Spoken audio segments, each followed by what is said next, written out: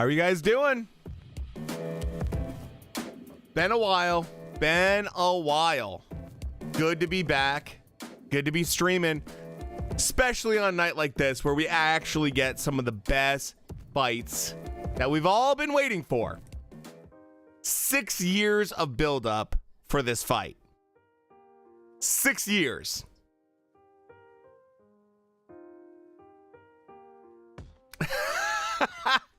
Yeah, it's been that long. I literally lost my hat. It's been crazy buildup for this fight.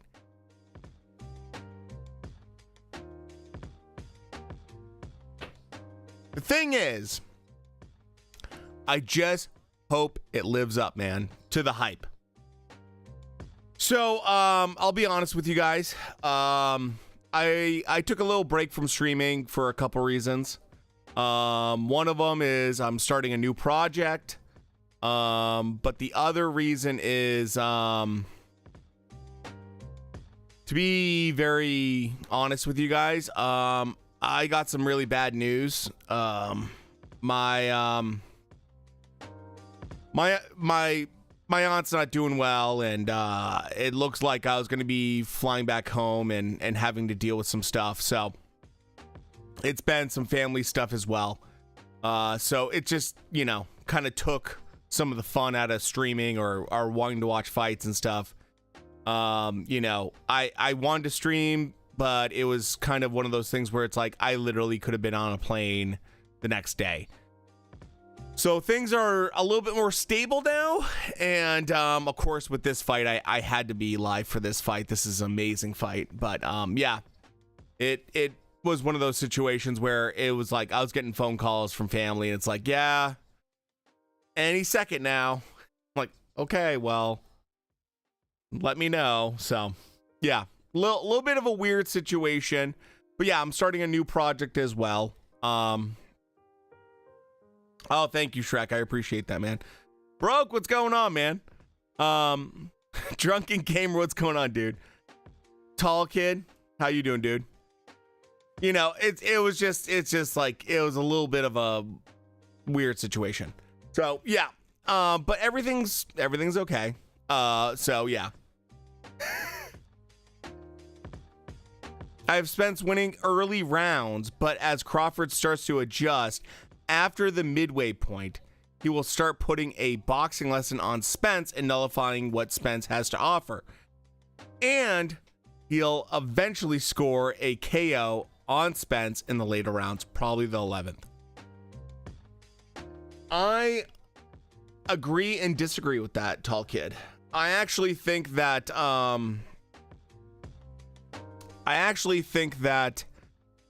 Crawford's gonna do well from round 3 on, and he's gonna put it on Spence earlier than we expect. The reason I say that is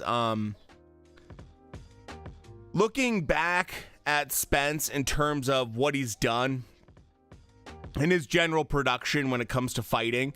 Normally he does start sometimes a little bit slow, so I don't disagree with that. He can start slow. The Kavalauskas fight in particular, he some people are like, oh my gosh, he's losing rounds, and it's like then he he was actually fighting southpaw the entire time. Attached, I miss you too, man. How you doing? And so I actually think that Spence is in trouble with this fight. Crawford is too crafty, and I think he's going to be too quick, and I think he's going to come out very, very ready. So main fight for what? It depends. Boxing or UFC? I would say boxing's going to be around midnight. UFC is probably going to be around midnight as well. To give you a sense, midnight Eastern Standard Time. So, to give you a general sense, I think Crawford's gonna take over relatively quick.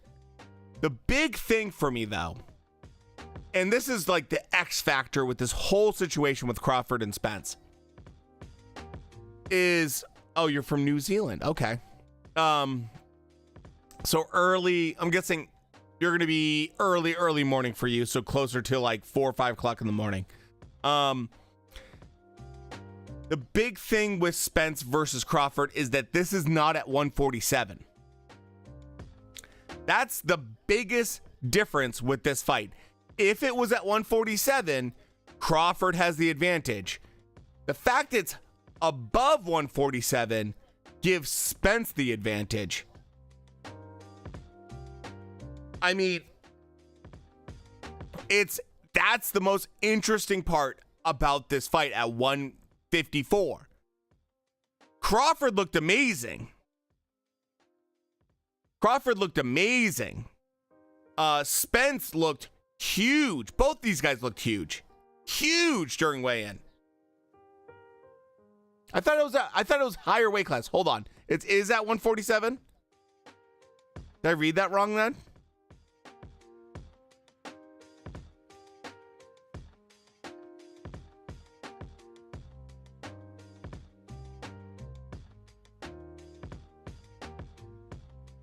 I thought they were finding out a higher weight class. The rematch. Okay, the rematch is at 150. Okay, that makes sense. I'm not crazy then. Robinson Dale, how you doing, man? Okay, that makes total sense.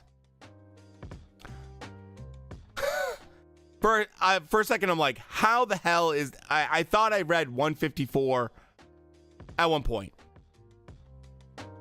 It's going to be probably 11:30 for me, but I'm Central Time, so...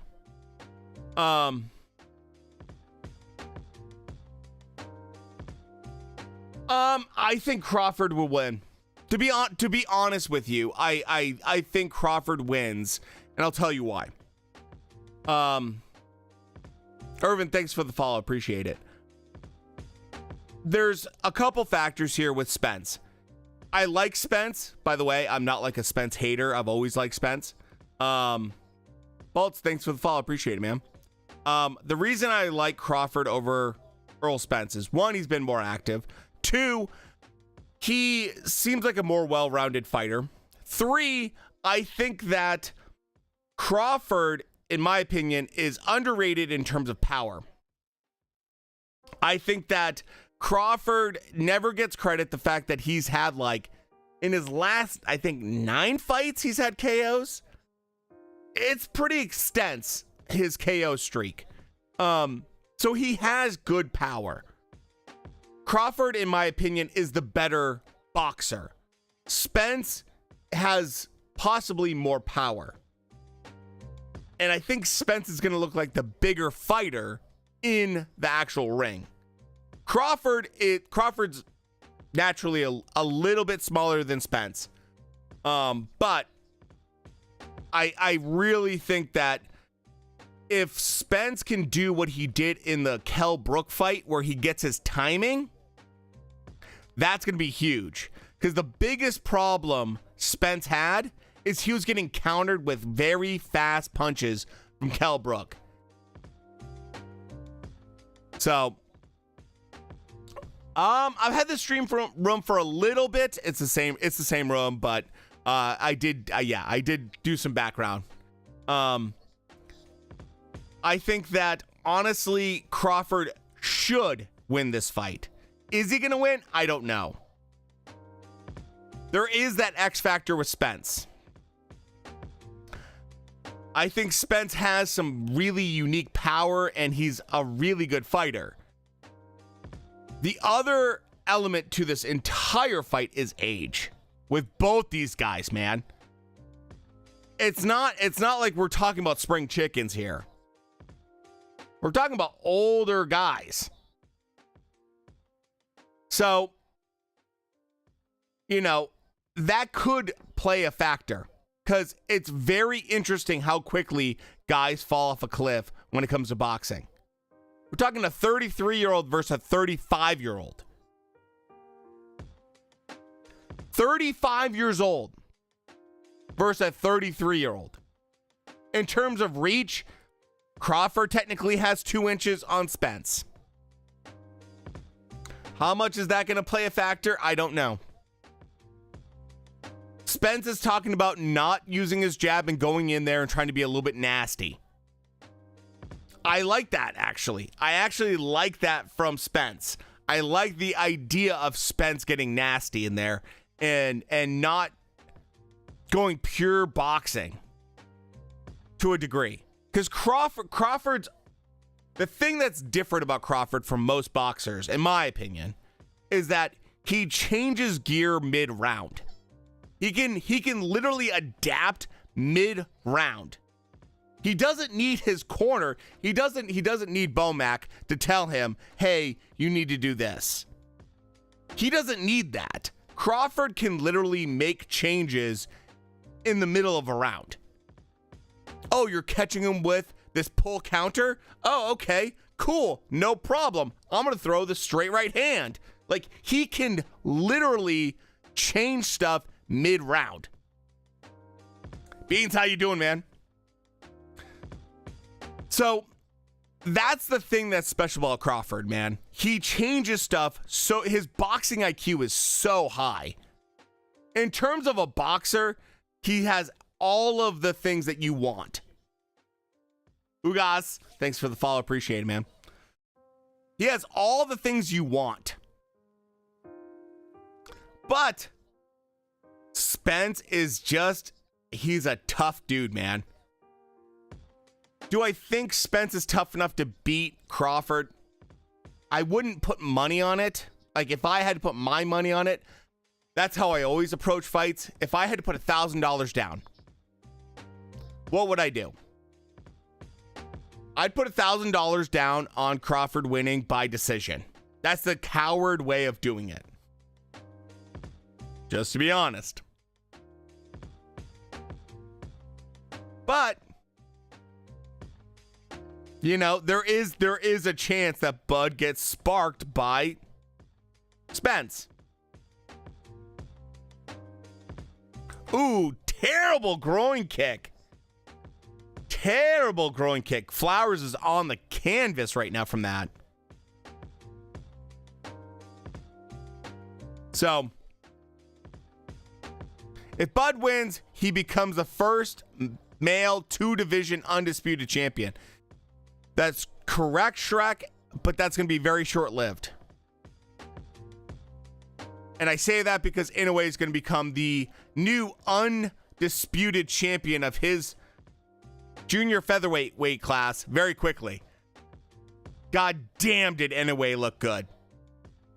Inoue is the only guy I get up at stupid hours to watch, man. Inoue looked fucking phenomenal against Fulton. Holy cow, did Inoue look good. Inoue looked unbelievable. And like, it's hard to like think about what Inoue's done, because some of these lower weight classes in particular, these guys are struggling to make weight. It's a really interesting thing to look at with the lower weight classes. It's really, really tough to be at some of these weight classes. I heard people saying Chocolatito at his prime would have sparked freaking Inoue, and I'm like, I don't know about that. I don't know about that.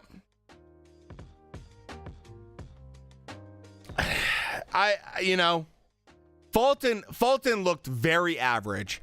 And look, Fulton's a good boxer, man. I don't have anything against the guy. I think he's a really, really good boxer.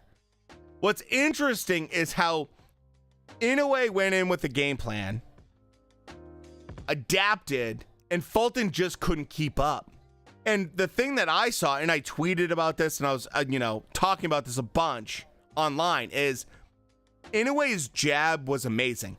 The body work from Inoue totally changed the entire fight.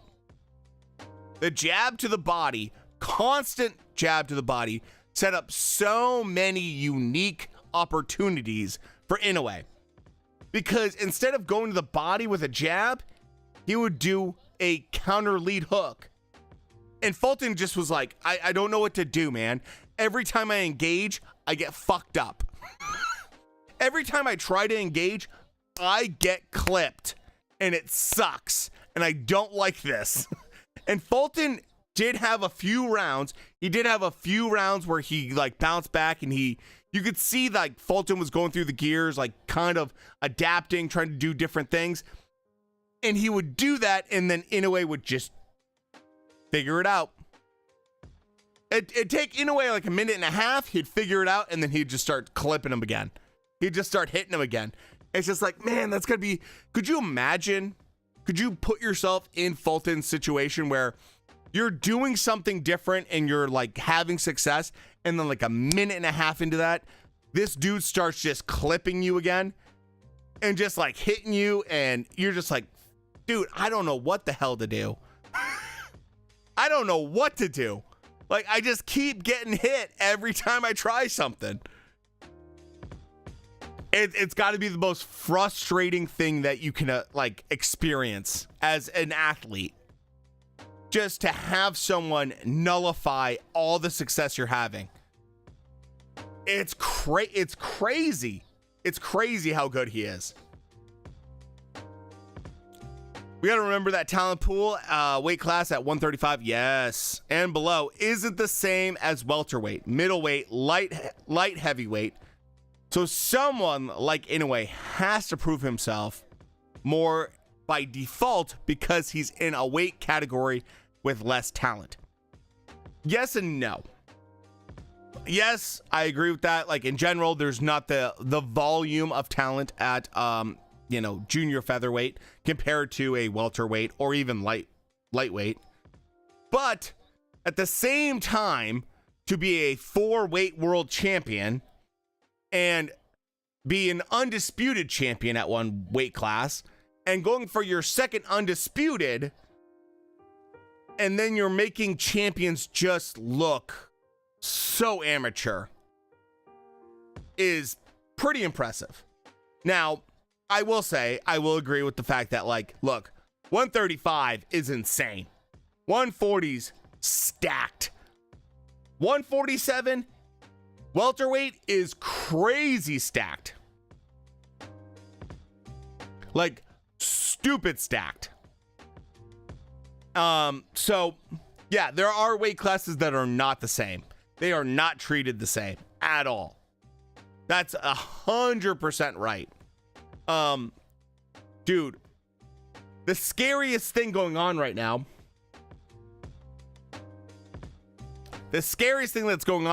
at lightweight, Haney's talking about moving up. Tio's already moved up. Loma's sitting there. Shakur Stevenson's there. And Tank's there. And it's just like, dude.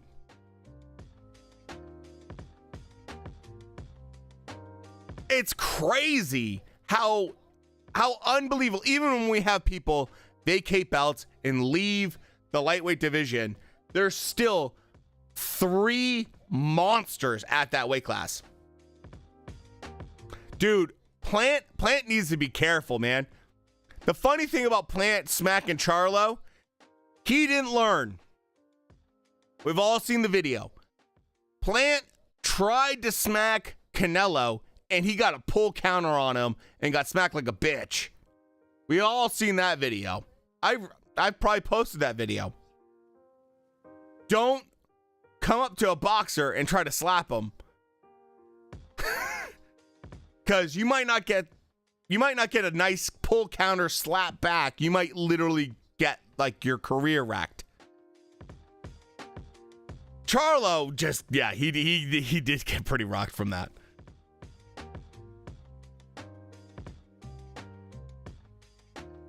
Dude, Inoue versus Tank is a weird thing for me.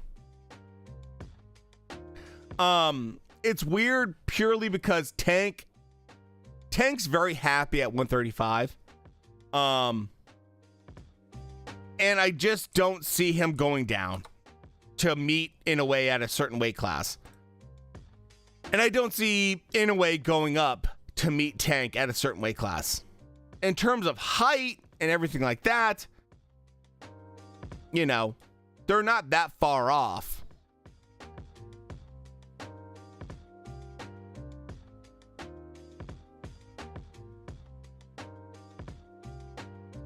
So it's not like a crazy difference, but it's difference just in build and everything else.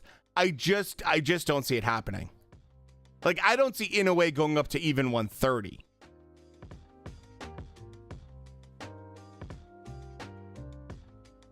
I mean, we're talking about a 5'5" versus a 5'5.5" in terms of height.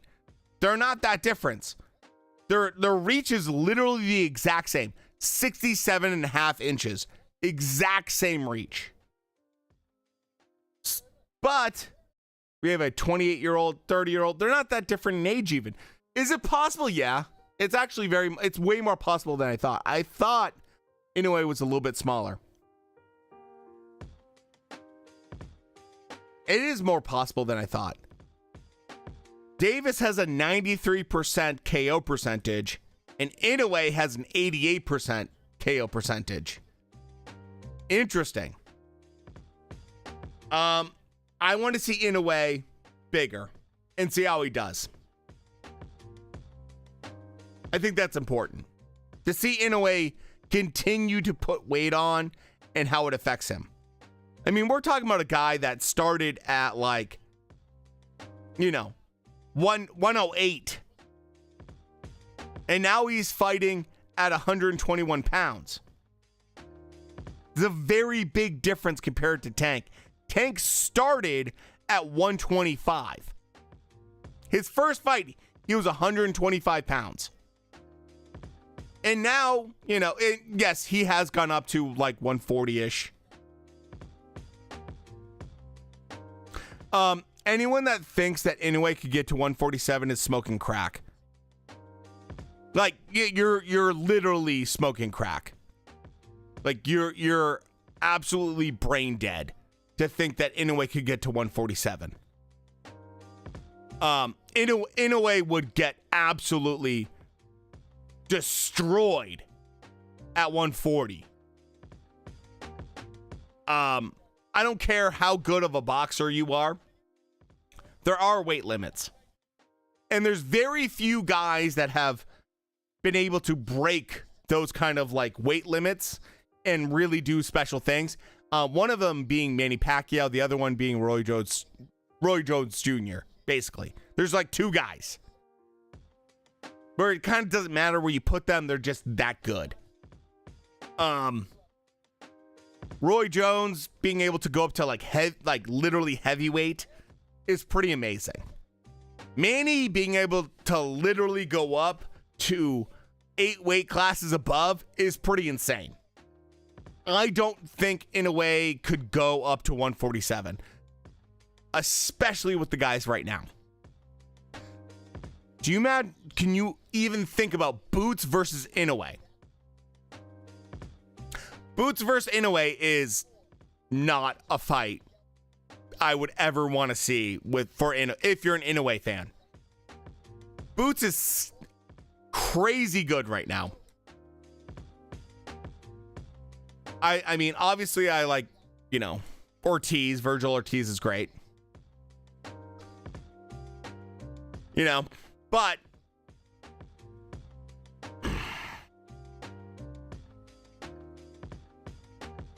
I'm watching that right now, Shrek, actually. We got main card going on for UFC pretty soon.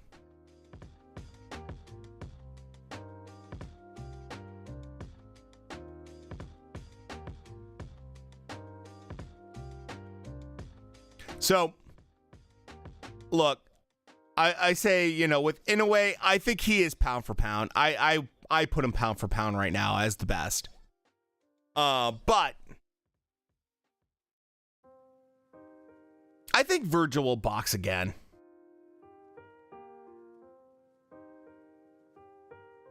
(4-0) and he just knocked out Sergio Garcia. Spencer Crawford, I'm picking Crawford. I'm gonna pick the better boxer out of it. Could Spence upset? Absolutely, man. But I'm gonna pick Crawford. I think it would be actually better for boxing if Spence won. The reason I say that is the rematch would be unbelievable.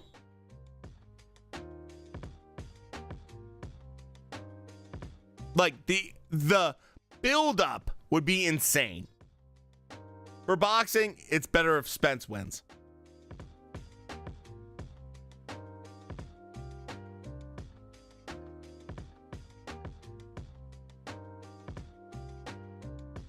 I do not know Third Chambers. Pitbull by decapitation. Dude, Isak Cruz getting on this card was amazing. Donaire getting on this card is amazing. This card's actually one of the best cards we've seen in boxing this year. Like, most complete card. Dude, Isak Cruz, I have a feeling he's always fun. He's always fun to watch. He's always, you cannot look away at a guy like that just wants to go balls to the wall nonstop from the beginning of the bell. I love guys like that. There's no feeling out process. There's no mixing words. It's, I'm going to try to knock you out now. Non-stop action.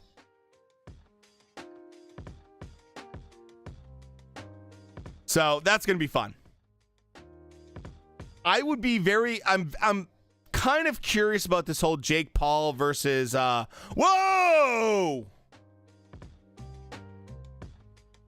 Garcia's trying to make a case. Dude, you're down, man.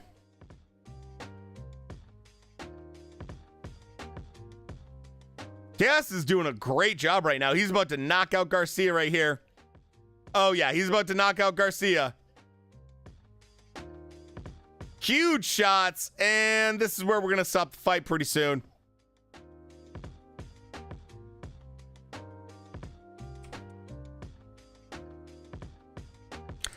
All done. I am behind.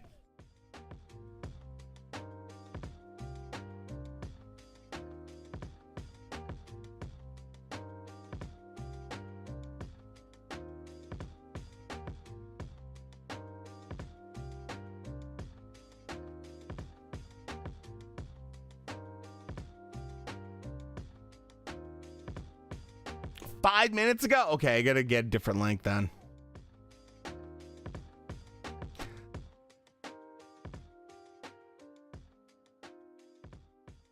Oh, you did pay for the actual fight, so let me see what I can do.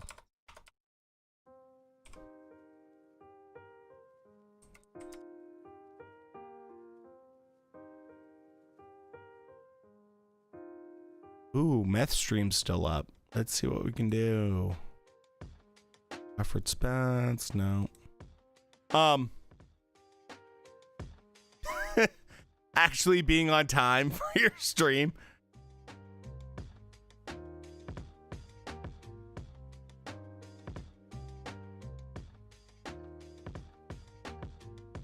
Jake versus Nate. Oh, that's a tough one.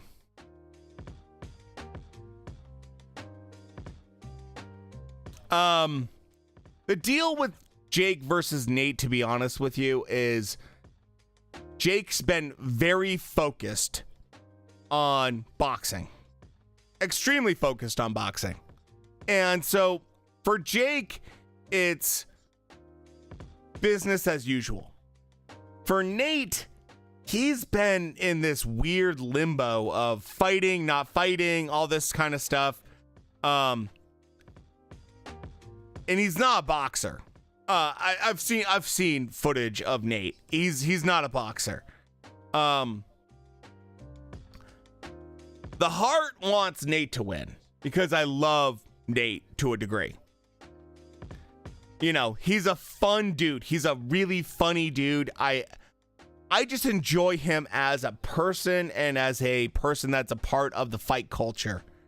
I enjoy Nate more than Jake in that sense. That said, the brain says that Jake knocks him out. Plain and simple. Jake's actually very focused. And I think Nate is a wild card, but Nate's just such a wild card, you don't even know what you're going to get. Do you guys remember his last UFC fight? He was literally in the round and just started he hurt the guy and started laughing at him. He didn't finish him off. He started laughing at him. And it's like, Nate, dude, finish the fight. You've been dicking around this whole time, and you just hit this guy with a solid punch. He's hurt. Finish him. And Nate doesn't even do that. Nate's just like, ha ha ha. Gotcha. I gotcha. It's like, what? What is this guy, man? He's just a different breed. He's just a totally different breed. I think Nate's a lot tougher than Jake. I think Nate's gone through crazy fights. Insane fights. But he sounds very punch drunk. He just doesn't seem like a great boxer. I mean, Nate's taken shots from some of the best with very, very, very light gloves. Extremely light gloves. And kept on coming back. Nate has an insane chin. So I think Jake hurts him. I think because Nate's at that age. How old is Nate? I believe Nate's at that point now where his chin will not matter.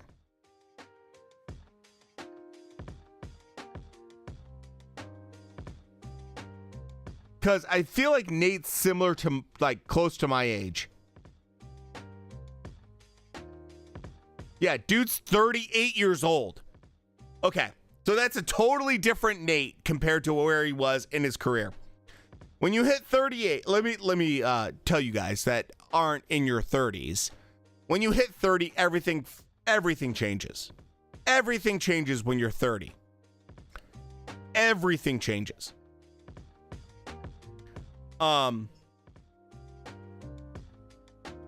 You will never be the same person you were when you hit 30. And that's because your body completely changes. It's a totally different world. To be almost 40 years old, I don't think Nate is gonna do well against Jake. Because it's that classic, oh yeah, he had an amazing chin. He had an amazing chin, but at 38, guess what? You don't have that same chin you did when you were 28. Plain and simple. Roy Jones Jr. used to have a crazy good chin. No one ever thought Roy Jones Jr. had a glass chin. Ever. Then he got older. And he got tagged. And he went night-night. You know? So, shit happens when you get older. The factors are so different when you get older like that.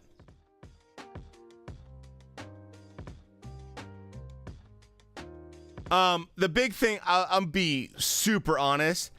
I think KSI and Misfit boxing is the most disgusting thing I've seen in a while. I much rather watch a Jake Paul fight any day of the week than a KSI fight. I hate KSI. I mean, I legit really hate that guy in terms of what he does for boxing. I know I've talked a lot about influencer boxing and being very positive about what it does for the sport. KSI is disgusting. He's legit disgusting what he does for boxing. I hate watching KSI. I will not watch any Misfit boxing whatsoever. It's not me being a snob. It's that he puts boxers that are not able to really fight and have legit fights against each other. He puts guys that have less than 2 weeks of training in the ring with a guy that has years of training. That's disgusting. And he claims to have fought a real pro fighter the same night he fought Schwarm, and it's disgusting. He finds the lowest hanging fruit and legit puts them in the ring. And it's bad. It's really bad for boxing. Yeah, he elbowed an old man. I remember that fight. So, you know, I'm all for like influencer boxing to a certain degree. I like that younger people are getting into the sport or like are enjoying the sport or seeing people that, you know, maybe weren't viewed as athletes trying to get in the ring and have fun, and they're doing it responsibly. I like that. If iDubbbz didn't turn into a complete cuck, that'd be nice. You know, because I thought Creator Clash was a pretty good idea, but he kind of screwed that whole thing up. iDubbbz really screwed that up and lost money, and there's a good reason he lost money. So, you know, I think that, like, I like that general idea. I like getting people that aren't into boxing watching real fighters. And Booker, what's going on, man? I like when there's, you know, influencer boxers mixed with real boxers, where you give some limelight to these guys that are like, I love that. I love seeing real fighters on the undercard, even for an influencer. And some people might be like, well, that's kind of insulting to a real boxer, right? Like, the real boxer is now on the undercard of an influencer. And I'm like, yeah, but dude, the money and the amount of attention they get is fantastic. I like that. And I'm all for promoting the sport to new audiences. I genuinely think that KSI does a complete disservice to the sport. I'm not even being like, oh, I hate KSI's content or whatever. I didn't even watch KSI ever. I've never watched KSI. I've legit never watched his content almost ever. I've seen like TikToks of someone stealing his content. I don't genuinely watch his content. So I don't have anything against him. I know he's an OG kind of like YouTuber. But I really think that what he's doing with Misfit Boxing is disgusting. Like, I think it's a bad thing to see. People that have no training getting in the ring, hurting other people. It's dangerous. I've seen some backyard brawling kind of stuff, and I hate that stuff. Like, when you start watching that stuff and you've watched like pro boxing, you actually understand like real fighters, you're like, yeah, that's kind of disgusting. I really don't want to see people hurt other people when they have no control of what they're doing and the other person really can't defend themselves. So, you know, bad news. Oh, Street Beef is garbage. All that stuff. I don't watch it, man. I don't watch any of that stuff. I hate that stuff. I hate any of that, like, what is this? Mighty Mouse is the guy that does Street Beef or whatever his name is. Oh, man. Like, these guys should go to jail. To be honest with you. Yeah, Street Beef. I've seen this guy before. I've seen this whole thing on TikTok. It's in Oregon. I know this. Yeah, Street Beef is absolutely garbage.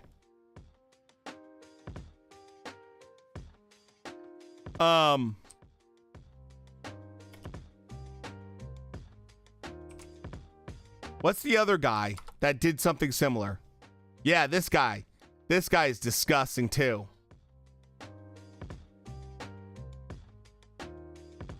what's his name? Underground Fight League. That's his name. The Mighty Mouse guy that's all tatted up. Underground Fight League as well. Same thing. These people need to absolutely be barred from fighting and like literally arrested, because they're putting people that don't have any experience in a situation that they can't protect themselves properly and could get very, very, very hurt. For what? For fucking clout? Like, get real. These people can't protect themselves properly. They're gonna get hurt. Oh, great. I got a great clip out of it. I'll put it on TikTok now. I'll show your ass getting knocked out. It's really bad. It's really bad. That kind of stuff is really not what I approve of when it comes to fighting. Look, I understand if you're a pro and you get knocked out. You know, like we've all seen like Izzy get knocked out. We've all seen like these pro guys. We've seen Mike Tyson get knocked out. We've seen pros get knocked out. And it's one thing when that happens, but it's a very, very different thing when it's people that cannot protect themselves. It's bad. It's bad for any kind of fight sport, to be honest.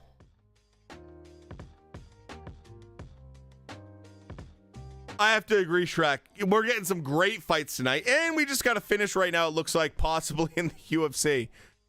UFC has been on fire lately. Holly Holmes, I feel bad for her. She needs to retire. She got choked out standing up. Not good. Not good. She's in incredible shape, though. I will say for her age, Holly Holmes is in amazing shape. Felt bad for her, though.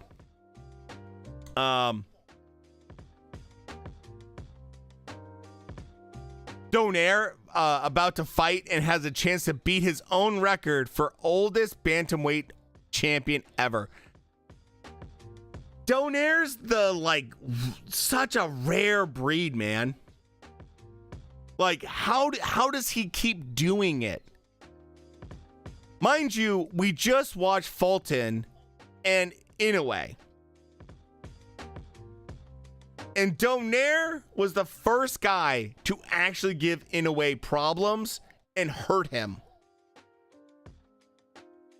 Which it just speaks volumes. Donaire was like sparking out guys left and right. And it was like, this is second coming of Donaire. And granted, the second fight with Inoue held, touched him up pretty quick. But the fact Donaire's been doing this for decades. Oh my God! Oh! Oh my God! That face kick! The head kick! Holy smokes!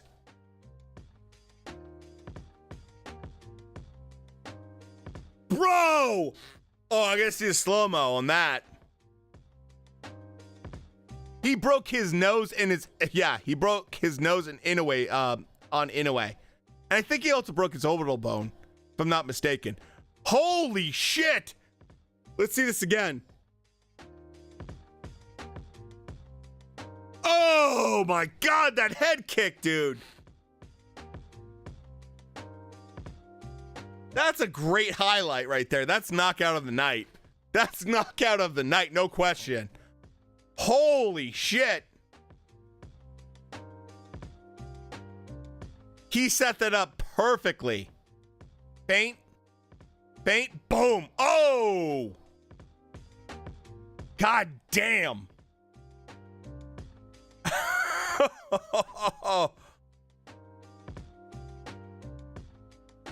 What was interesting about Inoue versus Fulton is I expected him to look a lot smaller against Fulton. He didn't look that small. Inoue actually looked really good size against Fulton.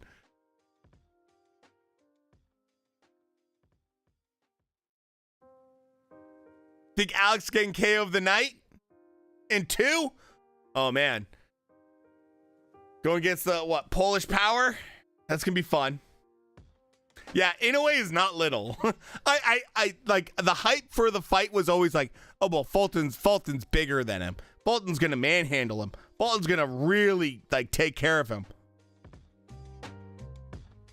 And then they got in the ring, and it was like, Fulton's not bigger than Inoue. These guys are like the same size, if not Inoue's maybe a little bit bigger. Like,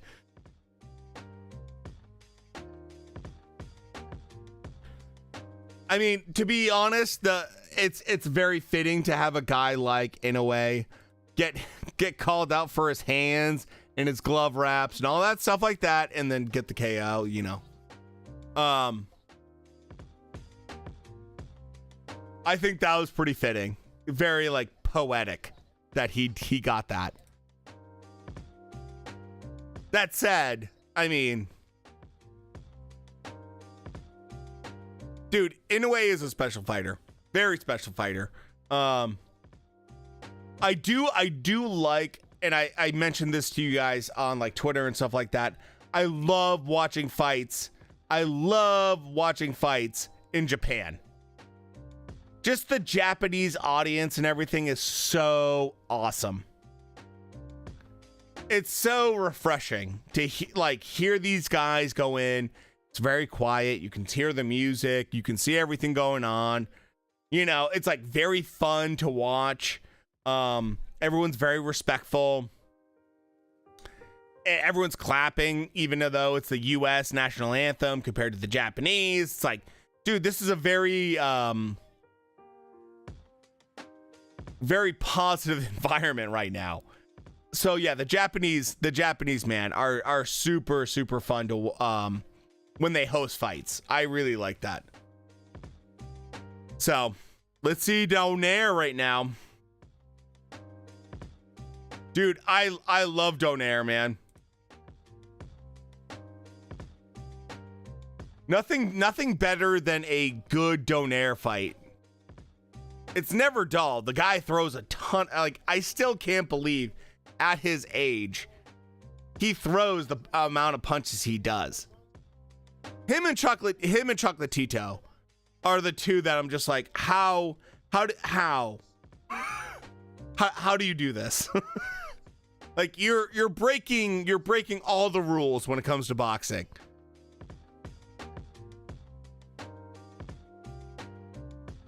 I think it's been 4 years since Donaire won a fight by decision. Holy shit.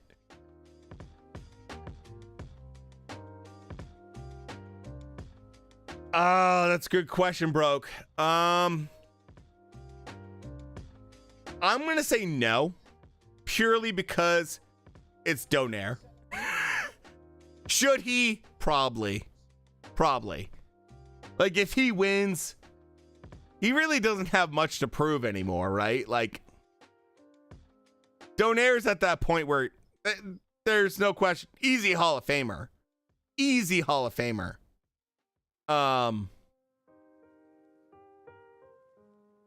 I don't think he needs to do much more. And at this point, it's kind of like, dude, is it worth it? You know? He's 40 years old. It's like when we talked about Triple G. Like, when Triple G was fighting at like 40, 41 years old, it's like, dude, what are you doing? You know? That said, I do remember Dillian White getting absolutely wrecked by a 41-year-old Alex Povetkin with the most beautiful uppercut.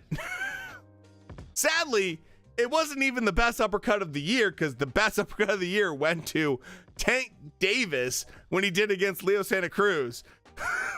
But it was very pretty. Very pretty. Look, if you have money and you can retire and there's not much more for you to prove, you should get out of boxing's not a thing that you should try to do forever. It's just not good for you. Like long term, it's not good for your health. I don't like watching old boxers get in the ring. It's kind of a sad thing to watch. You know, to see like watching Manny Pacquiao just get absolutely beat down by Ugas was so depressing to watch. Because younger Manny would have beaten the shit out of Ugas. He would have destroyed him. It wouldn't even be a fight. It'd just be Manny hitting him. To see Manny be flat-footed, no spring in his legs, old Manny was sad. It's sad to see an old fighter get beat down like that. You know, so I don't want to see that with Donaire. I don't want to see that with fighters in general. You know, Triple G just, when he got near the end, man, and he was fighting even Canelo in their last fight, which was a dumb fight. There just was nothing there. It's like, dude, just give up. You just don't have it. I understand the payday. Do the payday, man. Get paid. You know, it's Canelo, Triple G 3, get paid. I get it. But I was so glad not to see him in the ring again. Guys that come back, also, there's the amount of guys that come back to boxing is crazy. The amount of guys that like retire then come back, dude. Jamel Harrington's coming back. Jamel Herring's coming back, and I'm like, dude, don't do that. Just don't do that. Jamel Herring coming back, I was like, dude, when I heard that on Twitter, I'm like, dude, why? Don't get me wrong, I love him as a fighter, but dude, you got absolutely destroyed by Shakur Stevenson. And I even picked for Shakur Stevenson to lose that fight. Boy, did I look dumb. I made a whole video for that. Chocolatito's still around.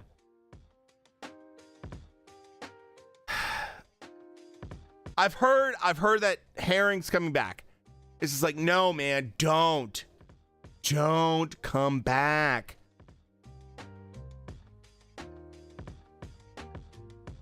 Chocolatito is one of those guys, man. Him and Estrada are just built different.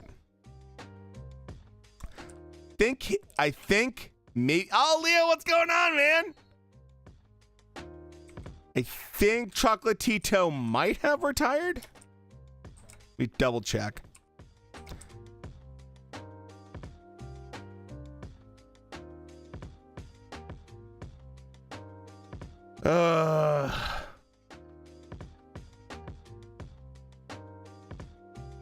He's retired before and he came back afterwards. Oh, dude, I miss you too, man. Dana, what's going on?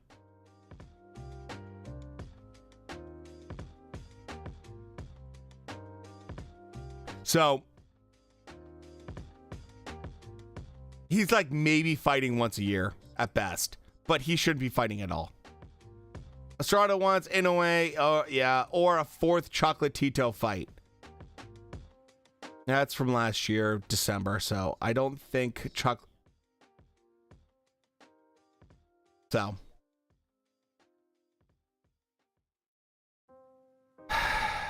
I think Chocolatito might have retired, but I haven't seen anything official. So. Dana, absolutely, man. Look, I love Herring. I love him as a fighter. I think he's great. As a person, he's even better. But like, yeah, 100% agree, Dana. He has no business coming back to boxing. 0. 135 is filled with monsters. 140's even crazier, especially if Devin Haney follows through and drops his belt and goes to 140. 140's nuts. White Claws, yeah.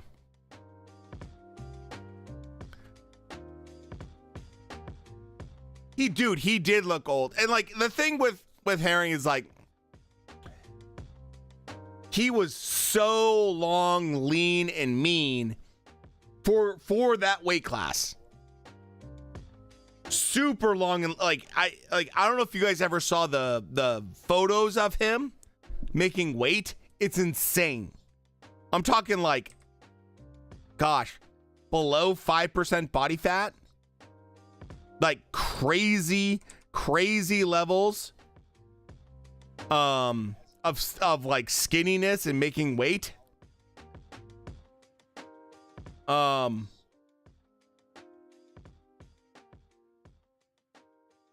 So it like I'll show you guys right now actually.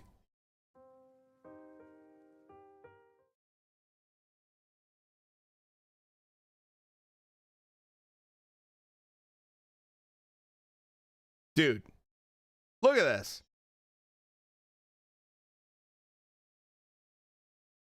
Like, he would get crazy lean for these fights.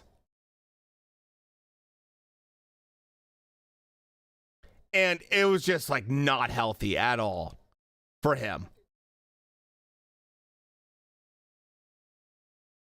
Like this. I mean, insanely lean. So the fact he thinks he's going to go up to 135 and fight these guys, yeah, no. You're going to get wrecked. It's a bad idea for that age, for his current age. That's Jamel Herring.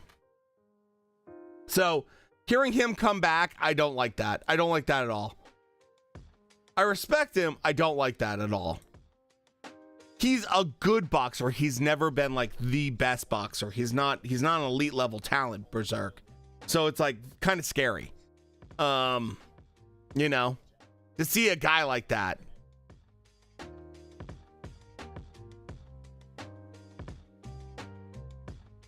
Payday, he wants payday. Yeah. I mean,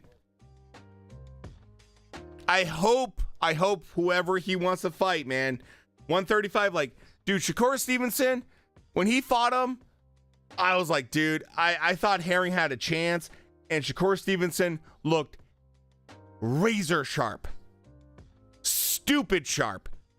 Surprise, Leon, motherfucker. thank you so much for the subscription, man. Appreciate it, man.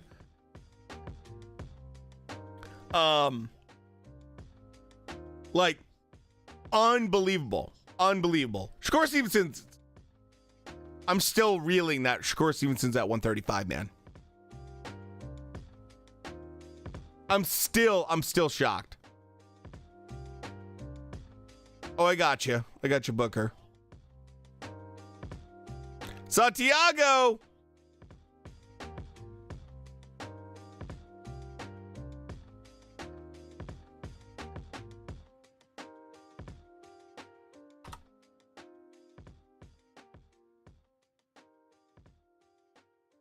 Dude, Shakur Stevenson's really special, man. He's really special. And I don't want Loma to fight him at all. I thought Loma beat Haney by like the skin of his teeth, just barely. Very close fight. Very, very close fight. But regardless, Shakur Stevenson's different, man. He's just totally different. I thought Loma beat Devin for sure. I thought Loma beat Haney, but Shakur Stevenson's very different.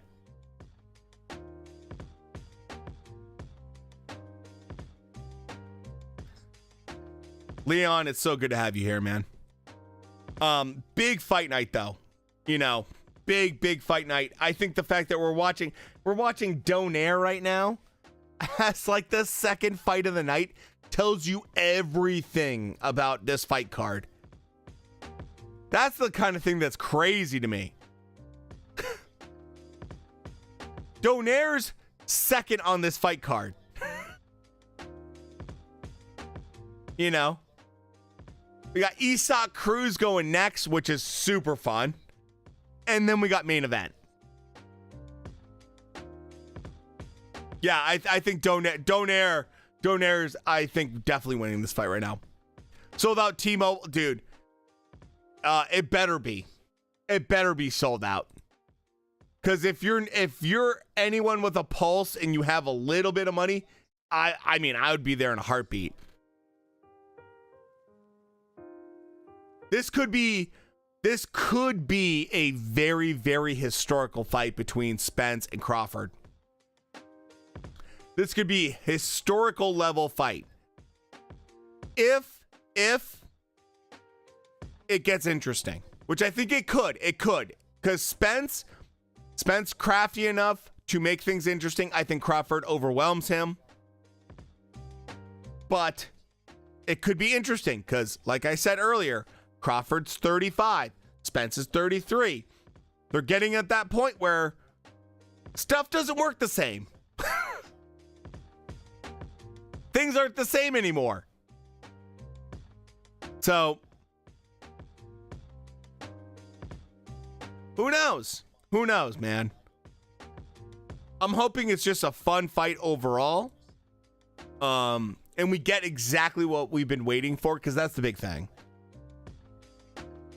We were talking about that a little bit earlier, like, 6 years of waiting for this fight. I'm glad it happens. I'm glad that we actually get it. But 6 years of waiting, that's a huge amount of expectation, man. That's a crazy amount of expectation. So, it's one of those things. It could either go really good, go really bad. I mean, Fulton, when it came to Fulton Inoue, there was a lot of expectation there as well. And it delivered purely because Inoue did such a great job. He got the finish. Everyone's like, okay, cool. Got it. If this gets sloppy or messy, or it gets kind of clinch fest kind of thing, people are not going to be happy about that. They don't want to see that shit. They want to see these guys absolutely tee off on each other. They want to see what we've all been waiting for. So, do I think it's going to happen? Probably. I mean, Crawford and Spence aren't known for clinching the entire time. But it could be an ugly fight. No one wants to see that. I mean, Canelo versus Triple G3 was terrible. Terrible fight. You just don't know. I need Shakur to fight a couple more big names to get get on his bandwagon. I'm on the bandwagon for Shakur. The big thing is, at 135, he needs to be fighting top level guys. It's interesting because if belts get dropped by Haney, like they're supposed to, if Haney drops belts, it's going to get interesting. It's going to get really interesting. Kambosos looks like trash. Kambosos looks awful. Loma's going to go for a belt. If that happens, Loma's 100% going to go for a belt. Shakur's going to go for the other belts. So,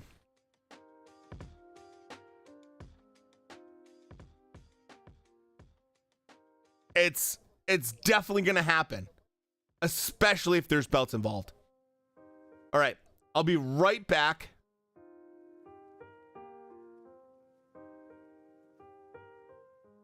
Real quick. Following is a state.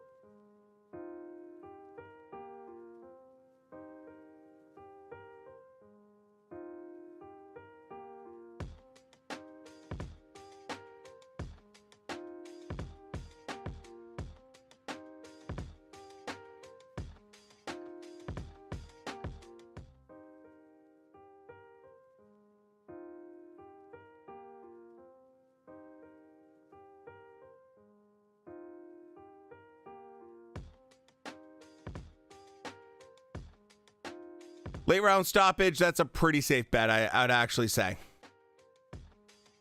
Leon. I think that I would definitely put money on that. Late round stoppage is way more likely. Donaire looking good. I mean, Donaire is still taking some shots, but he's giving as well as he's taken.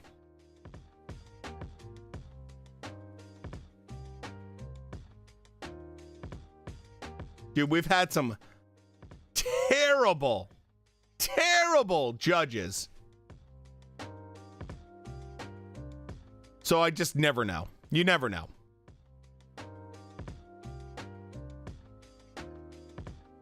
So trust no one.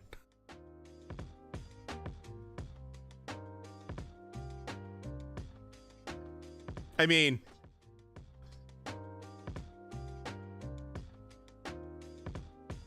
who's winning the next fight?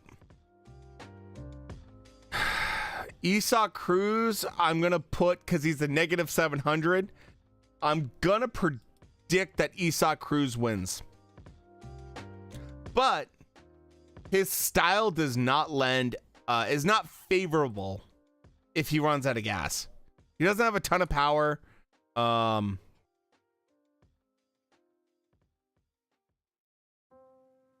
Looking at his opponent, I mean, he beat Gabriel Flores Jr., which is not a bad win.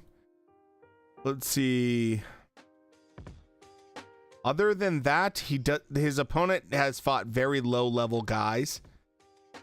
33% KO percentage, 21 wins, 7 KOs. So that tells me that's going to be in a huge favor for Isaac Cruz, who has a 62% KO percentage, which is not because he's a hard puncher in terms of like one punch power. He's a volume puncher. If Isaac Cruz is coming in good shape, he should win. The big thing with Isaac Cruz, though, I'll just point out, he's so much smaller than this guy. This guy has a 71-inch reach. He's 5'9". Isaac Cruz is 5'4" with a 63-inch reach. So we're dealing with a huge size difference. But to be fair, Cabrera can't punch.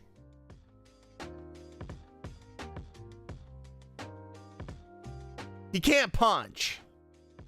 And that's a problem with a guy like Pitbull. Pitbull's all over you like white on rice all night. Constant pressure. Like stupid levels of pressure. And the one problem I have with Isaac Cruz is that he doesn't do pressure, smart pressure. He does pressure for pressure's sake. He is constantly coming forward and he smothers his own work on the inside. That's the one problem I have with Isaac Cruz. Yeah, Pitbull beats himself. Absolutely. He literally handicaps himself on the inside sometimes by the way he works. It's like, dude, just be a little bit better about your inside punching. And he just can't help himself. He's like kid with ADD. He just can't help himself. So that's the one area I could see being a huge problem for Cruz with this. I always say, like, pressure for pressure's sake is not what you want. You want smart pressure. And I think sometimes Isaac Cruz gets a little excited. And he just gets really close, and it's just like, dude, you're smothering everything you're doing. You can't punch. You can't get the work in that you want. But we'll see. Maybe he's matured. Maybe he's gotten a little bit better about it, you know? He's fighting such a bigger fighter, such a like much more upright fighter. I'm very curious about how Isaac Cruz is going to deal with that. Because a smart fighter, if you're smart, you're going to stay on the outside and jab your way to a win against Isaac Cruz. Because this is the big other part with Isaac Cruz. Yes, he smothers his work, but the other part is he doesn't cut off the ring. He doesn't cut off the ring very well. He doesn't use angles. And so because of that, he allows guys that are good and skilled to jab and move, jab and move, jab and move, jab and move.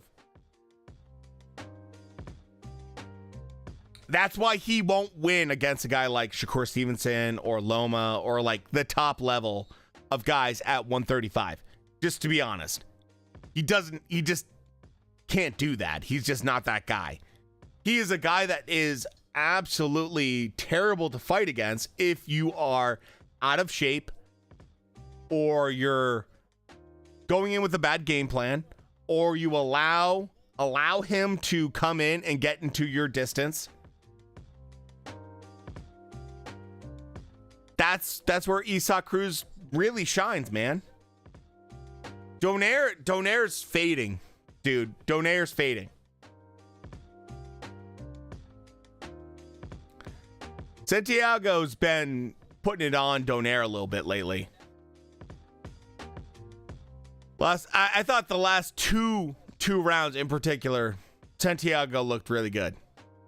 I like both Spence and Bud. Such a weird fight for me.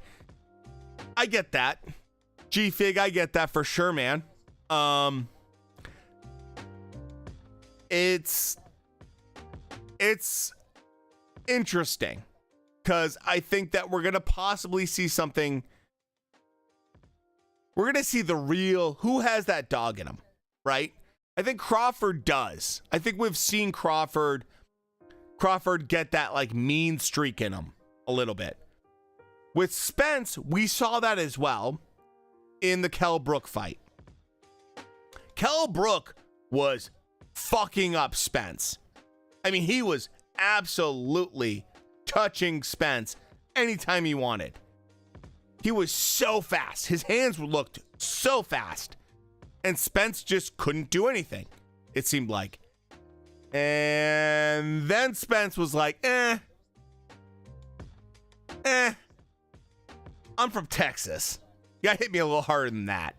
British boy, you gotta hit me a little harder than that. I'm from Texas. I had barbecue sauce. Hit me harder than that.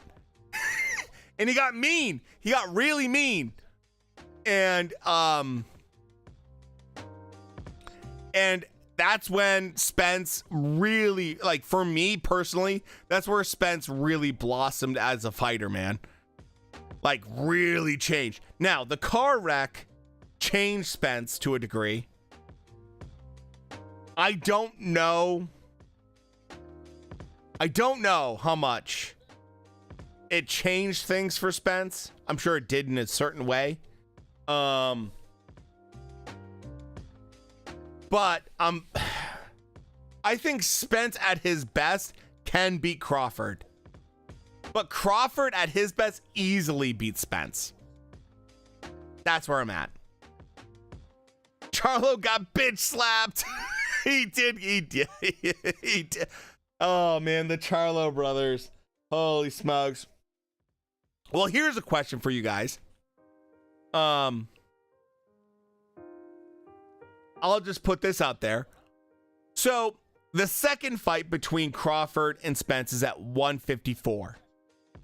If these guys, either one of them, stay at 154 and maybe want to go up to 160, who stops them? Who stops either one of these guys? I don't know if anyone can. I really don't. Jaime Munguia is not going to stop either Spence or Crawford. Jaime Munguia is a punching bag. He's an Oscar De La Hoya punching bag. Charlo, I don't think is going to stop either one of them.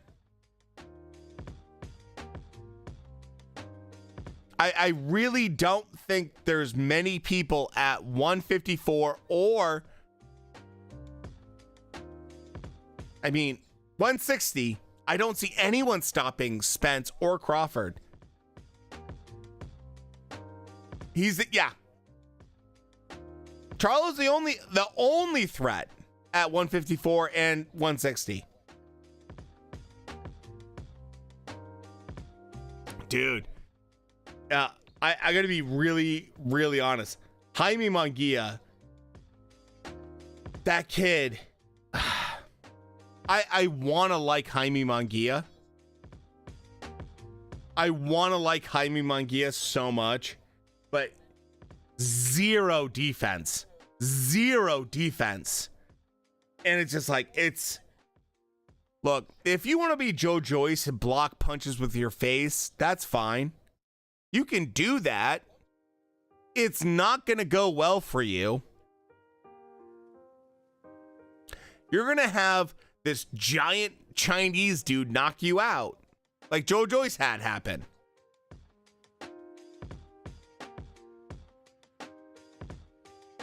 You know, like, you guys know my opinion on Joe. You guys know I've busted on freaking Joe Joyce for so many times. Oh my God. I'll say it. I've said it once. I'll say it again. Joe Joyce seems like a nice guy. He seems like a really nice guy.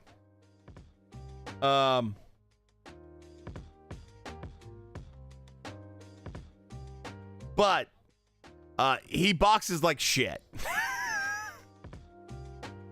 Plain and simple.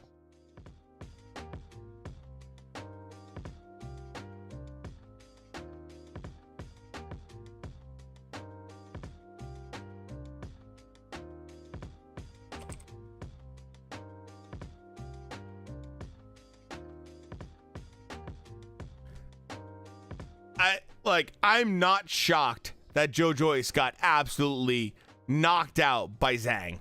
I was not surprised by that at all. I didn't even want to watch that fight.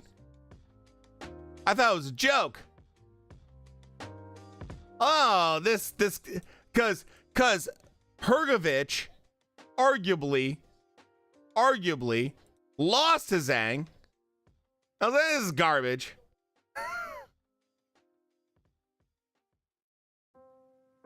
It's trash.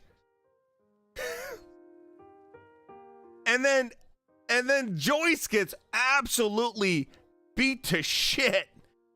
Oh, well, they were both gassed. Yeah. Joe Joyce should never be gassed.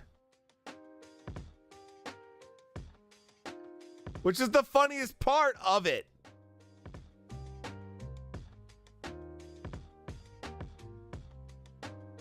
Oh, man.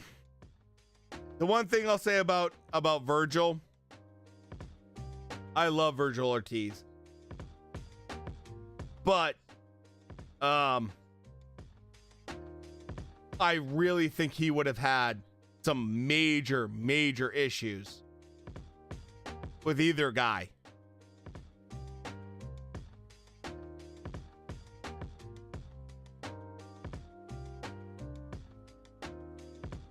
Major issues with either guy. Because I think both guys are just so good at what they do. They're just that next level.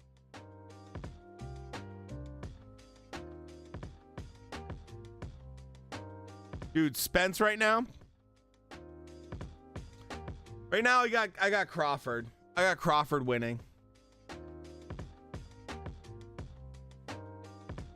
Crawford, I think, is the more likely individual to win.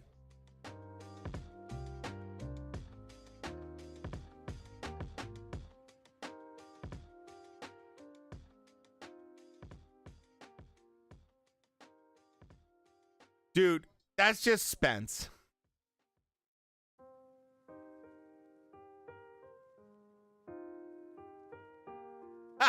My buddy literally just texted me, Spence looks stoned. I did hear who the judges were for Spence versus Crawford, and they're fucking trash. I'm the same way, dude. Buckets, I'm the exact same way, man.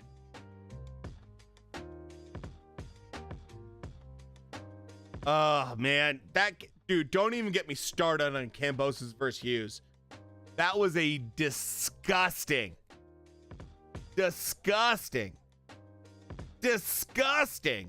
freaking card.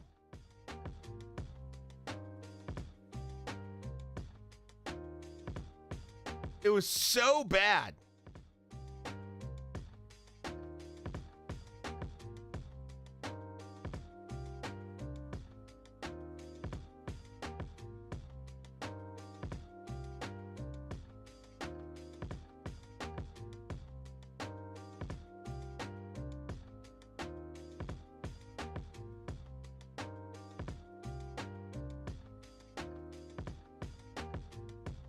I mean,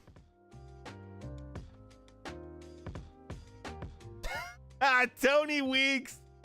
Holy shit, dude. Yeah, I agree with that one.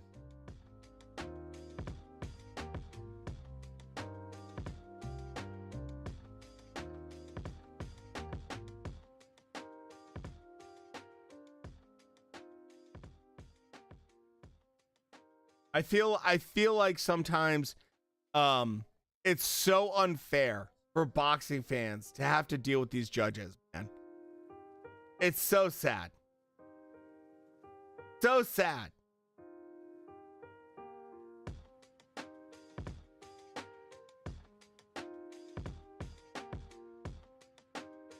It's so sad. Like, to see guys get absolutely robbed, brutally robbed, is awful, man.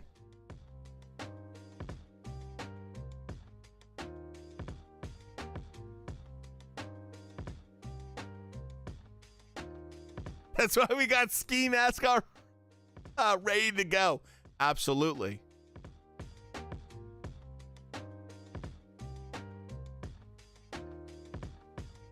For sure, dude.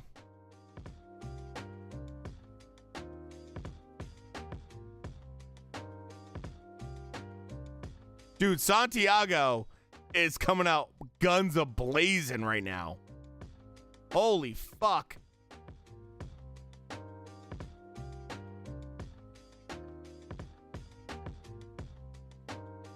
No, Donaire's getting absolutely fucked up right now. I don't like to see that.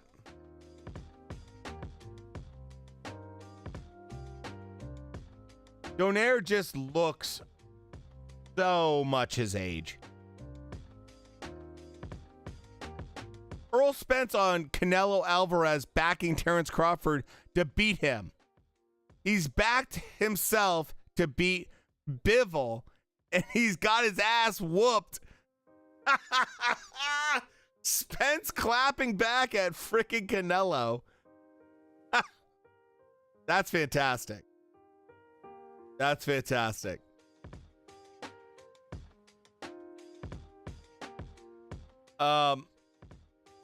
Dude, Clarissa Shields literally said, "I'll fight Thurman at 154 pounds. So serious, all the respect in the world to him. I just think I could outbox him." I'm going to be very, very rude right now. Extremely rude right now. Clarissa Shields couldn't even hold goddamn Thurman's cup. Thurman would just beat the living crap out of Clarissa Shields. Discord, we do have a Discord, an old school Discord. So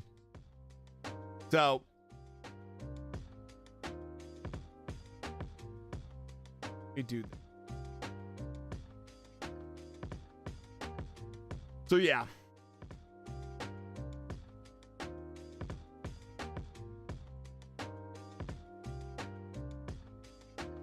Clarissa Shields, I feel like says all this garbage. So much stuff. And it's just like, Clarissa, you're gonna get clapped. You're gonna get destroyed. Why are you doing this?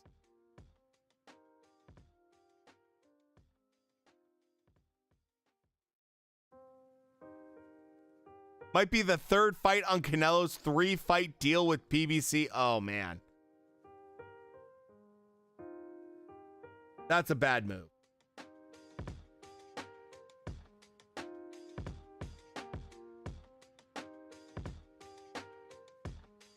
So, buckets, check your whispers real quick. I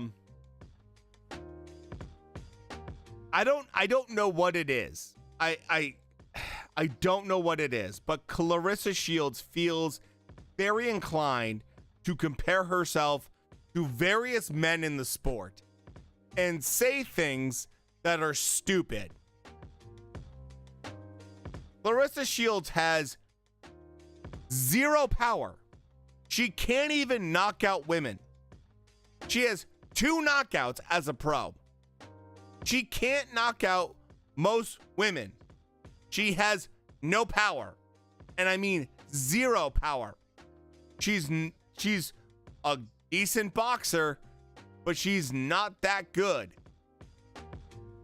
She gets absolutely wrecked. And I mean destroyed in a disgusting way in the boxing ring against a guy even like Heath Thurman. I don't know what her logic is. I don't know why she says this just like dumb shit on Twitter. Look, talk all the shit you want against any woman boxer. Shields, go for it. That's your lane. That's your lane. Go for it, girl. Call out Katie Taylor, call out Serrano, call out anyone you want in women's boxing. Do it up. Stick to your lane.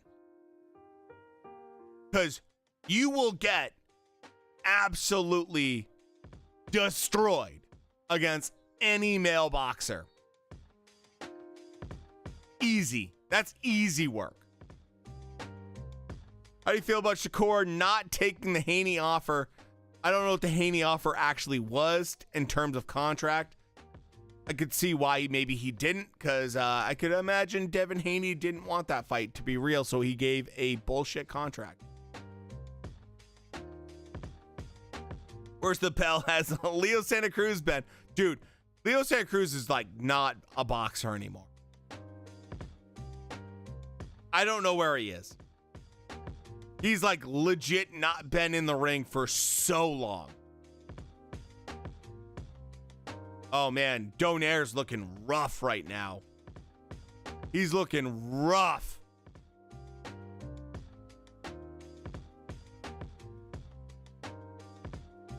It's a 25% deal. Something, oh dude, Fury or Jake Paul would pull. That's a fucking terrible. He sent him a 75-25. That's a fucking terrible deal.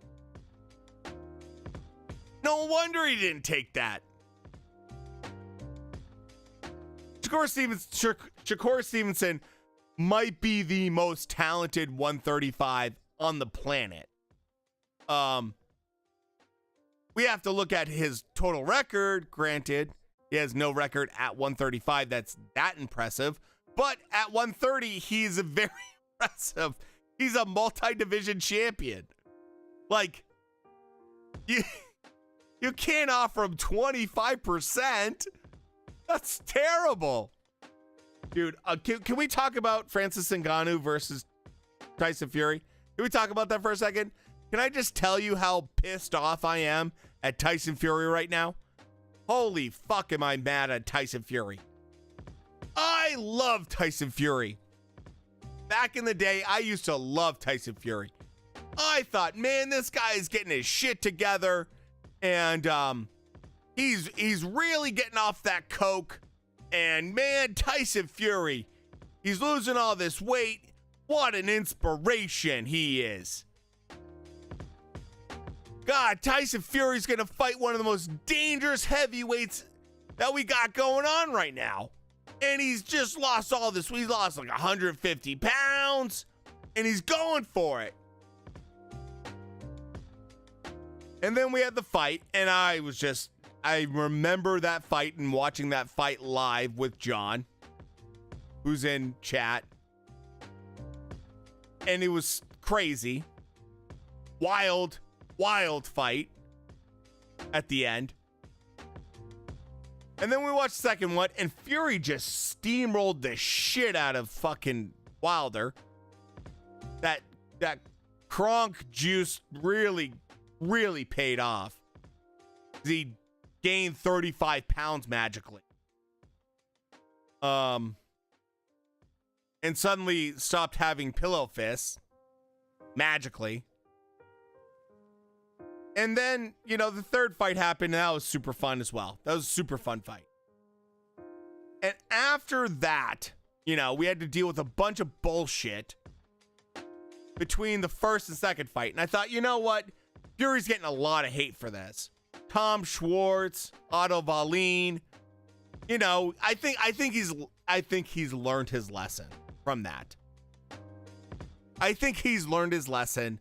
Don't bullshit around. No one wants to see bullshit. Between the second and third fight with Wilder, I get it a little bit more. There was legal stuff going on. I get it.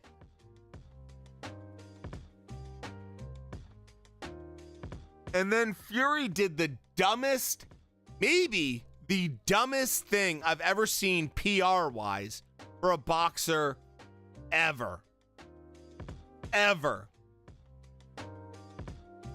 He first acts like he doesn't care if he fights, or like, I want to fight Usyk.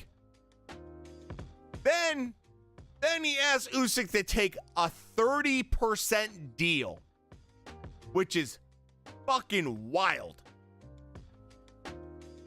And Usyk, being the crazy son of a bitch he is, says, yeah, let's do it. I still can't believe Usyk said, I'll take 30%. I still can't believe Usyk said that.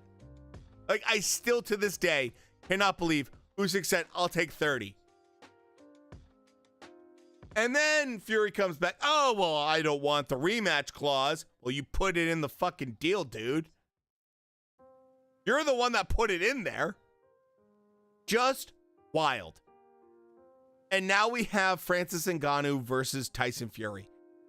And I just have never seen a fighter. I've never seen a fighter have his fans turn on him so fast in my entire life. Like, Tyson Fury's comment section is absolutely a dumpster fire. Go look at any post Tyson Fury does on social media. It's a absolute dumpster fire. It's wild.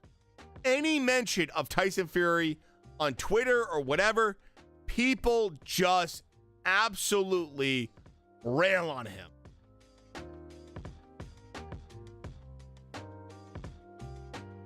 I don't remember the last time I saw a pro boxer just get so much hate. Look, I get Jake Paul. Jake Paul gets hate on all the time. I get that. That's like kind of the norm for him. But like, I've never seen someone go from hero to literal villain that fast in my entire life when it comes to a boxer. People had very mixed feelings sometimes about Mike Tyson or other fighters. Like, I get that. Not everyone liked Muhammad Ali. Shocker. But I've never seen a fighter poison their career so badly, so fast, and have people go from rooting for them to hating them so much. It's crazy. Crazy that it's happened like that.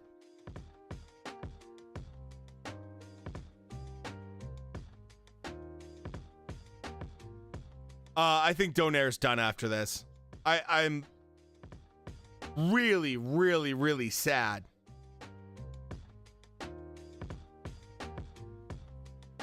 Really sad to see Donaire fight like this. Old school Donaire, in a way, even in a way, first fight in a way, Donaire beats the fuck out of Santiago. He just doesn't have it, man. Doesn't have it.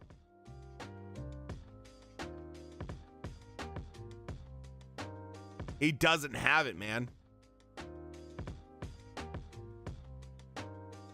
Sadly. You know? Chevy Boys, thanks for the follow. Appreciate that.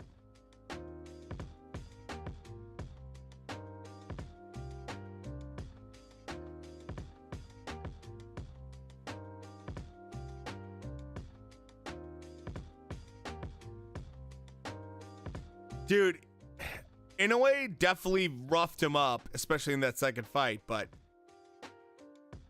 Donaire's just 40 years old, man. He's fighting like a 40-year-old. That's guy that has a lot of mileage, a lot of punches. You know? That's a ton of abuse. Oh yeah, no, he's a no question Hall of Famer. Absolutely.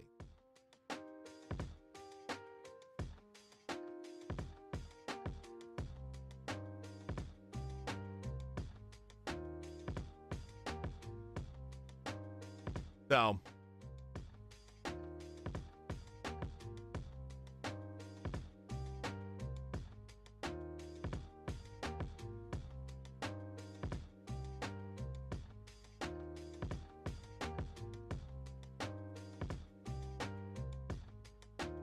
we'll see overall what happens here. I think Donaire is going to lose. I think that's a pretty safe bet right now. That sucks, but it's true.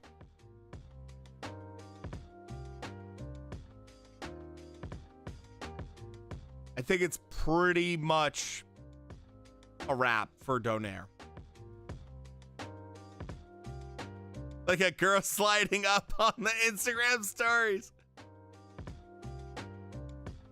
Unanimous decision. Here we go.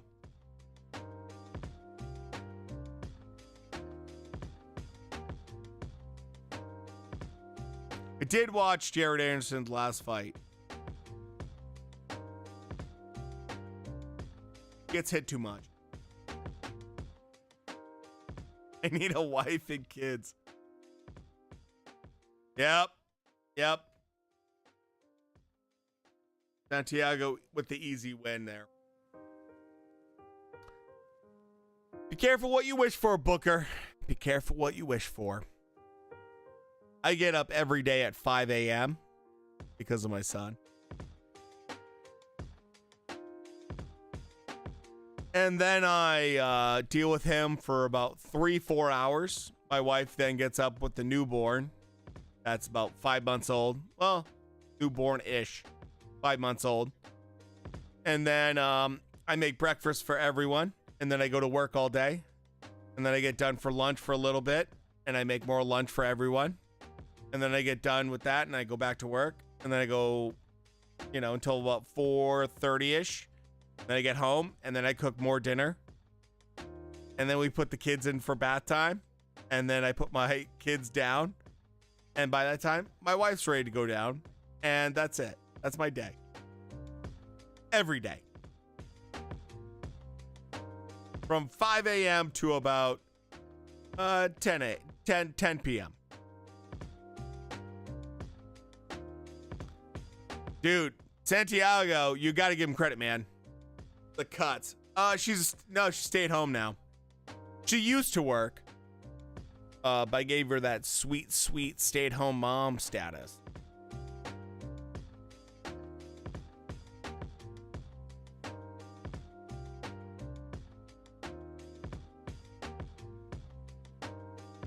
So yeah, the kids go down at probably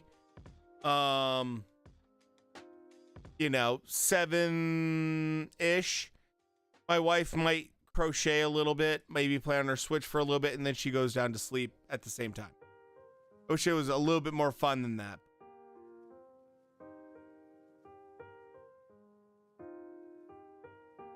Oh no, I got the joke. It's not that fun.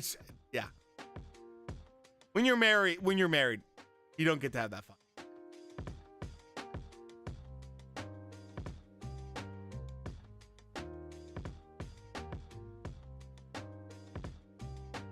Sadly. That's the way it is.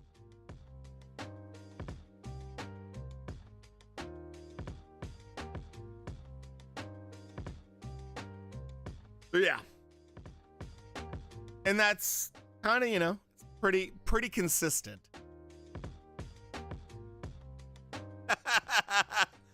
Silent cry for help. Look, man, I'll be very honest. Wife and kids, best thing I ever did. Otherwise, I would have been a fucking maniac. I would have been an absolute maniac. I would have been an absolute terror. Hooligan terror to the fucking society.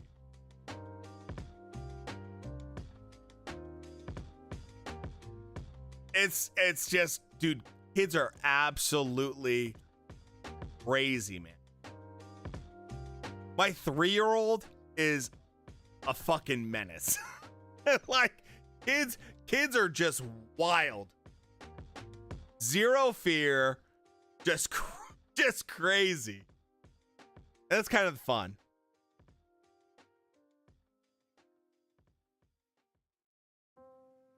Okay, let's see. So prelims are done. We got main card. Let's go main card. Oh, I gotta buy. I don't want to buy any. Best.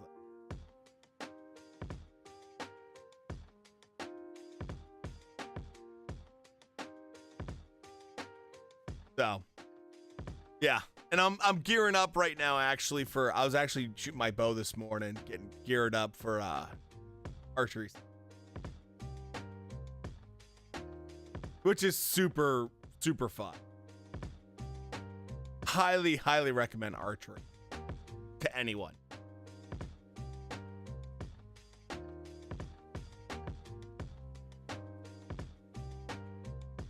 Dude, Donaire losing like that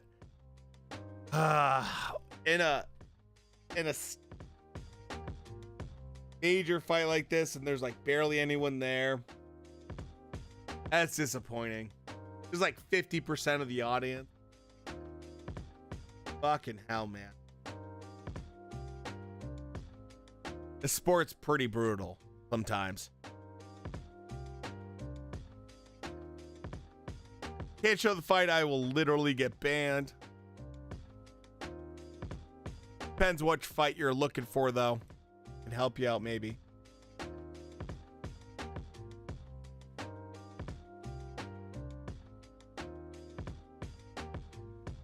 So,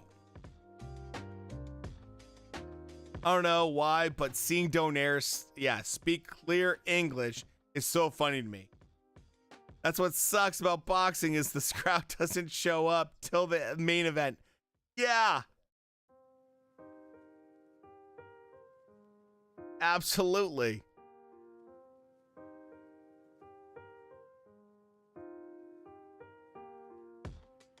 What's crazy about it for boxing is normally we don't have a good undercard. Normally we don't have a card that you actually want to watch. And we actually do. We actually have something interesting, man. For a card. So.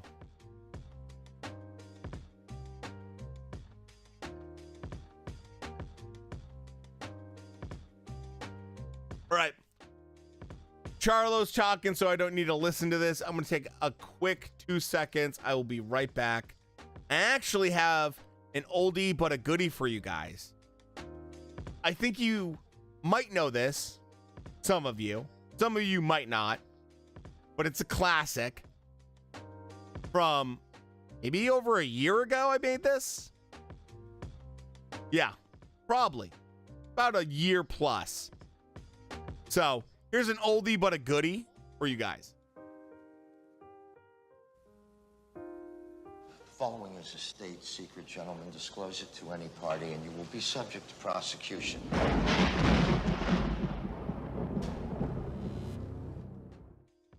In a world with garbage boxers, there stands a man, a legend, some say a boxing god.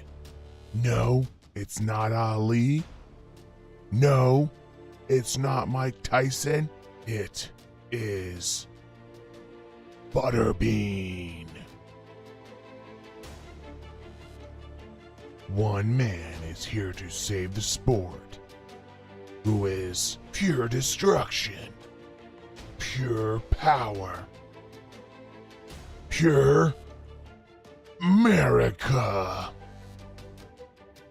Till one day, pure evil decided to use mankind's greatest hero against itself. 90. That's 100%.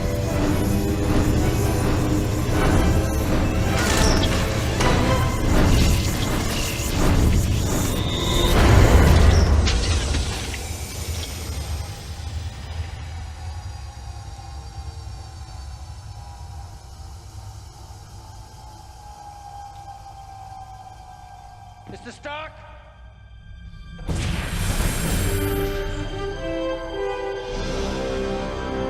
Now the only man who can save boxing and kinda sorta not really the world is Butterbean. He'll have to fight his hardest opponent yet, himself. Do you see any? Wow, impactful short hook got to him. Look at that. Knocked down again. Unreal. Now you gotta wonder what the corner's thinking. Are they gonna stop this?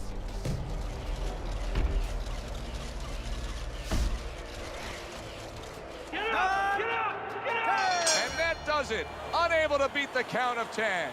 A knockout in the books.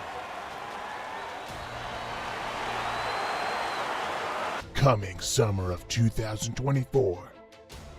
If there is still something called movie theaters. All right. I think I made that for my first like 24-hour stream. I think that's my first 24-hour stream. I made that.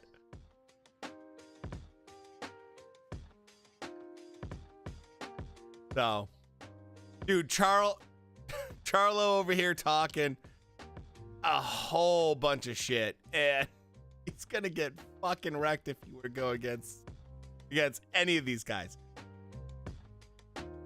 Canelo would absolutely dust Charlo. So I thought you guys would like that. I found it. I found it. I'm like, oh my God, I can't believe I had this still sitting around. So, I thought you guys would like that. A little classic. A little classic.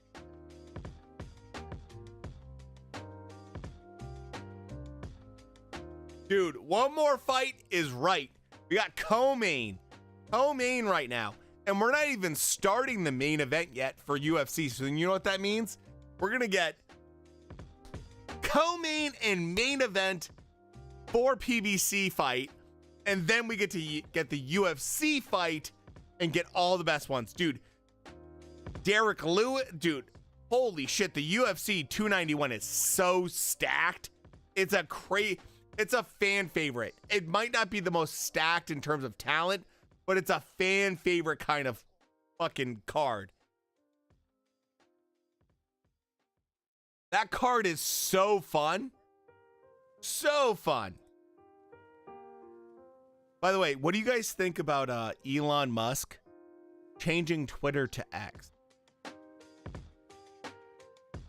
Fact that Elon thought that X was a better name for this platform than Twitter. I don't know, man. I don't really like that.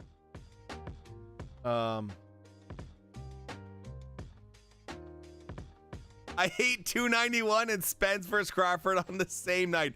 No, I get that. I absolutely get that.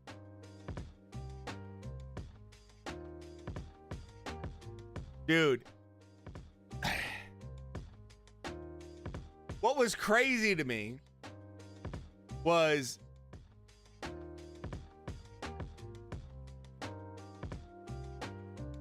Twitter has so many porn stars, the X makes sense. Dude, yeah. Twitter is wild. I kind of hate Twitter. What do you guys think of Threads? What do you think about Facebook Threads? At first, I was like, oh shit, this is kind of interesting.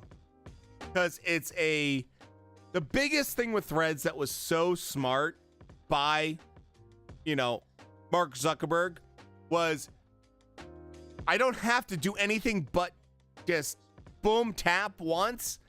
I'm signed in because it's connected to my Instagram. Boom, tap twice. I can literally add everyone to Threads that I'm friends with on Instagram. Super, super, super smart in terms of like 2 taps. I'm in and I got everyone I care about on it. Here's the big thing with Threads. Number 1, hashtags don't work. Hashtags don't work at all. So you can't find anyone. It's purely algorithm driven garbage. So because of that, it's like, how am I gonna be found on this freaking website? I get found on Twitter all the time due to hot takes on Michael Benson tweets or using hashtags and someone looking at the same hashtag, whether it be a fight or whatever. That's how you basically expand your audience on Twitter. With Threads, you can't do that. It's kind of a dead platform already. It's literally dead. It's absolutely dead. So, kind of wild. Dude, Shrek, be very honest, Shrek. At your age, you don't need Twitter. The only thing that's interesting about Twitter is when Elon came out about the payment for Twitter. And these motherfuckers literally getting crazy money for just interacting and responding to tweets and not even making tweets. Some of the numbers are pretty wild. TikTok has now gone to this whole format of minute long plus content and you get paid. And I get people that like my content that's 3 minutes long and I get $0. $0 from TikTok. I used to at least get a couple cents and stuff like that. I used to at least make some money from TikTok. But now they go, oh, it's got to be a minute long. It's like, okay, cool. Well, most of my shit's more than a minute long. And I get likes every day and views every day. And I don't make anything anymore off TikTok. It's like kind of a dead platform for me to a degree. So, yeah. Dude, you deleted TikTok and Twitter. TikTok is really bad for your brain and shit. Dude, it's terrible for your brain. TikTok is really good for expansion if you're a content creator. That's about it. Dude, I have ADD, so I understand you all too much. You know what I found really worked for me, actually, Shrek? The best thing I found is I found that I was I was doom scrolling a lot on TikTok at night, and I couldn't fall asleep because of it. It'd be a situation where like keep scrolling, I just can't stop. I gotta keep scrolling, right? And it would just stimulate my brain enough, even though there's NPCs doing AI stuff that's garbage, enough that I couldn't fall asleep. And it was bad. It was a really bad habit. What I found that worked for me was I started watching long form content again. So I would focus on Twitch. I'd focus on YouTube. I'd focus on people that are giving me quality long form content. Not sensational like, oh, well, this person, you know, cheating on this guy who no one cares about kind of crap. Like stuff that legit was super interesting. And so, yeah, your brain's not trained to take that many info in that short of time with just a swipe. Look, the content I made on TikTok, and I've always made on TikTok, is super informative. Like, I did a 10-part series, a 10-video series on the frickin' Donner Party. If you don't know who the Donner Party is, by the way, you should. But I did a 10-part series where every single part was 3 minutes. And so I would do like actual educational kind of content that was very long. And I did that because it was interesting, man. Like,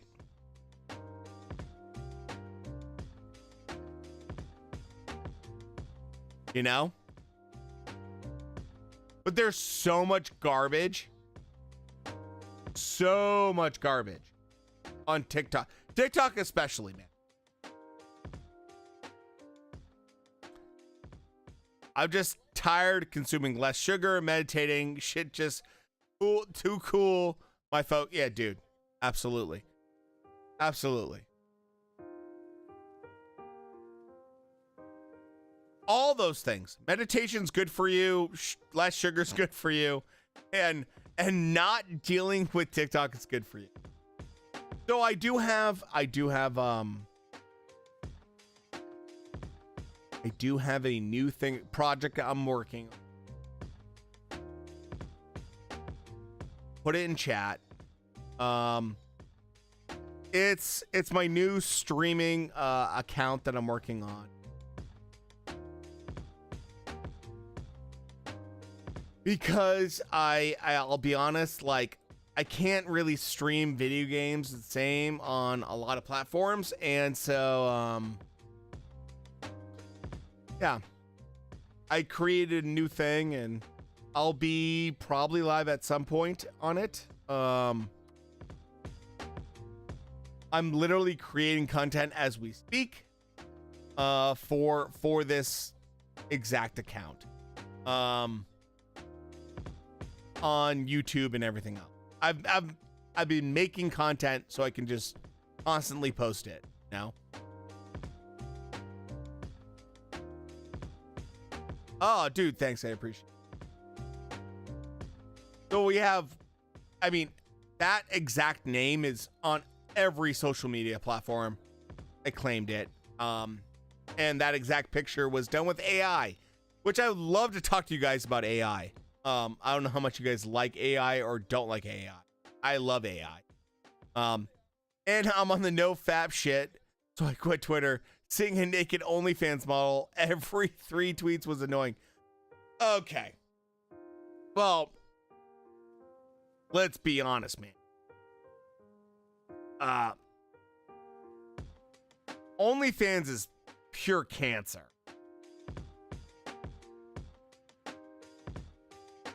It's pure cancer. I put this to one of my female friends that I'm extremely close with, and I talked to her about this. Could you imagine paying $5? So, for someone paying $5 see everything and anything they wanted from you. And it's there for life. And she was just like, that's insane. I was like, yeah. That is absolutely wild. This is the co-main event before the main event buckets. Give you a sense. He was like, that's insane. I was like, yeah, $5.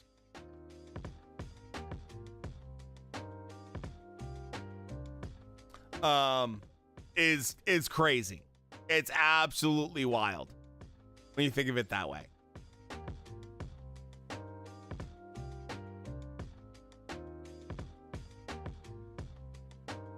So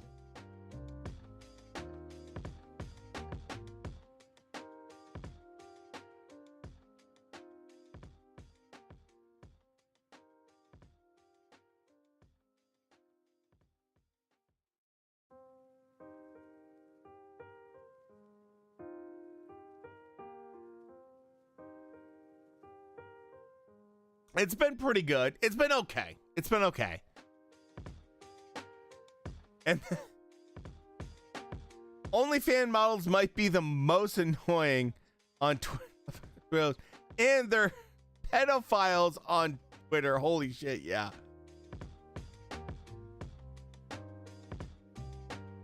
Dude, it has been a minute since Cruz fought. So yeah. Absolutely, man.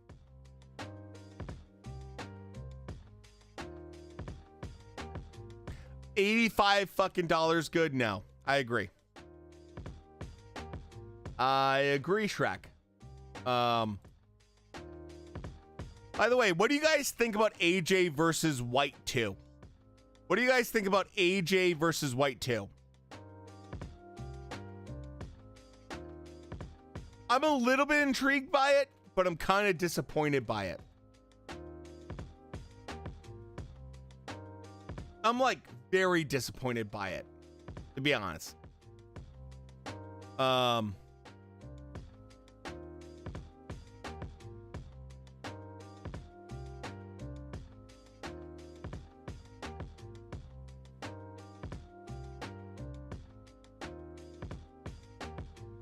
So I don't love that AJ's gonna fight. Oh, Manny! I was wondering what you were talking about, Shrek. You're ahead of us. That's my YouTube channel for the new goodness. I don't know how much you guys know about like RP in either Red Dead or GTA, but I'm gonna be doing some of that. Yeah. Anyways,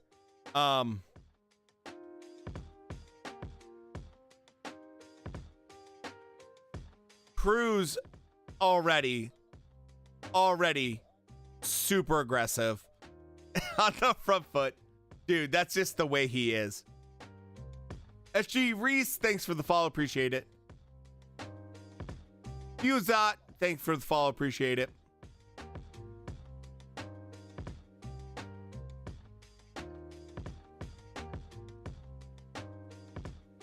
Here we go. Cabrera, I think, is going to be having some issues, man, with Cruz if he can't keep up with the pace. Yeah, he's definitely got happy feet. I mean, if he doesn't use his size and length to its full potential, he's going to get fucked up because Cruz is not messing around.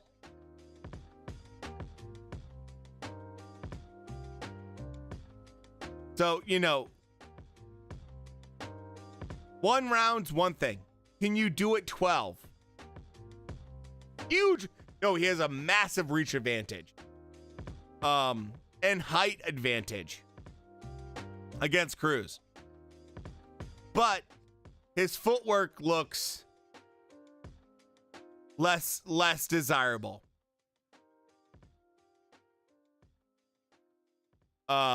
I don't think he's going to last 12 rounds with this footwork.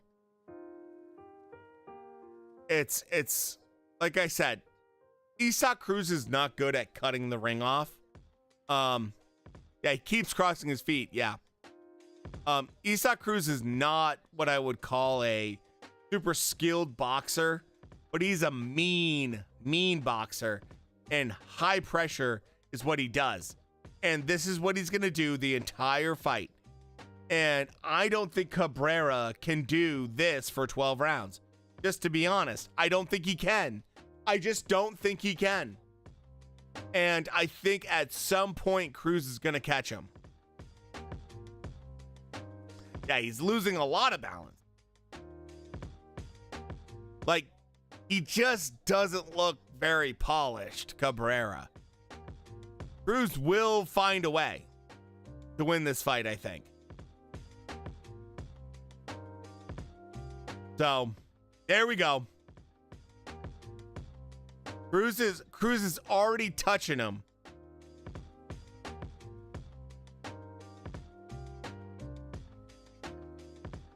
Not a great round for either guy, to be honest. Not a great round for either guy.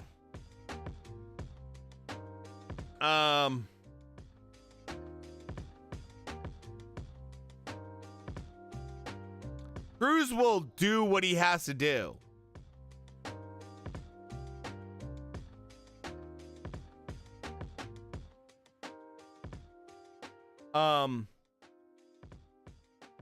I would not be surprised if Cruz finds a way, though.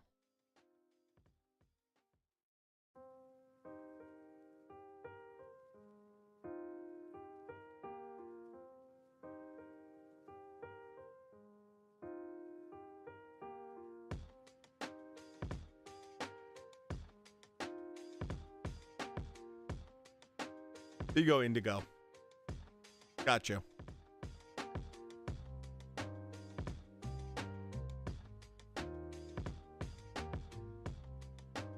Dude, Cruz hasn't even taken any punishment. He hasn't taken any shots. Dude, Shakur Stevenson. Oh, that'd be a disgusting fight in a way. Because I think Shakur Stevenson literally breaks Cruz's face. Shakur Stevenson's so good at fighting off the back foot, man. He's so skilled. His jab is nasty. Super nasty. Shakur Stevenson's like the worst thing that could happen to Cruz. Just purely because his movement, his ring IQ is so good. His punch selection's awesome. I mean, Cruz versus Frank Martin, that'd be fun.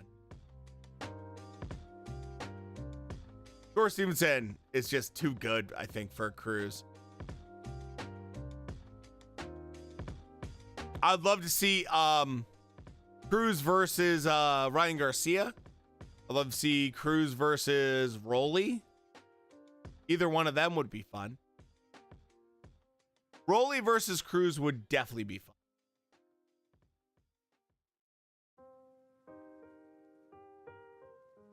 You know?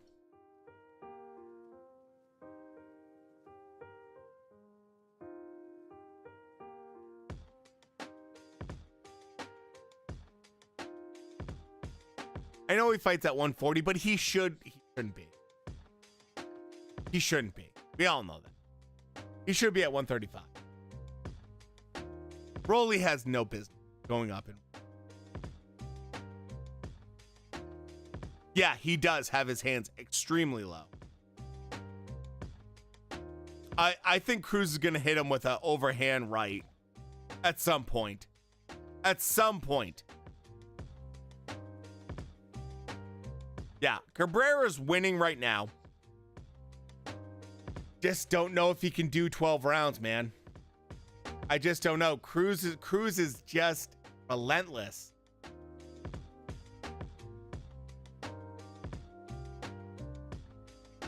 And you have to remember, Cabrera has no power. Zero power. Patty cake power. Frustrating watching Cruz chase him, dude. Yeah, has no ring cutting ability. Absolutely zero. Zero.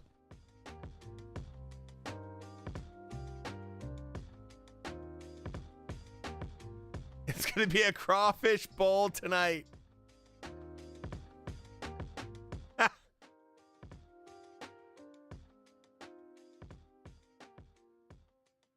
Well, Hershey, thanks for the follow. Appreciate that. You know, to be honest, I think Cruz he's very limited skill wise at this weight class. I mean, dude, he's 5'4", 5'5" at best on a good day.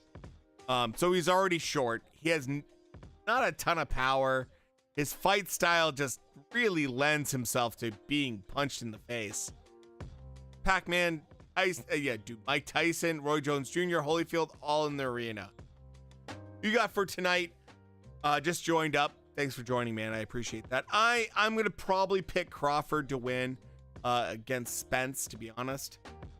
That's probably the safe bet. But I'd like some controversy and some hardship and some uniqueness to the fight. But I do think Crawford's just a little bit better in every way compared to Spence. I think that's going to show because I think Crawford's going to get through the gears pretty quick. And Spence is going to have moments where he tries to do something. He tries to adapt. It's just not enough for Crawford. Crawford is just on a roll, man. What's his last? Let me see. I could be wrong about that. Let me double check. 1, 2, 3, 4, 5,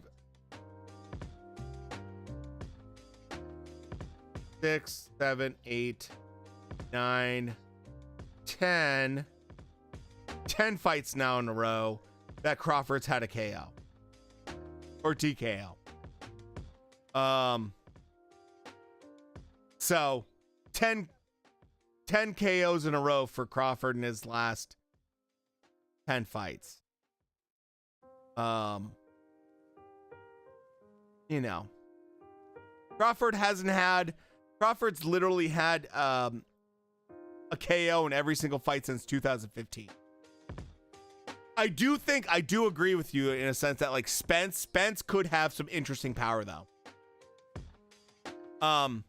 I think if it turns into a Kell Brook versus Spence situation where the speed is playing a factor and Spence can't handle it, it's going to be a problem like in the early rounds with Kell Brook.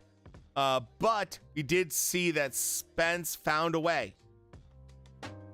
Broke the orbital bone of freaking Kell Brook. That will do it. So who knows? We know Spence has power. He walks around. Spence walks around at closer to a, super middleweight in general. He's not a true welterweight. He's a big guy for that weight division. He looks huge. His shoulders are big. I think that I could see Spence causing some serious problems. But I'm telling you, if it's a chest fight, yeah, it's going to at least could be a bad. Yeah, it could be. I mean, it depends how fast Crawford starts. That's the thing I'll say. If Crawford starts slow, it could be really bad, man. It could be really bad. For Crawford if he starts slow. That's like the last thing he needs, man. So.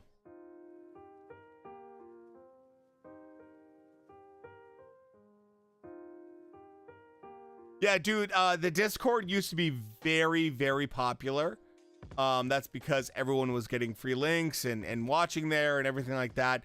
And then it got nuked by Discord. Discord literally like totally destroyed it. And deleted the entire thing. So we started a new one for fun. And now there's not too many people in it. And not many people want to chat in it. They just want free links. Kind of the way it is. I'm sorry to see that. But yeah.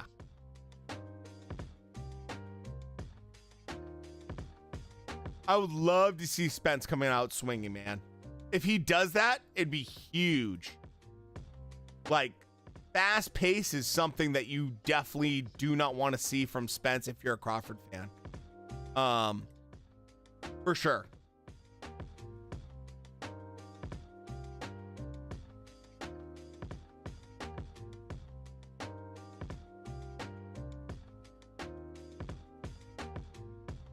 So, Goob, check your whispers real quick, man. When it comes to Discord, so yeah, I mean, Crawford's really good at adapting, but I mean, Spence could. It only takes a couple punches from Spence.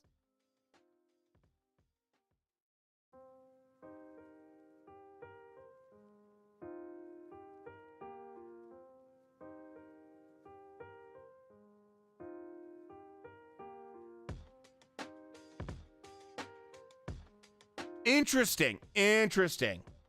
Would your outcome change if it wasn't for the car accident he had? Good question. Really good question. I think, yeah. I think it might change. Possibly. Don't get me wrong. Spence has done great things with against Ugas and Porter. I think he showed his talent, but I do think that probably played a factor a little bit, to a degree. So that whole accident thing. So if you haven't seen the video, it's really scary to see. Earl Spence was in a Ferrari and he was drunk. And he got in a car accident and his car got absolutely totaled. And he broke several bones, like a ton of bones. To a point where some people didn't think he was going to fight again. I mean, I'll show you guys the pictures of his car, and I think it should be pretty safe to show, but I mean, his car got absolutely destroyed. I mean, he got hospitalized. It was extremely scary situation. Look at that car, man. It did flips upon flips upon flips.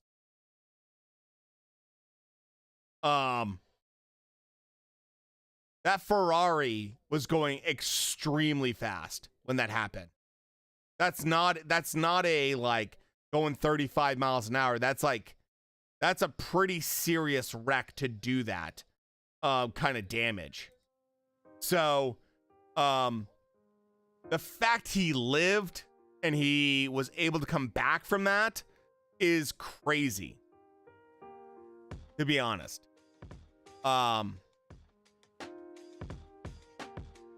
It's pretty wild that he came back from that.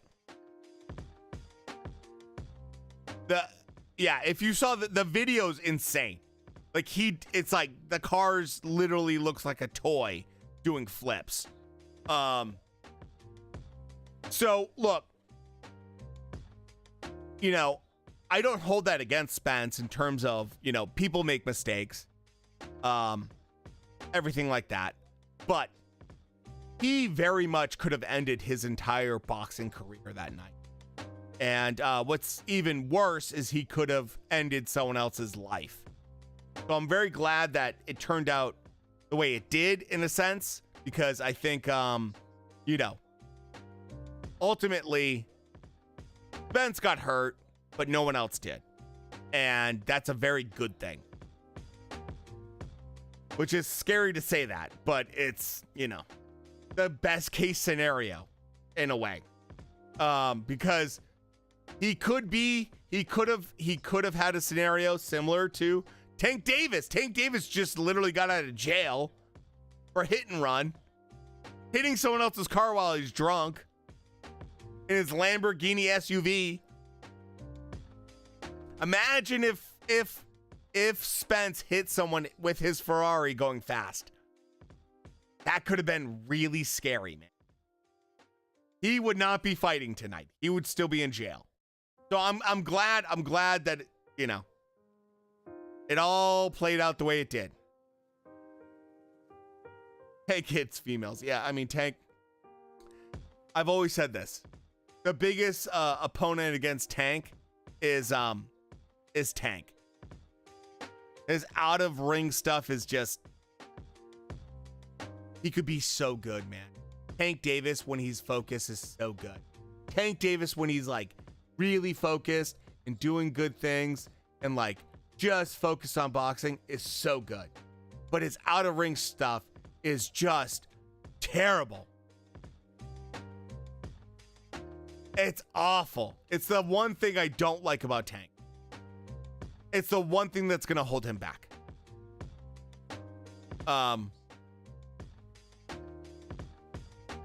It's hard to pick when they both seem like nice guys.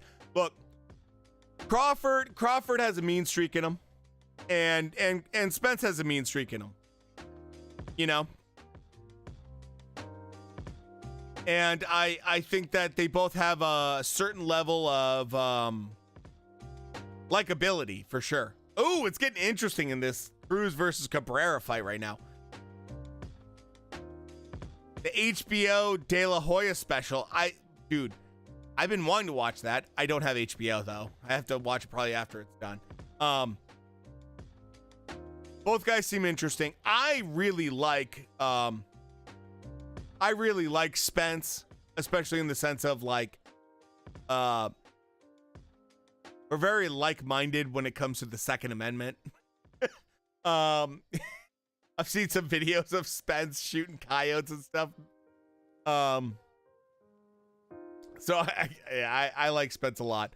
Crawford, the only thing I did not like during all of it is when Crawford went off on Spence, getting asked questions by the press, and Crawford just sat there and said, I don't know, he said the N-word like 50 million times, which, you know, he can say that, but he basically interrupted the entire sequence of reporting and the whole conversation and took it over and didn't let Spence do his job as like trying to talk to the press about a simple question. And it came off very unprofessional from Crawford. I haven't seen him do that in a long time. Like Crawford, generally speaking, is very professional. He came off a little bit unprofessional in that sense, but that's pretty minor. We're talking about fighters here. We're talking about fighters, right? Like these guys hit each other in the head for a living. Yeah, I've never seen Bud lose his shit like that. I never seen him lose his shit like that. Generally speaking. I mean, the Gamboa lead up. Bro, what's your thoughts on the Caleb Plant slap? That was hilarious. I'll say this. My big thing with Caleb Plant slapping Charlo is he's very lucky Caleb Plant slapping Charlo, not Canelo again. Because Canelo fucking pull countered and bitch slapped the shit out of Plant last time. He's very lucky that Charlo doesn't have those reflexes like Canelo. Holy shit. When Caleb Plant tried to slap Canelo and Canelo instinctually pull countered and bitch slapped the shit out of Plant, it made him look so much like a bitch. So he's very lucky that Charlo did not have instinctual reflexes and did not do that, because oh my god, that was a great slap by Canelo, by the way. That was a great slap by Canelo.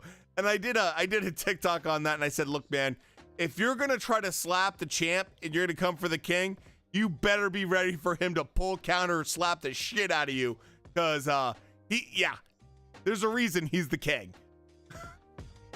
Oh my god, man. I didn't get to see Holland's work right now. I'm watching the Cruz fight. Maybe I'll be able to watch some of Holland's fight. Holland's a funny guy, man. He's a really funny character. So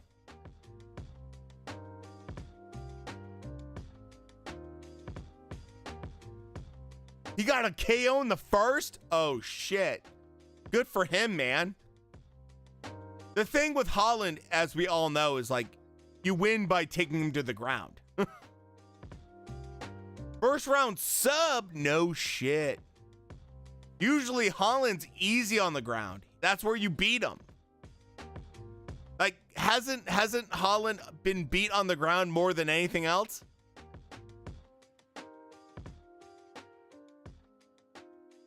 Good for him, man. Kid's eaten a lot of fights. He's had some really hard fights, and he's lost, and he's eaten shit a few times. Good for him. That's the one thing I enjoy about UFC more than anything, man.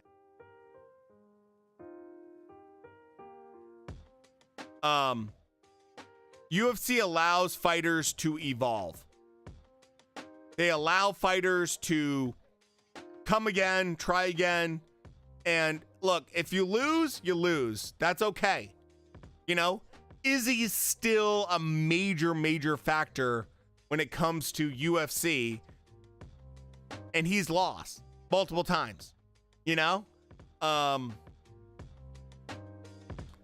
Holmes just fought not too long ago. Yet again, she lost multiple times. There's a bunch of losses on a record. Still a major fighter for them.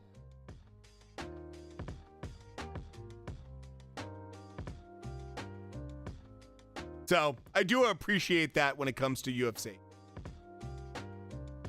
Man, Cruz is able to land that overhand, man. Cabrera, for being tall, he doesn't use his height and reach the way he should. Cruz is definitely finding ways to land, and part of that is just pure pressure. Cruz is looking better than he has in a lot of his fights when it comes to pressure. I'm seeing Cruz be a lot smarter, not smother his work as much. Definitely, and that could be just Cabrera's style as well. Just works better with his Cruz's style, to be fair. You know? But Cruz, yeah, he looks a little bit better. Leo Santa Cruz and Thurman are sitting side by side. Neither one of these motherfuckers are fighting. I don't know why. Thurman out here getting called out by goddamn Clarissa Shields on Twitter. Motherfucker sitting in the crowd has 0 fights lined up. Ryan Garcia on defense. Oh, man. Dude. You know, Ryan Garcia has a long future ahead of him if he's smart. If he's smart. If he's dumb, no. If he's smart, yes. The big thing with Ryan is he keeps going through trainers way too fast.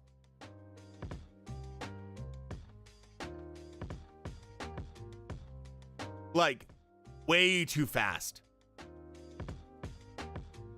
And Ryan's with one of the best trainers in the world right now.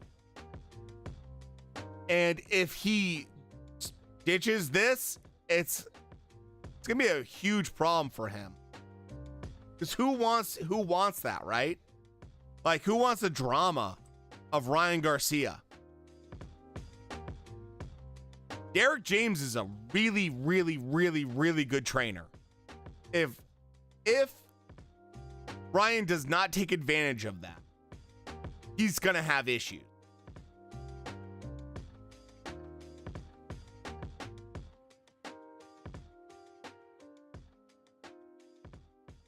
I mean,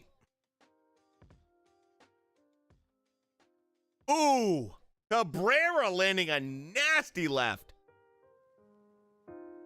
Look, Garcia, you can absolutely say, like, the social media I appreciate the fact that he can self-promote through social media. That said, your first job is being a boxer, not an influencer. So that's the big thing.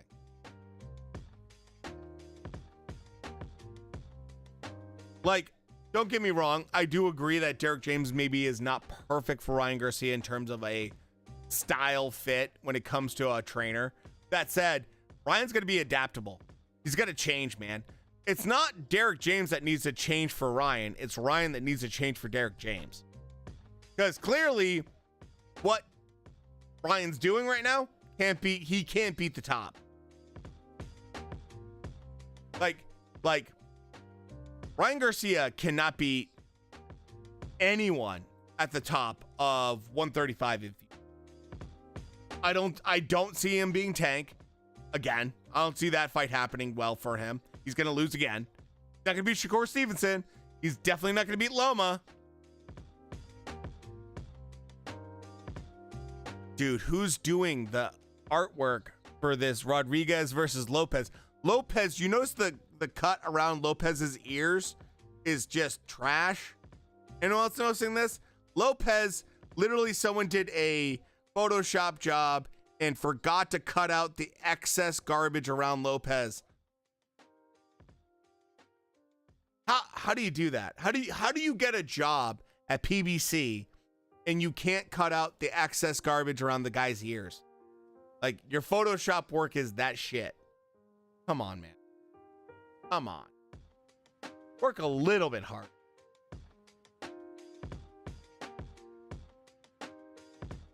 Work a little bit harder, man.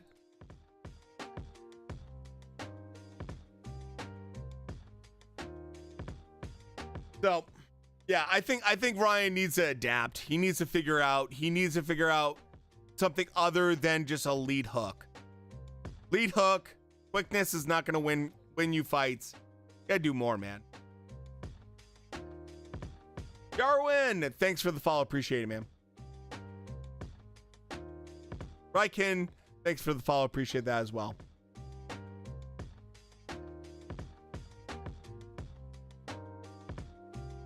Oh, dude, Tank's loving this right now, Booker.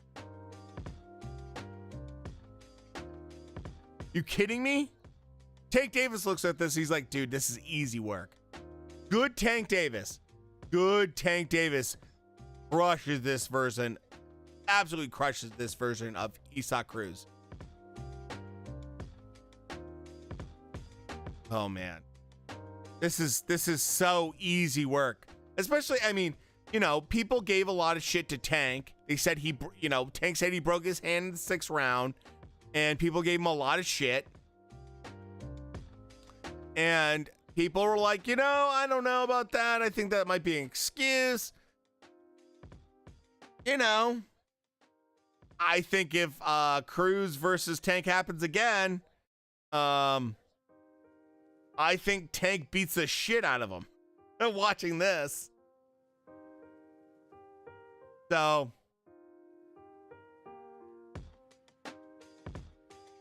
yeah, I agree. I think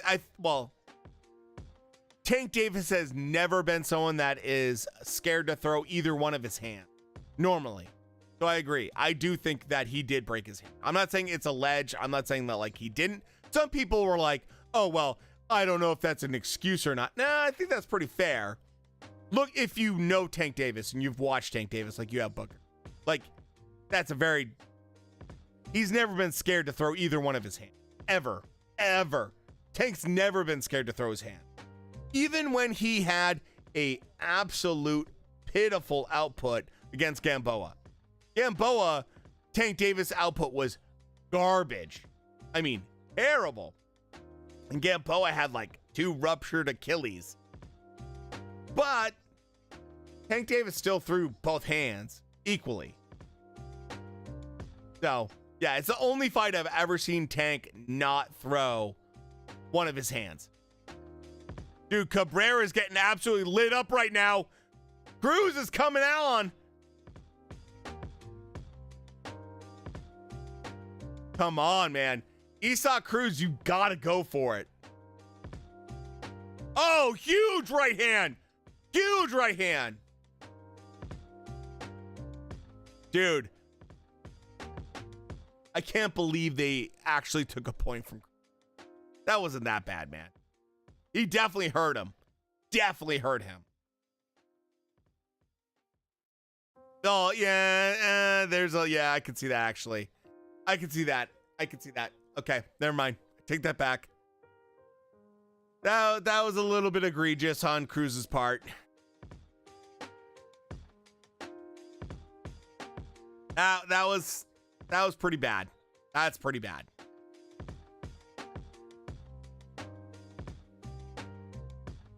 Oh.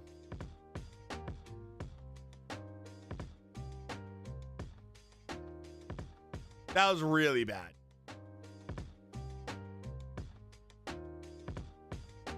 Okay, if I'm Cruz right now, I think that you just go for the knockout. You gotta go for, 9 of 12. He's probably winning overall, I would say, based off of the unofficial scorecard. But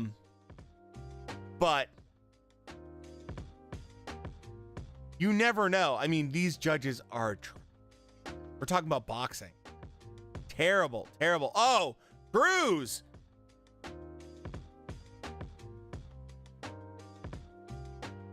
For a tank fight, he needs a KO.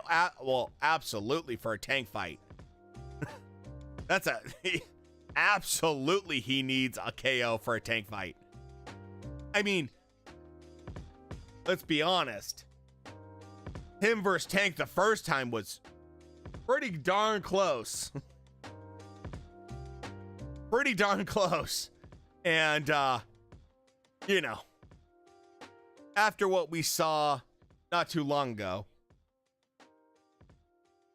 with Kambosos versus Hughes does everything. Kambosos got wrecked during that fight. Absolutely wrecked. Lazy, thanks for the follow, by the way. I appreciate it. Kambosos lost. He easily lost. And to see him get the decision was terrible, man. And that 117-111, oh my God. 117-111 might be one of the, well, other than Bird when it came to Triple G versus Canelo the first time where it was 118. That 118 card, maybe other than that, worst card ever. You know? What about Haney? As in, like, what about Haney versus, like, Loma or versus these fighters? Or what do you mean about what about Haney in particular? Like, moving up to 140? Haney versus Loma. I had Loma winning by maybe one round, maybe two if you're being a little bit generous. Personally, I'm a admitted Loma fan, so I do lean that way. I can say that, like, I can be a little bit swayed because I do like a certain fighter over another one. That said, I do think Loma won. I don't think Haney did enough in the last half of that fight to justify the win. Early rounds, he did pretty well. There was argument about the second round in particular, and there was a couple other rounds here and there that were pretty darn close. That said, I think Loma won. I think Haney lost. It's not like the worst robbery I've ever seen, but I think it's fair to say that Loma won that fight. And I think it's fair to say that Haney, if you're a Haney fan or you're Devin Haney himself, you got extremely lucky that night, because those cards should have went the complete opposite way. And I think a lot of boxing fans felt like Loma won. I don't think it's even a question. That said,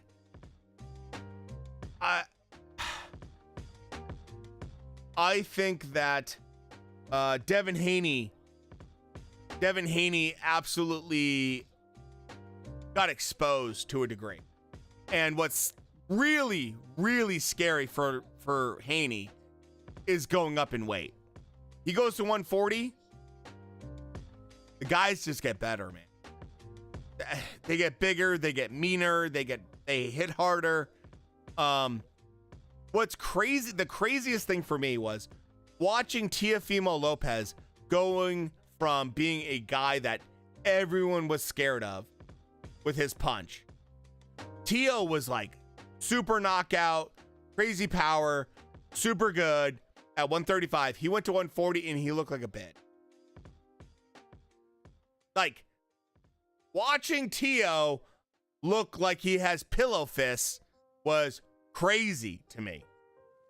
And now Teo wants to fight Regis. Yeah, get the hell out of there, man. Regis Prograis is gonna like absolutely fuck him up.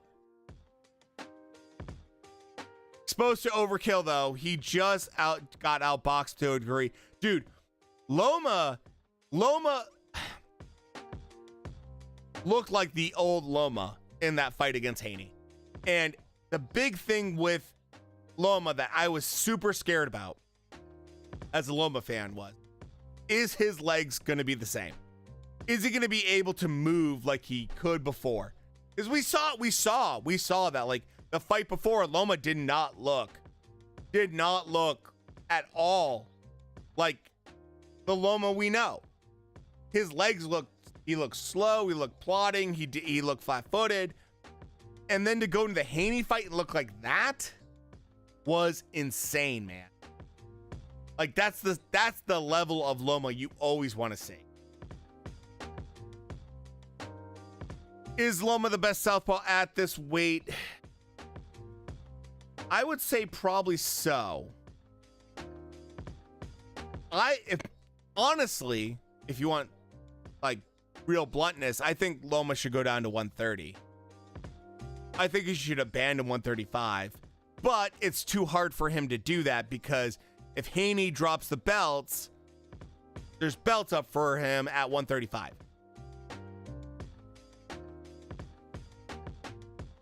Maybe Teo's dad brainwashed him to think he was better at 140. What's crazy is like 140 is not a weight to really mess around at. I'm surprised Teo wanted to do that because he was a good weight bully at 135. He looks so much bigger at 135. 140, these guys just look totally different.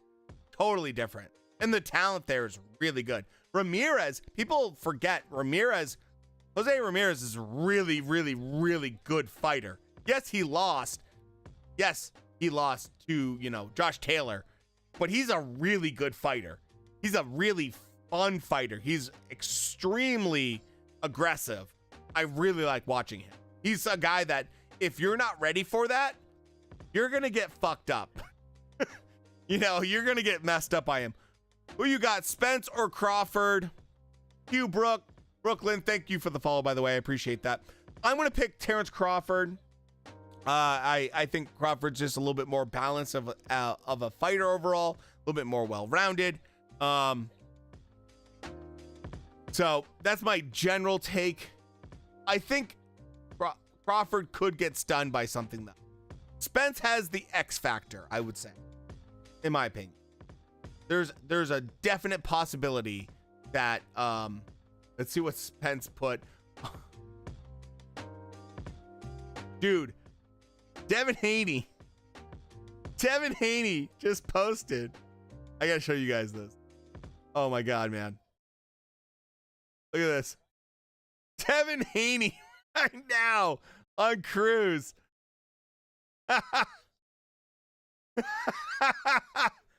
Oh, Devin. Oh, I love it. I love it.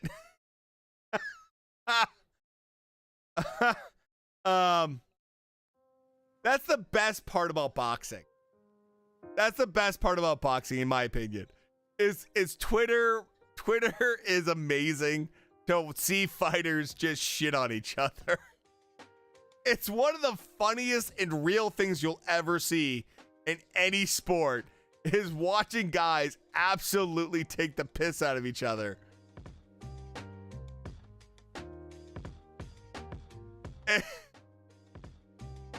Loma is done after this last fight. It's a shame the judges chose the round. Yeah, I agree. I agree with that. Loma Haney his ass. Dude, I will say this about Haney, to be fair to him, and some of these guys. Haney, Core Stevenson, these guys are so young, still in their mid-20s. Whoa, did Cruz just go down?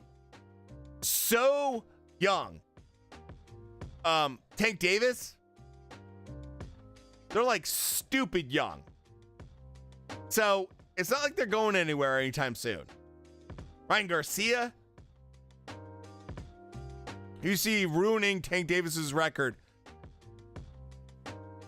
Shakur Stevenson. How do you beat a puncher?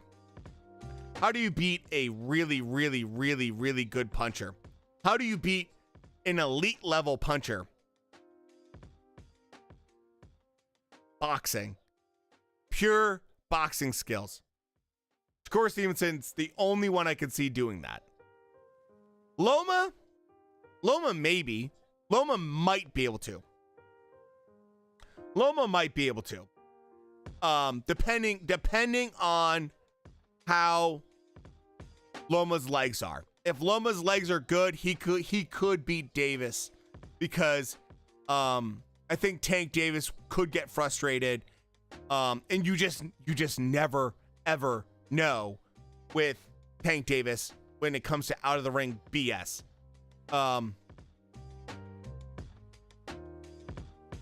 That's the only two I see beating Tank Davis. I see Shakur Stevenson, because he's just got, yes, he has pillow fists, absolutely agree, but he has amazing boxing skills. And you know, I see just a simple jab and movement being really tough. And Loma's the only other one, if it's true Loma. Not like hurt Loma, not like my legs don't work Loma. It's got to be like top level Loma to beat Tank Davis. Tank Davis is a better boxer than people give credit for. They think he's just like a one punch guy, like he's like hard hitting guy. He actually has a pretty good ring IQ. He's actually pretty good. He's pretty well rounded. Shakur Stevenson's, I think, a better overall boxer. He does not have power though. You know, that's just the truth. The thing with Tank Davis, and this is, I've said this, you can quote me on this. I've said this for years about Tank Davis. Tank Davis is the scariest and most dangerous individual at 135 pounds, because he is true, unequivocal one punch power. He hits you one time and he can absolutely change the fight. He's the only one in the entire weight class that can do that. Like true one punch power. And that is super unique to see that. There's not many guys that can do one punch and change the entire fight. Tank Davis is that guy. Pound for pound, one of the hardest hitting guys there is, pound for pound. And that's the one thing about Tank Davis. Plain and simple. It's the same thing with Deontay Wilder. He hits you one time. That's it. There's very few guys that have that scary, in a way, one punch. He hits you one time in a certain spot. That's it. You're fucked.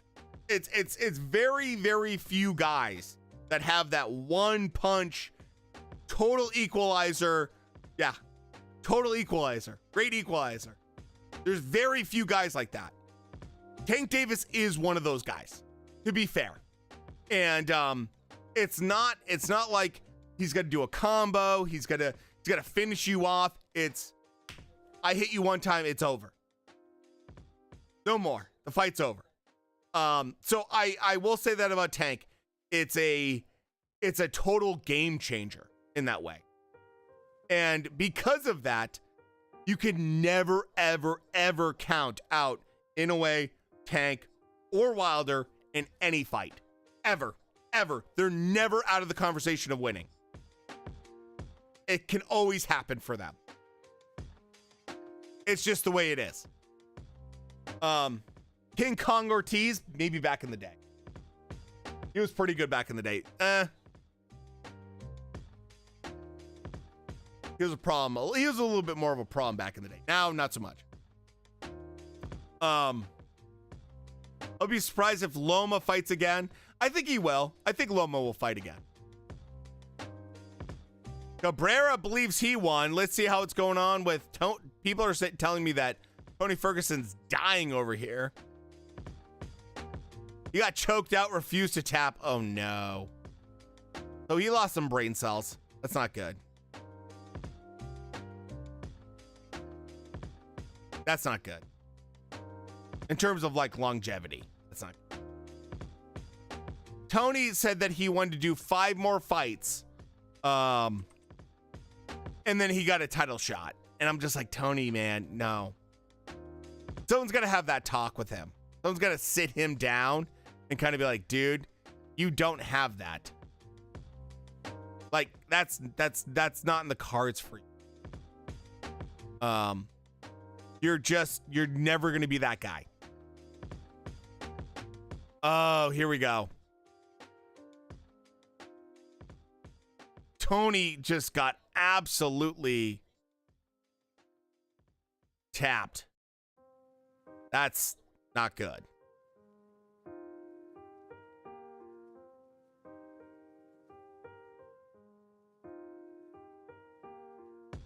Here we go. So we're going to get the quick decision.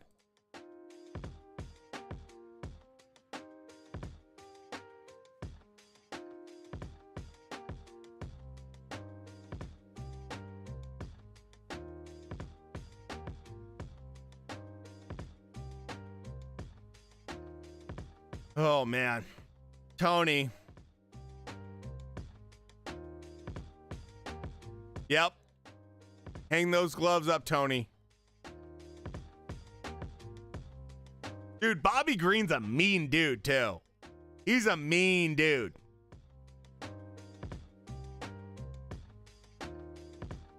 Like, he's not a easy fight. He's a real tough dude. Okay. Let's see what's going on with this Isaac Cruz fight real quick.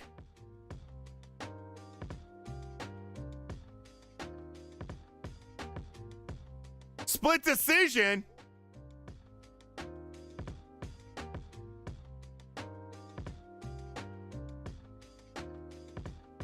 $114-113 for Cabrera.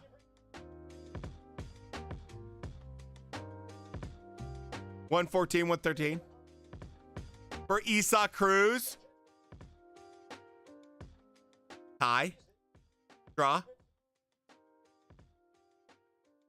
$115-112. Isaac Cruz won. Oh boy.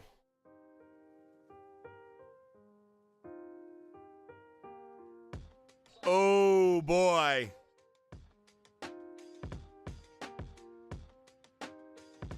Oh boy. Yeah. Yeah. That was a tough one. That was a tough one. I'm not going to say it's a robbery. I'm going to say that was a really not good.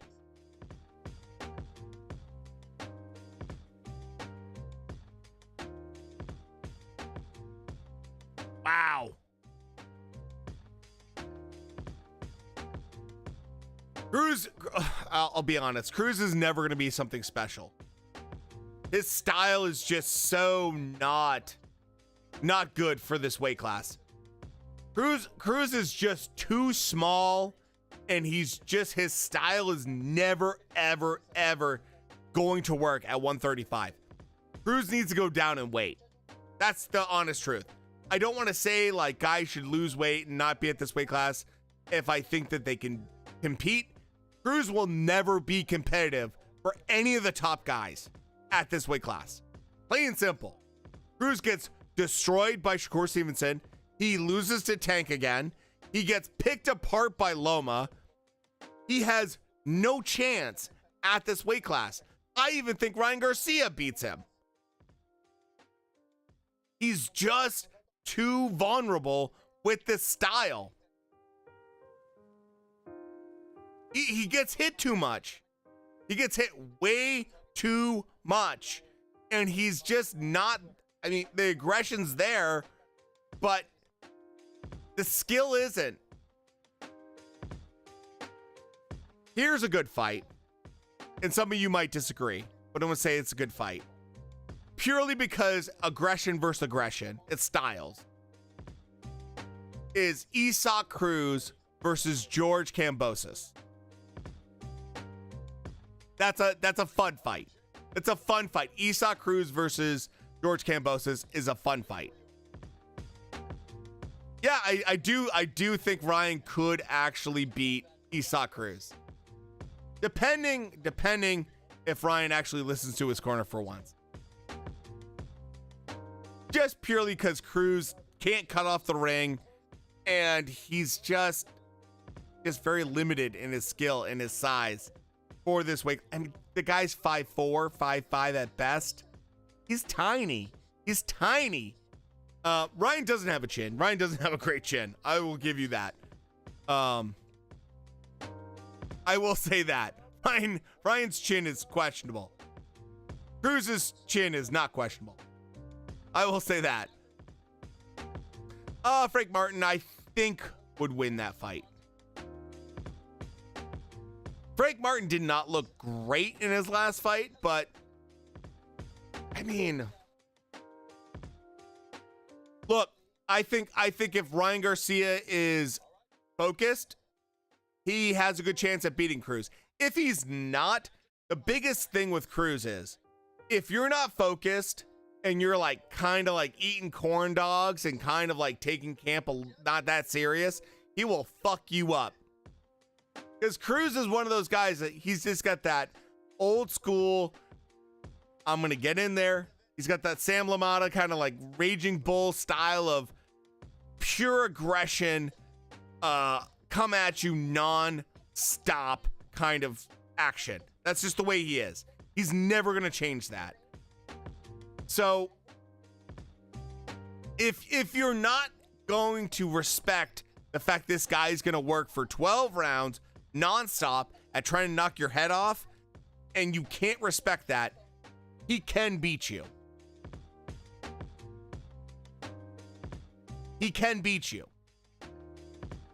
So you got to respect that, at least with Isaac Cruz. John Bones Jones. Oh, man. I want to see John Jones fight in general. He looks fat. I get it. But the way he did Gone, oh, my God, man. His last fight, I was shocked because he absolutely fucked him up so fast. And I was like, dude, John Jones is a bad dude, man. Oh, it's all good, man. Dude, John Jones is just a bad dude. I remember when there was talk about Izzy versus John Jones, and I'm like, no. That conversation hasn't happened since, has it really? No. That's his Polish power absolutely dominated Izzy. We're not talking about that anymore, are we? Like, that's not happening, right? John Jones is just, he's one of the few guys that can, like, okay, I'm gonna tell this Joe Rogan story real quick about John Jones.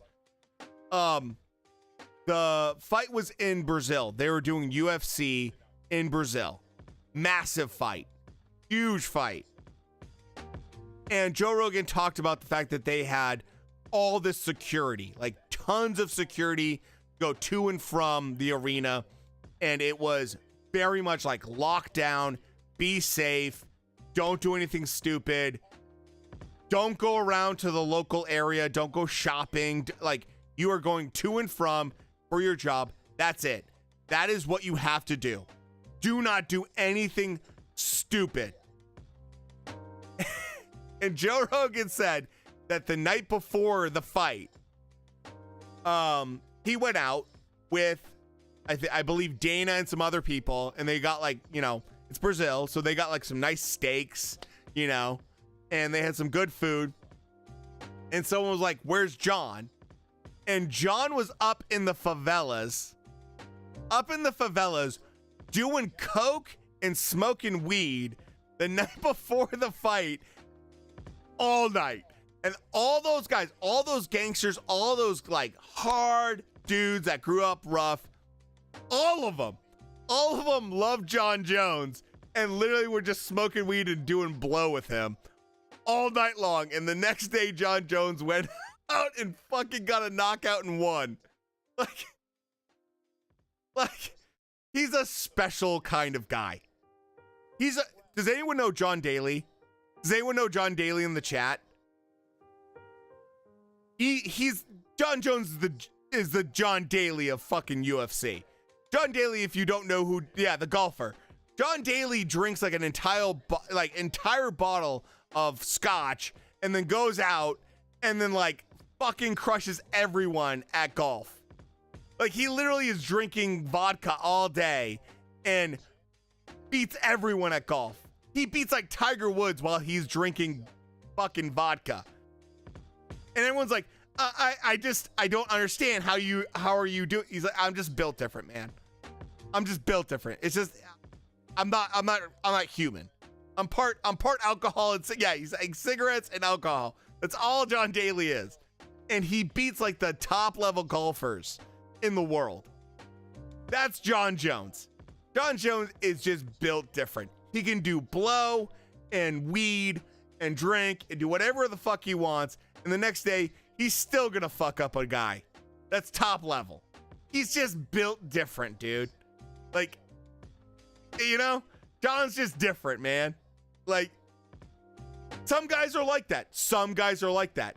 And if you're Oscar De La Hoya, you do a ton of blow and then you get fishnets and then you get your picture taken. And it gets posted all over the world because you're an idiot. And then you end up being a promoter, and then you end up doing like promotional boxing. And at some point you, get on air during a Jake Paul fight and you're clearly high off your ass and you sound like an absolute maniac.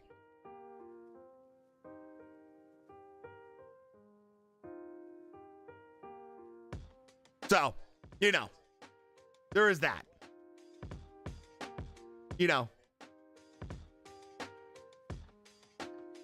That happens. You're this guy. You turn into this guy. And no one ever lets you live it down.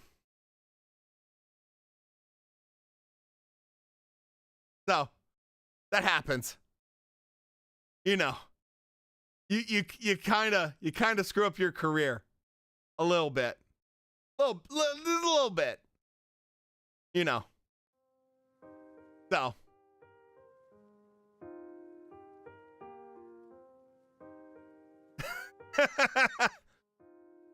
It's just the way it is. But, for De La Hoya, it's okay now. He's doing better. Somewhat. So.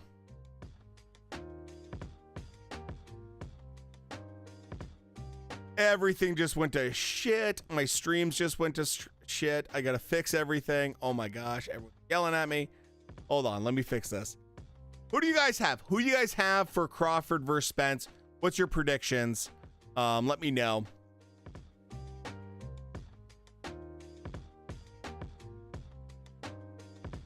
What round? All that stuff. You think Spence split decision?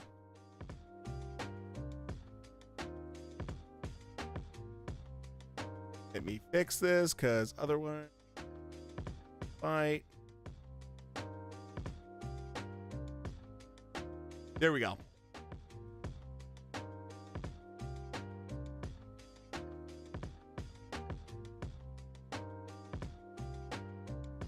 Crawford by decision. Crawford in the 11th. Spence is going to bag the early rounds and barely get past the championship rounds.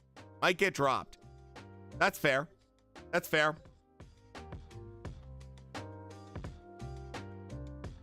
That's very fair. My only one rocking with the Spence in 10 or a draw for money. That's a good, actually, I bet you would make a lot of money off that. Crawford, round 10, stoppage, split decision, draw. That'd be really nice. It's the kind of fight that would be super lucrative if they did that. Crawford in 5.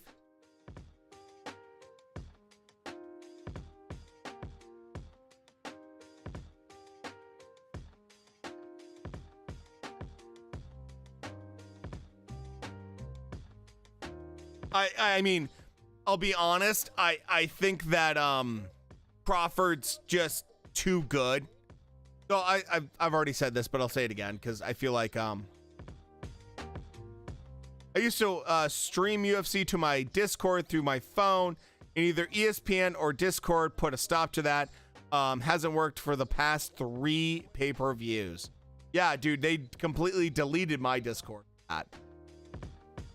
Sadly. So, yeah, it's not good. Sadly, it's one of those things too, right? That said, man, check your whispers. I gotcha.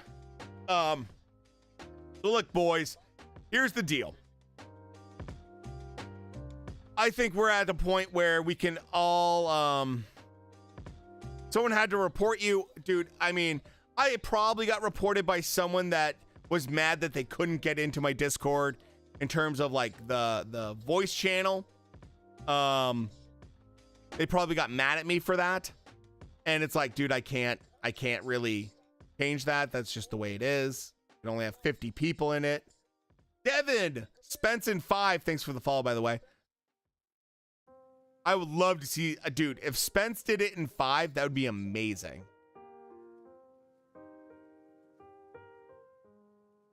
That would be amazing if he did it. I'd like that would absolutely break boxing Twitter, man.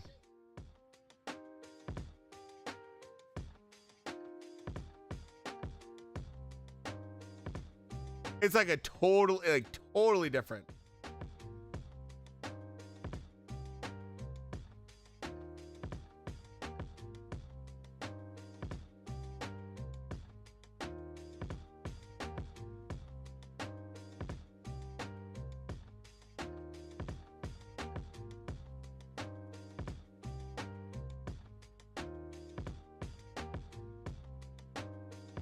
Dude, I'll be really honest. This is, I really want this. Yeah, boxing wins tonight, no matter who wins. I agree with that.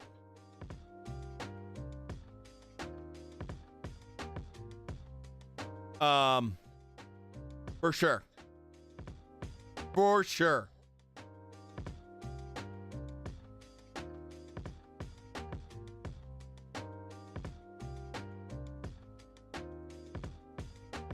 Holy shit, Derek Lewis just absolutely knocked out a motherfucker, I guess. What just happened? That's what I just heard. Derek Lewis just knocked out a dude.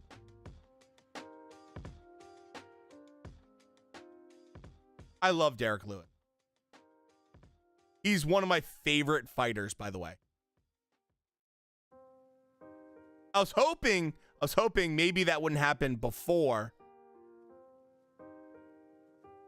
But it looks like it already did happen.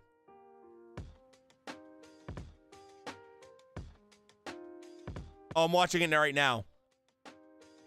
Derek Lewis with a flying knee knocks out this dude and then just absolutely beats him down.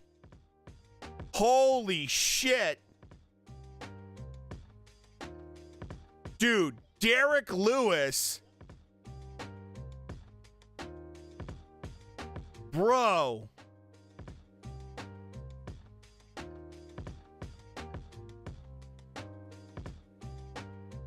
Derek Lewis is an absolute unit.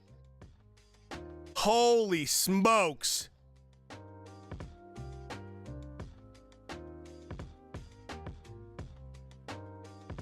Derek Lewis just chucked his cup into the crowd, by the way. Only Derek Lewis could do that. Oh my God. Oh my God.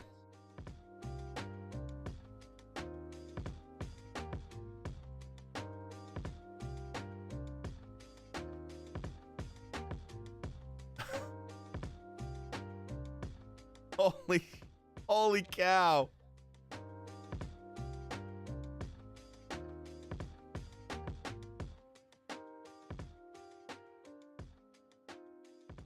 Derek Lewis, man. See, I'm behind, dude. I'm behind you, Shrek. So Spence hasn't walked out for me yet. Dude, Joe Rogan looks so tiny next to Derek Lewis.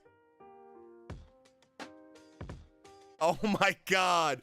Dude, 33 seconds. Derek Lewis with the knockout.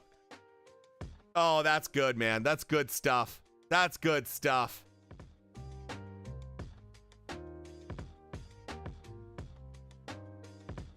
That's amazing. His balls is hot.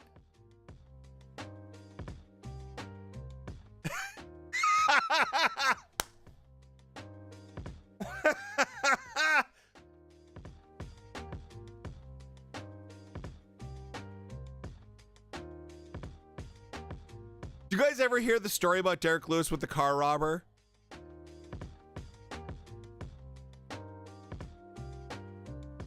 Derek Lewis just said, it's been 2 years and I just hit a motherfucker. I'm so happy.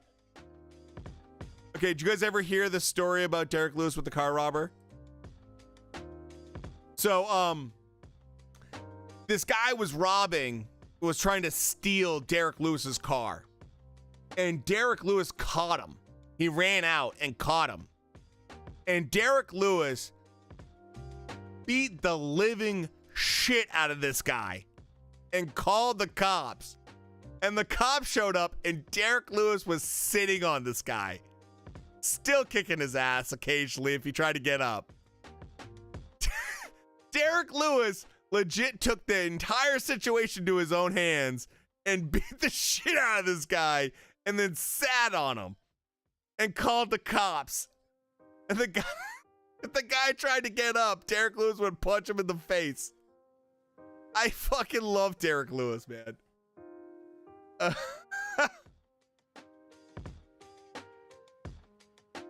What a legend, man.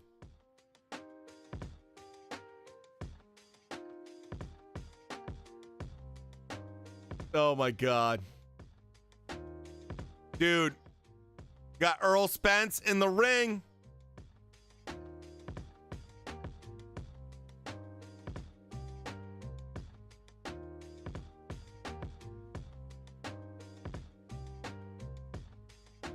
I'm getting nervous, man.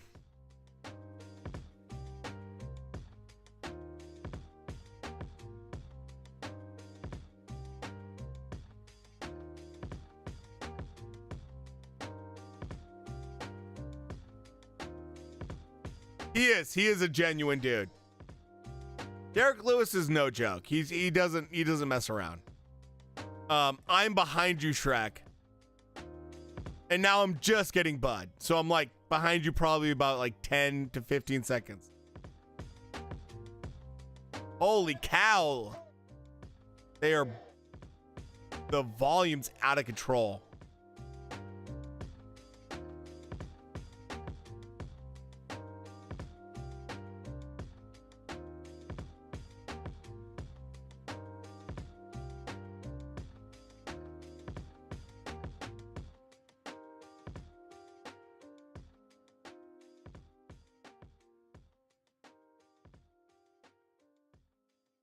Dude, Eminem?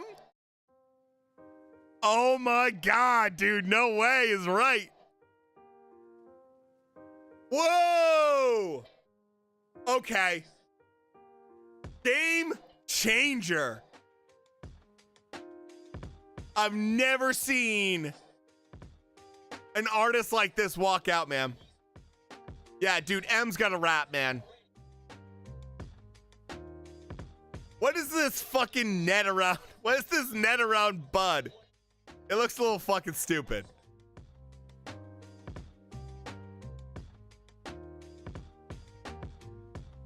I don't understand the net. Fishnet, yeah, I He's doing an homage to Oscar De La Hoya. Holy shit, this is loud. It's the weirdest fishnet ever.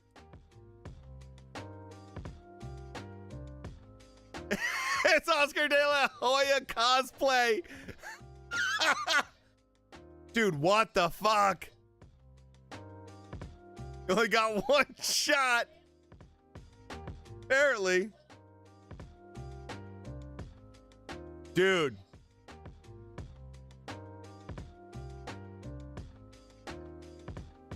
Oh no. What the fuck?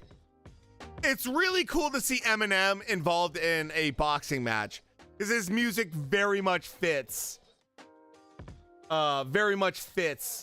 this kind of, you know, sport.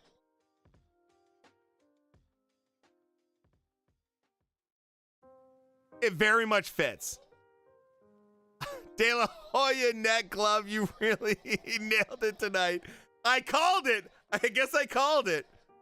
Bud with the Prime sponsorship. I think the net's saying, catch me if you can. I heard the song was bad luck.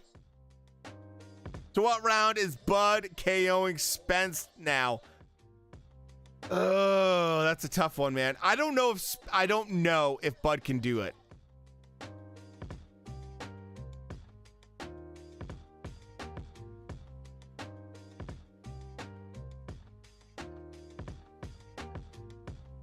Oh, the big fish. I get it now.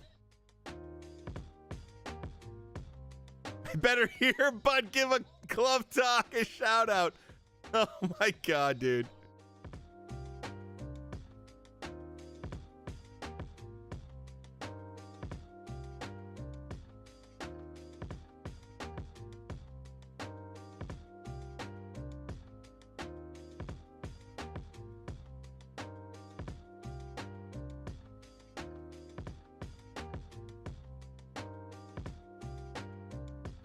Here we go, boys.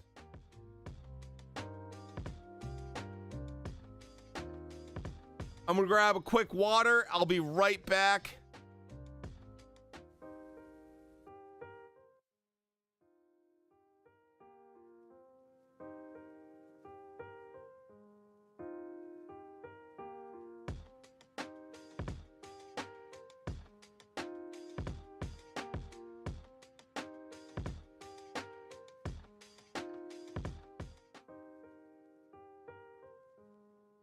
All right, already back.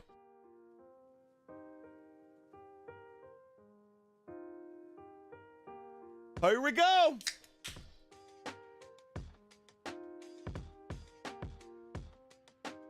Dude, I am shocked. I am shocked right now that we have not gotten 1 billion people asking for links. Like, legit, I am unbelievably shocked.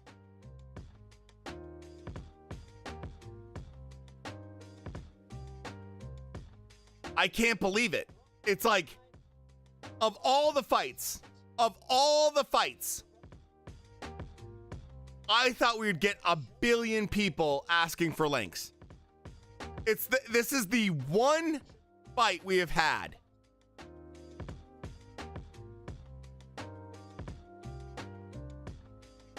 Oh, Jake Paul fights always. They're all 13 years old. They don't know how to use the internet. Oh, Mock, I appreciate that, man. It's crazy. Like, don't get me wrong. I want to help people out if they need a link, but I'm just shocked. For this kind of level of fight, I'm shocked. You know? Everyone has the sights. I'm glad to hear that, man. I'm so glad to hear that. That's true. More for the true boxing fans. You know. By the way, guys, I really appreciate you guys being here. Hopefully you're having fun. This is what I think we all love about boxing. A huge fight and getting to watch it with people that enjoy boxing and appreciate boxing as well. You know, man, it's super fun. Like, I started this during COVID because I missed, you know, getting together with friends and watching fights. This is what it's all about, man. Getting to see some of the biggest fights of the year, especially. Oh man, this is gonna be awesome. Even if we have to watch Fury beat the shit out of Francis Ngannou, we're gonna do that, you know.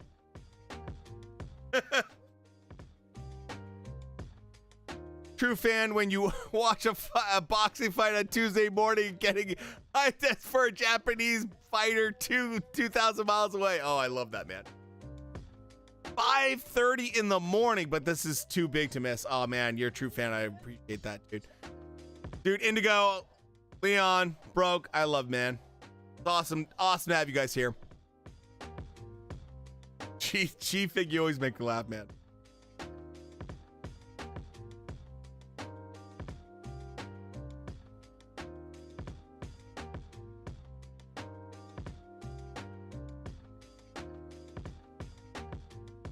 Dude, it's hard. It's really hard to ever pick a fight against Bud Crawford and not have him win. It's so hard. He's so good. Like I said, I went back and I watched some of his fights, and it's like, even fights I thought initially when I watched the fight he's losing, when I rewatched them, I'm like, actually, that Cain Velasquez fight, yeah, I don't know. Dude, Bud is a mean dude. He's so good. He's so good. I think we're gonna see the true level of Bud Crawford tonight. At your crib, dude. Pequeña, I love Pequeña. I love Pequeña. I actually do have a butcher by me that occasionally has Pequeña.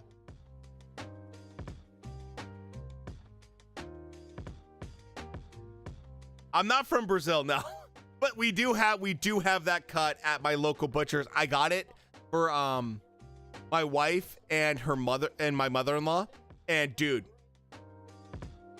they're like, oh my god, it's the queen of steak. The king is ribeye, the queen is Pequeña. Everyone knows that. Every fight night, I have to tune into your channel to get people's opinions and takes on the fight. This stream has become an important to have at the fights themselves. Dude, I really appreciate that, man. I appreciate you being here and doing that, man. I love that. Super fun. I just love the fact that, like, we can all bullshit around and have fun when it comes to boxing or fights in general.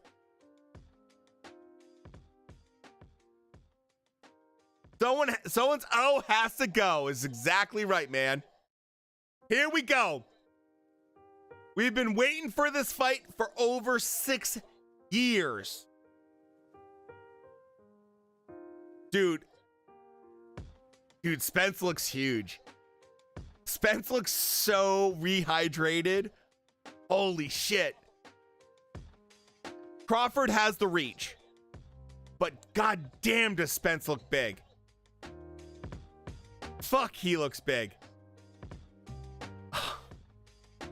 It doesn't get much better than this, boys. Here we go. Oh, man. I'm so dude, the fact that Crawford's going southpaw to start, I'm really interested in this. Is he gonna change? Is he gonna stay southpaw?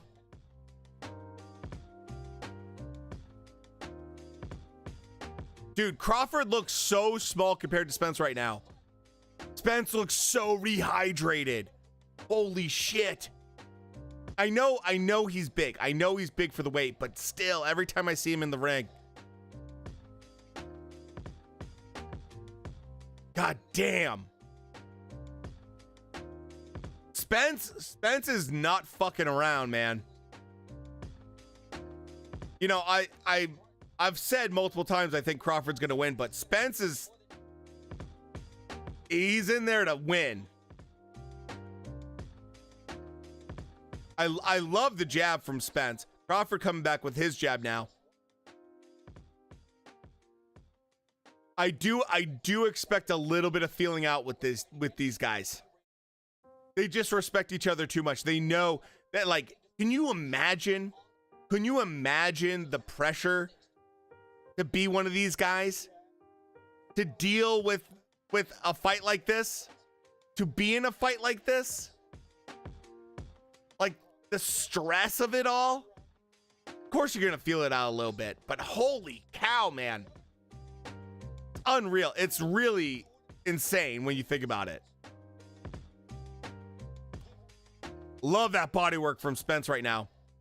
Spence doing some good work this first round.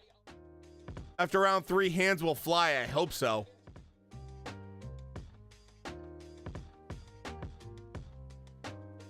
I think so far right now, Spence is doing, I like the activity from Spence, keeping busy. Crawford, though, is not phased.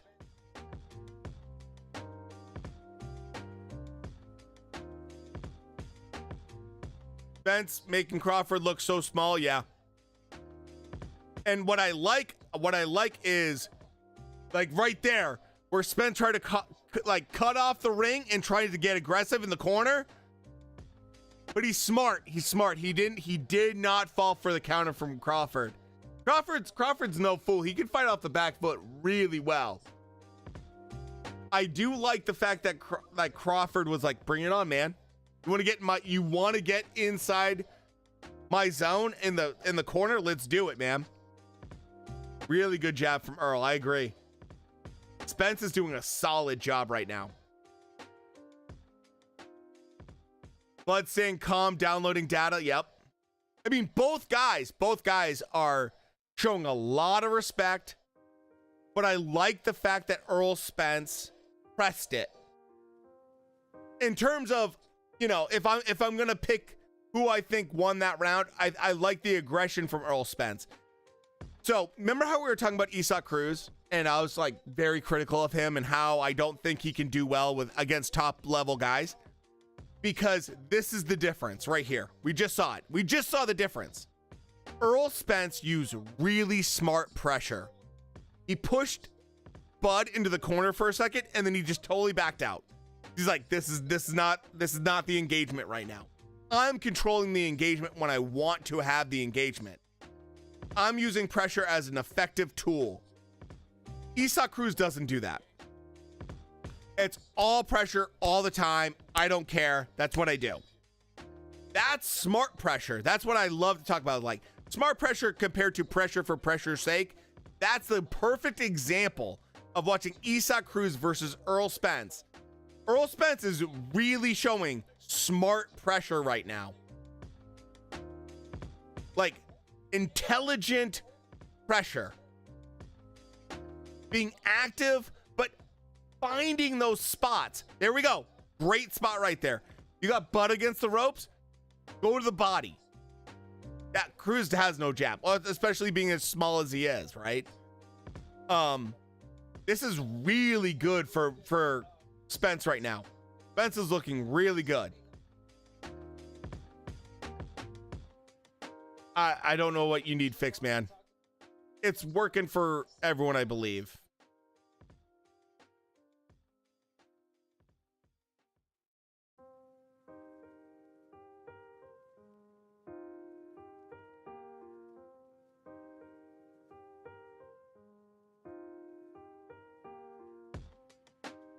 Good combo from Crawford.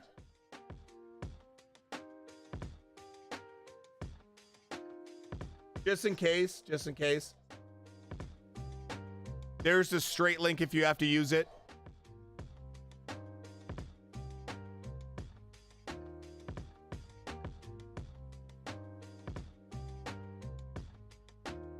Really, really solid so far.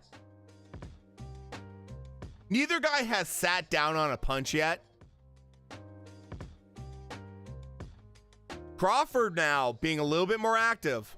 Imagine the rematch at 150. Oh, dude. Yeah, 154 rematch. Huge.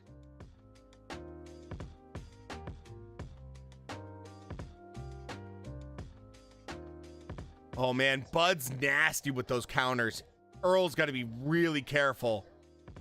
I love what Spence is doing right now, but I like that Crawford's now on the front foot. Crawford's got, dude, that speed, man. Crawford's now, this is what I love about Bud Crawford, man. He changes fights in the middle of rounds. Adapting, man. Crawford's just adapting. Oh! Flash knockdown, but oh shit. Crawford. Fuck me, man. If Crawford, Spence is looking a little hurt. Oh, fuck. No way.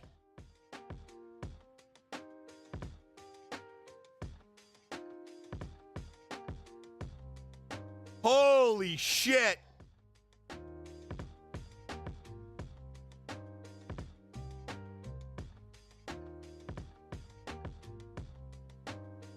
That does count as one knockdown for gambling purposes, yes. Oh! Crawford! Beautiful. Beautiful work from Crawford. Look at this. Look at this. Boom, counter, boom, straight. Mind you, that's his right hand. That's his power hand. Because Bud Crawford's fighting fucking southpaw. Spence definitely getting in there now. I like it. Let's go. Dude, this fight, it's been 6 years in the making. It's been years of talk. It's so great. I'm so excited. Spence going for it. Spence digging, and now they're really going at it. Lazy, I think it was you that said that round 3 they're going to open up, and yep, you're right. Spence is really putting on that pressure. Crawford, nice body shot. Spence got timed. He did, absolutely. He threw full power every time. Dude, W fight is right. This is so good so far. Spence. Oh, man. Dude, if Crawford gets knocked down, forget about it. I'm going to lose my fucking mind. Yeah, it's living up to it right now. It's because they both got that nastiness, man. They both got it. Crawford doing a good job in terms of dealing with this onslaught from Spence. Nice body work from Spence.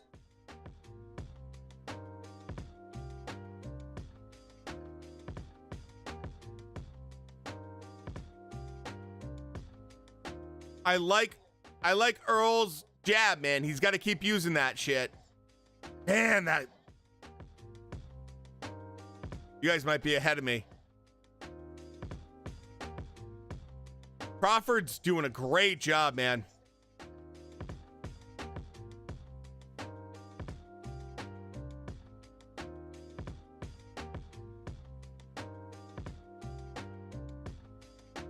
Oh, huge jab from Crawford. Oh, no.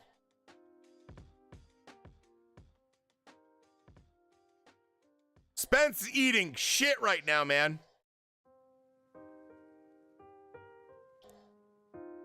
Dude, Bud's jab is just nasty.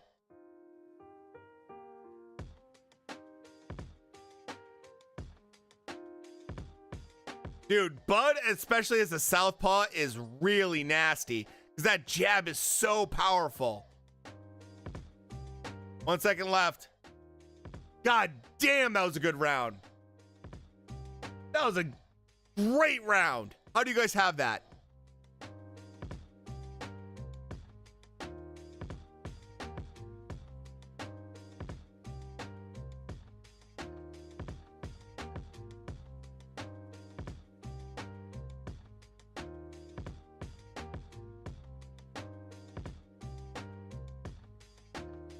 Great fight so far.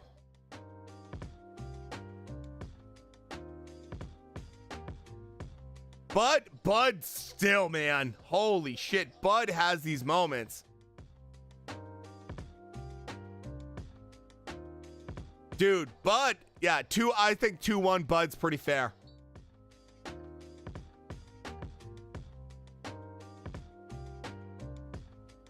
Wow. Floyd being there. And Pacquiao's there. Everyone's there. Oh, man.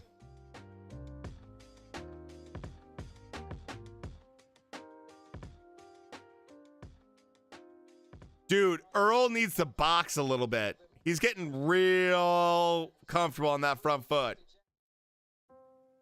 Dude, Bud is so good at pressure.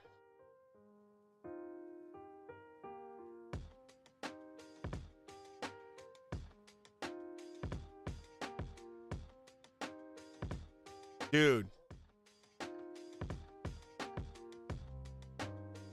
Good little body shot right there from Crawford. Joshua, thank you for the follow. Appreciate it. Crawford's just getting nasty, man. Nasty shots. It has started, yes. Oh, Spence is hurt. Spence is hurt.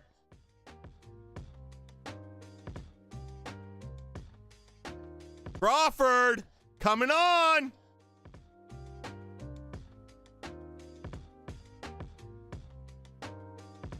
Dude. Crawford's fucking absolutely lighting him up. Oh, that jab. That right lead jab is so sick. That power jab, dude. Dude, definitely broken nose. Spence is definitely feeling this right now. Crawford did a great job weathering the storm, and he's just too good, man. Crawford landing that left hand right there. 51 seconds left. Oh, man. Spence's eyes, they're starting to swell up.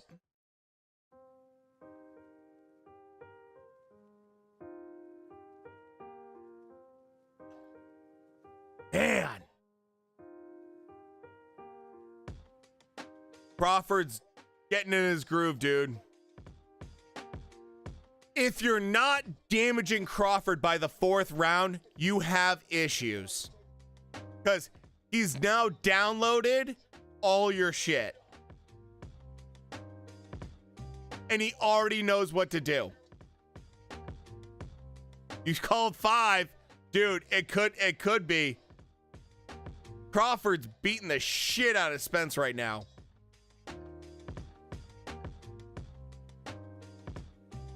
Wow.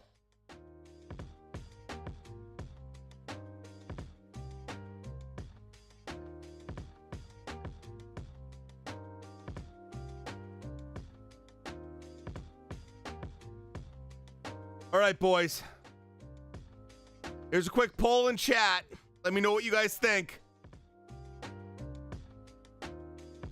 Oh, man. Crawford's just so sharp. He's so sharp. All those little mistakes that Spence is making. Oh, shit.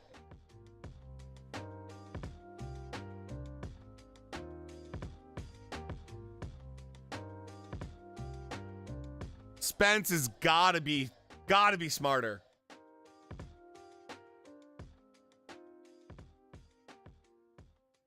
Dude, Bud is Hall of Fame level, man. Might be one of the greatest welterweights ever. He is so ridiculously good. Oh no, don't stop now. Not because of doctors bullshit. We need a channel point prediction for us, betting friends. That'd be fun. Okay, here we go. Round 5.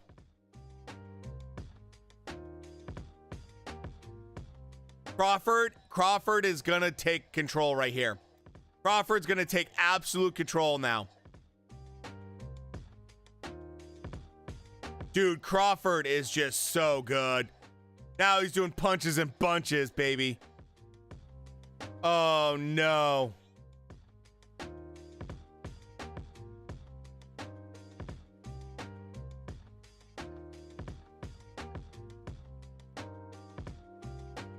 Oh, that jab is nasty. Yes, the fight's already happening right now. We're on round 5 right now.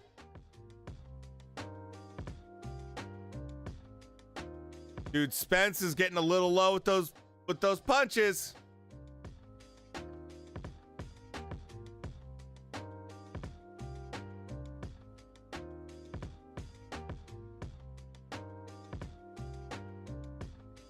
Holy cow. Huge shots coming from Crawford. Oh, huge counter. Crawford is dominating. Dominating this round.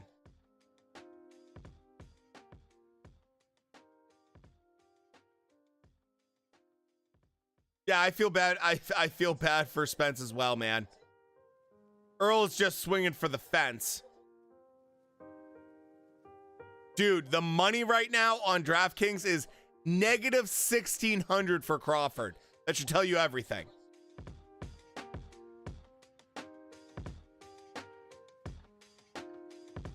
Dude, oh, Spence getting punished right now from from Crawford. Yes, exactly, Shrek. I am the exact same way. I'm so happy for Bud, but I'm so sad for Spence. Dude. Oh, the jabs. The boxing clinic that Bud is putting on right now is unbelievable. Just the fundamental boxing clinic that we see right now from Crawford is unbelievable. Good shot right there from Spence. Spence landed a really good shot. Dude, this is such a great fight. Absolutely. 9 seconds left. 5th round was not a bad guess, to be honest. The way this thing's going, 5th round not bad. You almost got it. I would not be surprised if it's the 6th round now.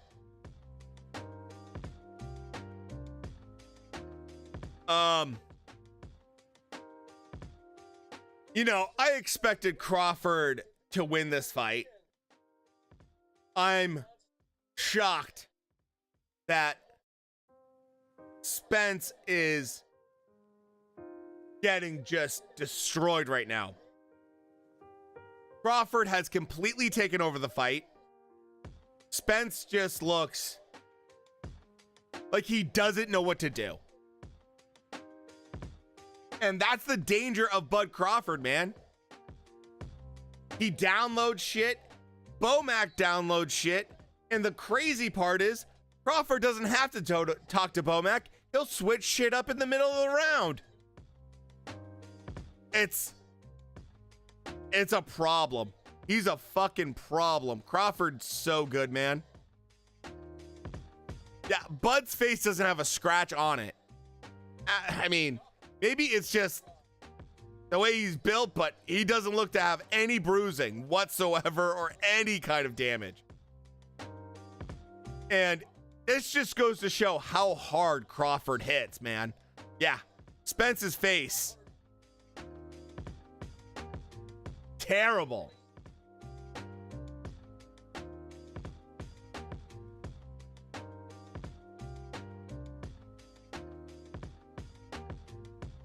This is a great fight, though. This is the fight we needed. We needed this. You know, we had Inoue and we had Bolton earlier this week. We needed Spence versus Crawford.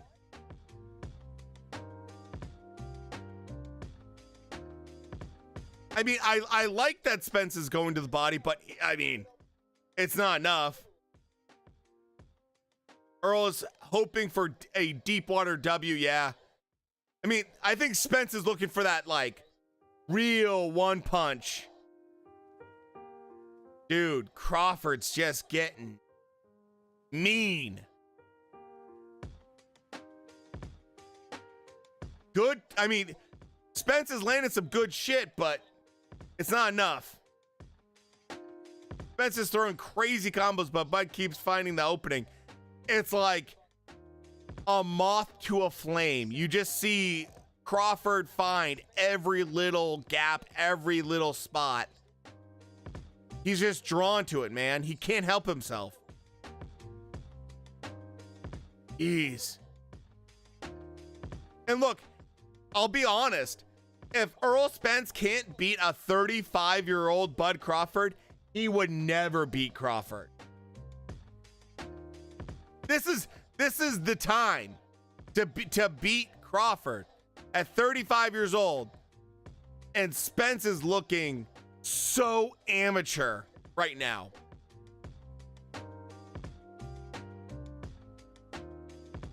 Oh, dude. Yeah, Bud's winning on the inside. He's winning everywhere. Yeah, Crawford is just too much for Spence. Bud is the Matrix right now. Earl's just pillow hands. I don't know if Crawford's just that tough or Spence just looks that weak.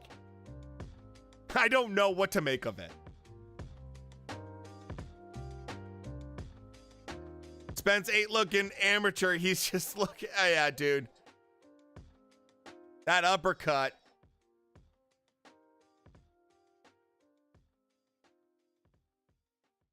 Yeah, he's just fighting an all-time great. I agree with you, Shrek.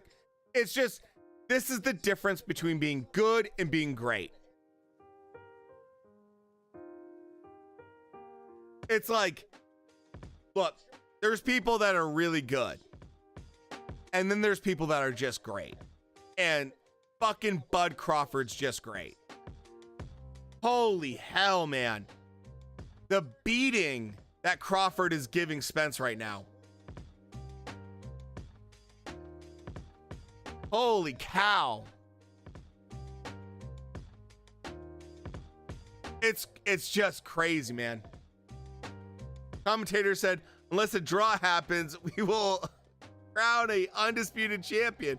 No, there will be a draw. Yeah, there won't be a draw on this one. We need a Davis Crawford next, dude. Crawford would murder Tank Davis. Dude, I have to agree. Spence is quite the warrior, but Crawford is just a god, man. Oh my God. Oh, Crawford. You never ever want Crawford on the front foot. He will fuck you up on the front foot. Dude, 6 years to make this fight. I don't have the full story, but maybe Earl didn't think he could match Bud until now. Dude, I don't know. I'll say this. I think there was a time where people were really scared of Spence's power. Spence's power looked unbelievable for the weight class. And Crawford was still unproven. Oh! Knockdown! Spence is not looking good.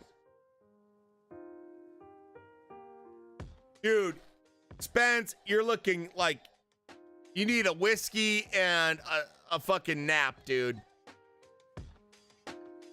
Crawford's just fucking him up. Throwing the towel, yeah. Yeah, it's getting nasty now. It's getting nasty now.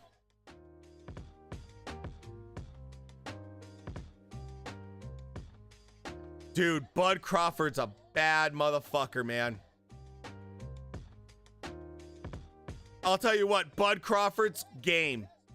He's game. He's game. You want to stay in this fight? I'm going to fuck you up. I'm going to embarrass you. I'm going to hit you hard. I've got your number. I know exactly what I'm doing. I know how to do it to you anytime I want to. That's the nasty part of Bud Crawford. Doesn't matter he's from Nebraska. Doesn't matter. Bud Crawford's the meanest dude when he wants to hurt you.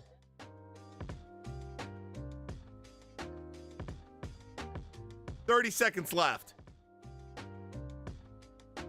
Dude, Spence is looking real bad.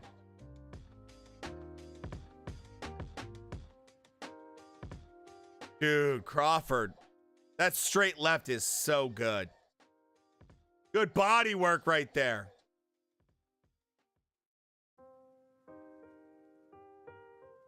He's not, I'd say he's inaccurate, but oh, down again.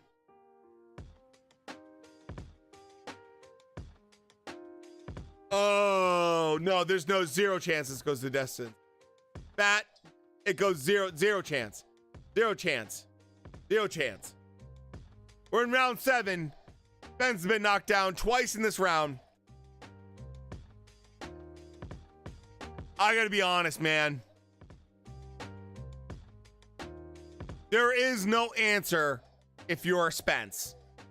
There's only mercy if Crawford wants it. Oh, man. Beautiful uppercut, man. Crawford's just, pure embarrassment. Crawford at this point, he's got everything in his hands. Greatest performance in welterweight history. It's definitely up there. Let me check one thing. I might be able to answer that for you.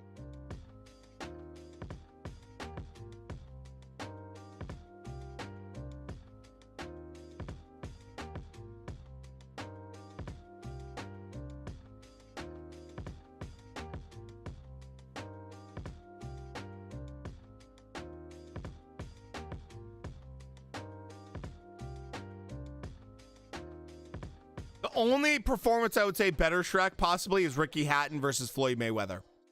Floyd Mayweather's, I wanted to double check to make sure that was at welterweight. And yes, Floyd Mayweather versus Ricky Hatton might be superior to that. Manny was at 140 when he fought Hatton, so technically that wasn't at welterweight. But yes,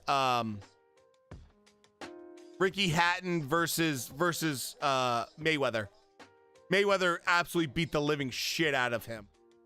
That's the only one I can think of. That's the only one I can think of off the top of my head.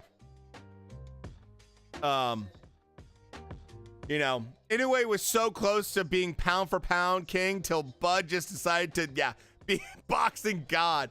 Spence would have got embarrassed by Manny if he fought like this. Back in the day, especially when there was some spring in Manny's legs.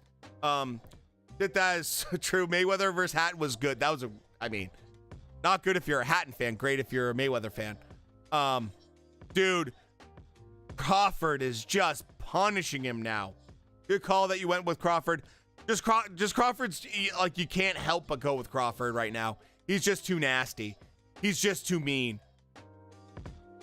It's for sure top 15 performance of all time, man. Yeah, absolutely. Absolutely, Shrek.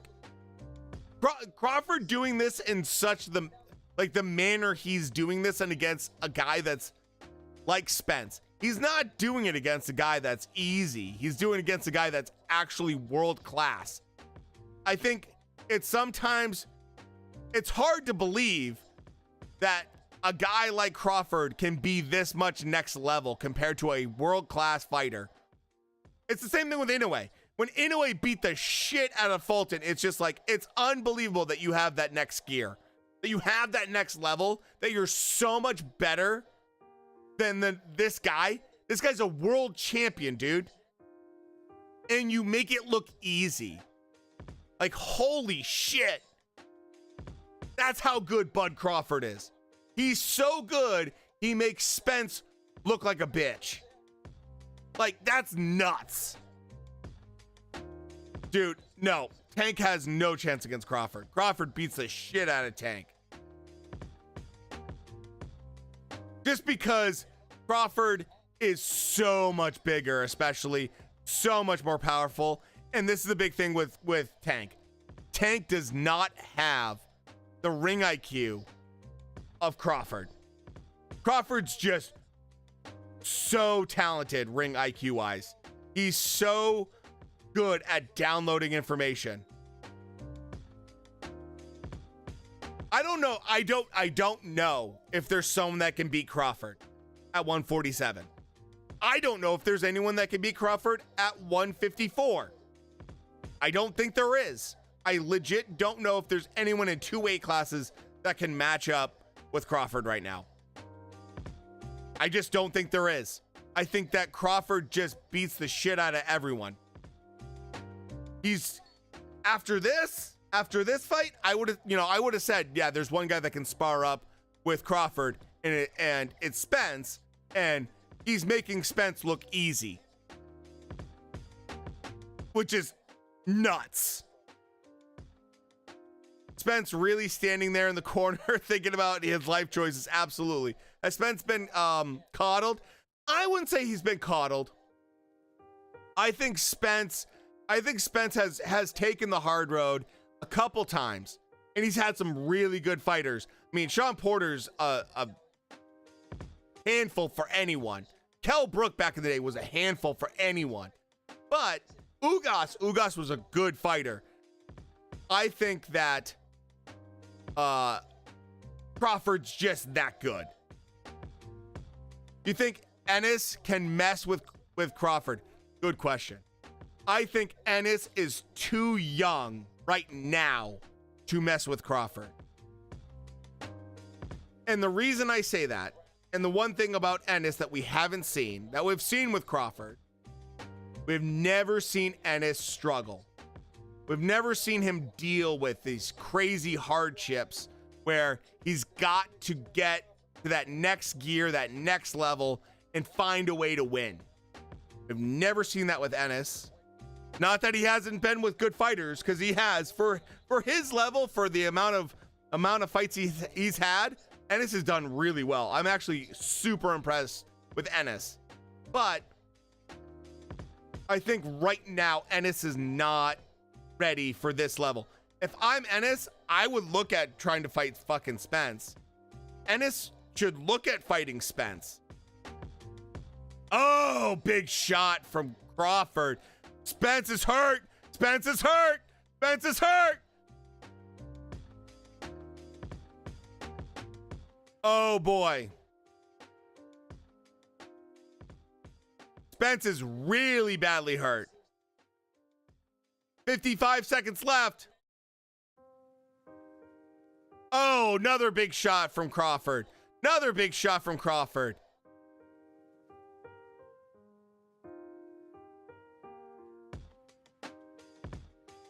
This is not good. Oh, huge shot from Spence. From Crawford. Spence is super badly hurt. Oh, I wouldn't.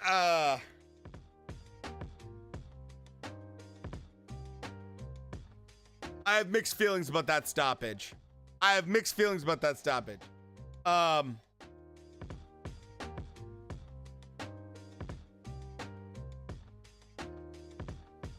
That's a tough one.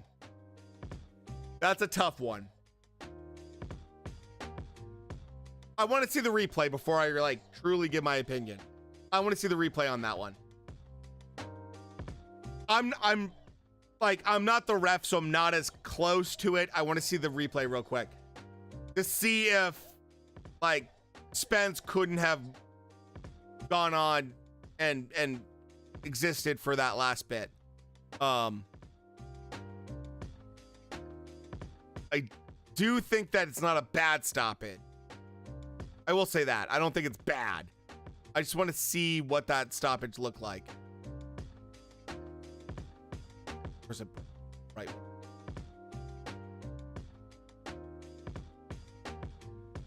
Give me a break. You see the replay?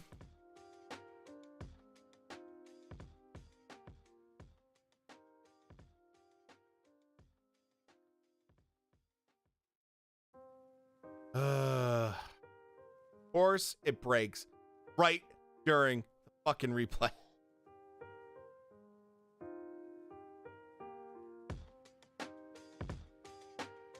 Oh, man. Oh, dude, no, he beat the shit out of Spence. It was only a matter of time. I didn't get to see the replay, sadly, but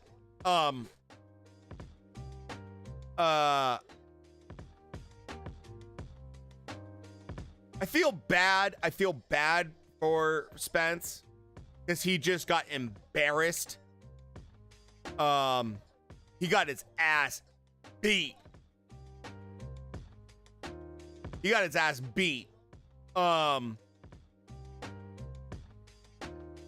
You know what? If the ref didn't stop it, the corner should have. I mean, that's the truth. If the ref didn't stop it right that second, the corner should have thrown in the towel. If you're looking at the health of your fighter and he's getting his ass absolutely beat down like that, there's no need to allow your fighter to take that kind of level of beating. Here we go. I got it right here. Here's finally the replay I wanted to see. Oh.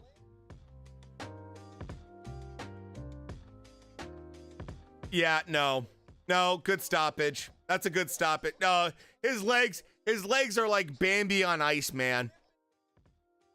Earl Spence's legs are Bambi on ice. No, that's a good stoppage. You can protest if you want, but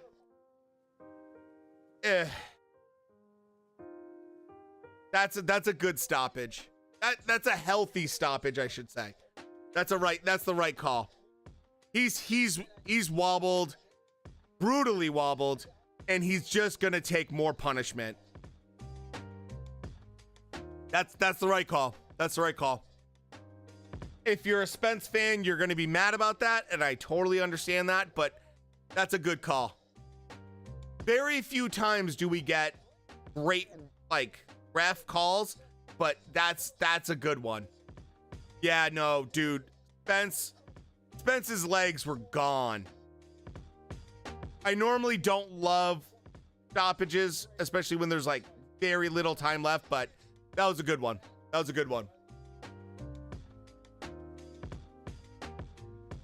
And Spence, I understand Spence like protesting, but dude, you could see that he protested for like 2 seconds and realized, yeah, no, I was gonna get fucked up, even more so. And now we got the main event for UFC 291. Let's see if we can find out if Crawford calls someone out real quick, and then we're gonna switch over to that real quick. Fucking Bud Crawford puts on an absolute clinic. Absolute clinic from Bud Crawford, man. What an unbelievable display. Dude, we got Inoue earlier this week, and now we got Bud Crawford fucking putting on clinics this week against top level guys. Holy hell, this has been a great week. Great week for boxing. 154, don't make a goddamn difference on this one. Crawford's too good. If I'm Spence, I'm legit saying, no thank you. No thank you. I will keep my brain cells and I will pass on that.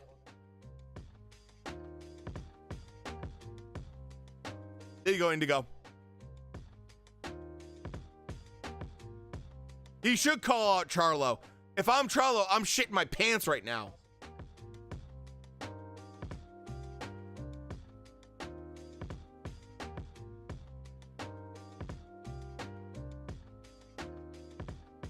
Bud Crawford's fucking special, man.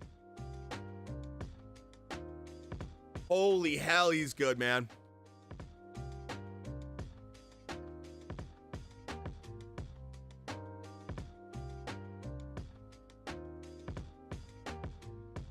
Woo! That's a beatdown right there.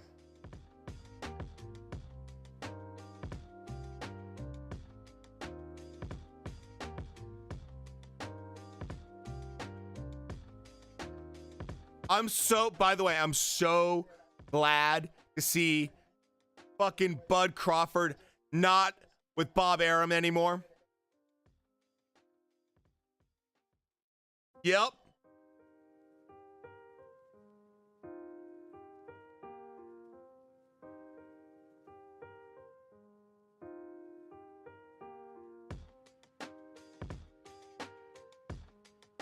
Dude.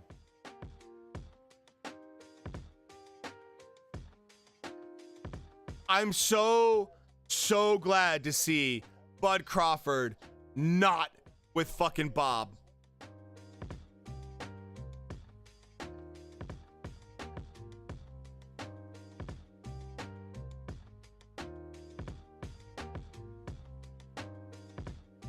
Dude, that jab was insane from Bud Crawford.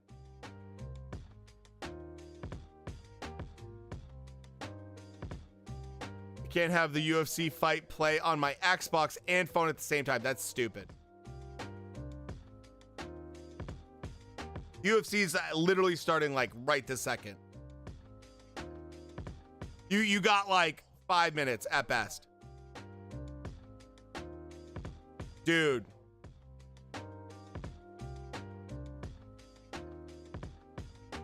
I like that Crawford's being real, man. We don't need a rematch. We don't need a rematch. We don't need a rematch. That was a brutal beatdown. You copped a Tesla? Shit, that's awesome. Did you get the like SUV, the PT one, or did you get like the regular like 3 or whatever it's called? Okay. I gotta switch off boxing, go straight to UFC because UFC is about to start.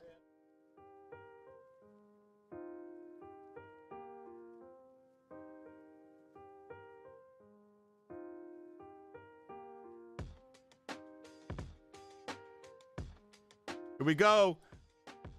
Justin Gaethje versus Dustin Poirier. This is a fun one. This is a fun one. Oh, the X has the butterfly doors and is insane. That's a dude. The thing that's crazy about the Tesla is the raw power. It's like the 0 to 60 on a Tesla is insane.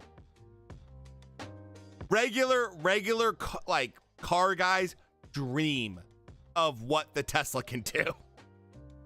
Yeah, exactly. 0 to 60 in 3.1. Dude, Porsche wishes they had a car that fast. Like, it's insane. My Civic Turbo was 7 seconds. That's still not a bad time, to be honest.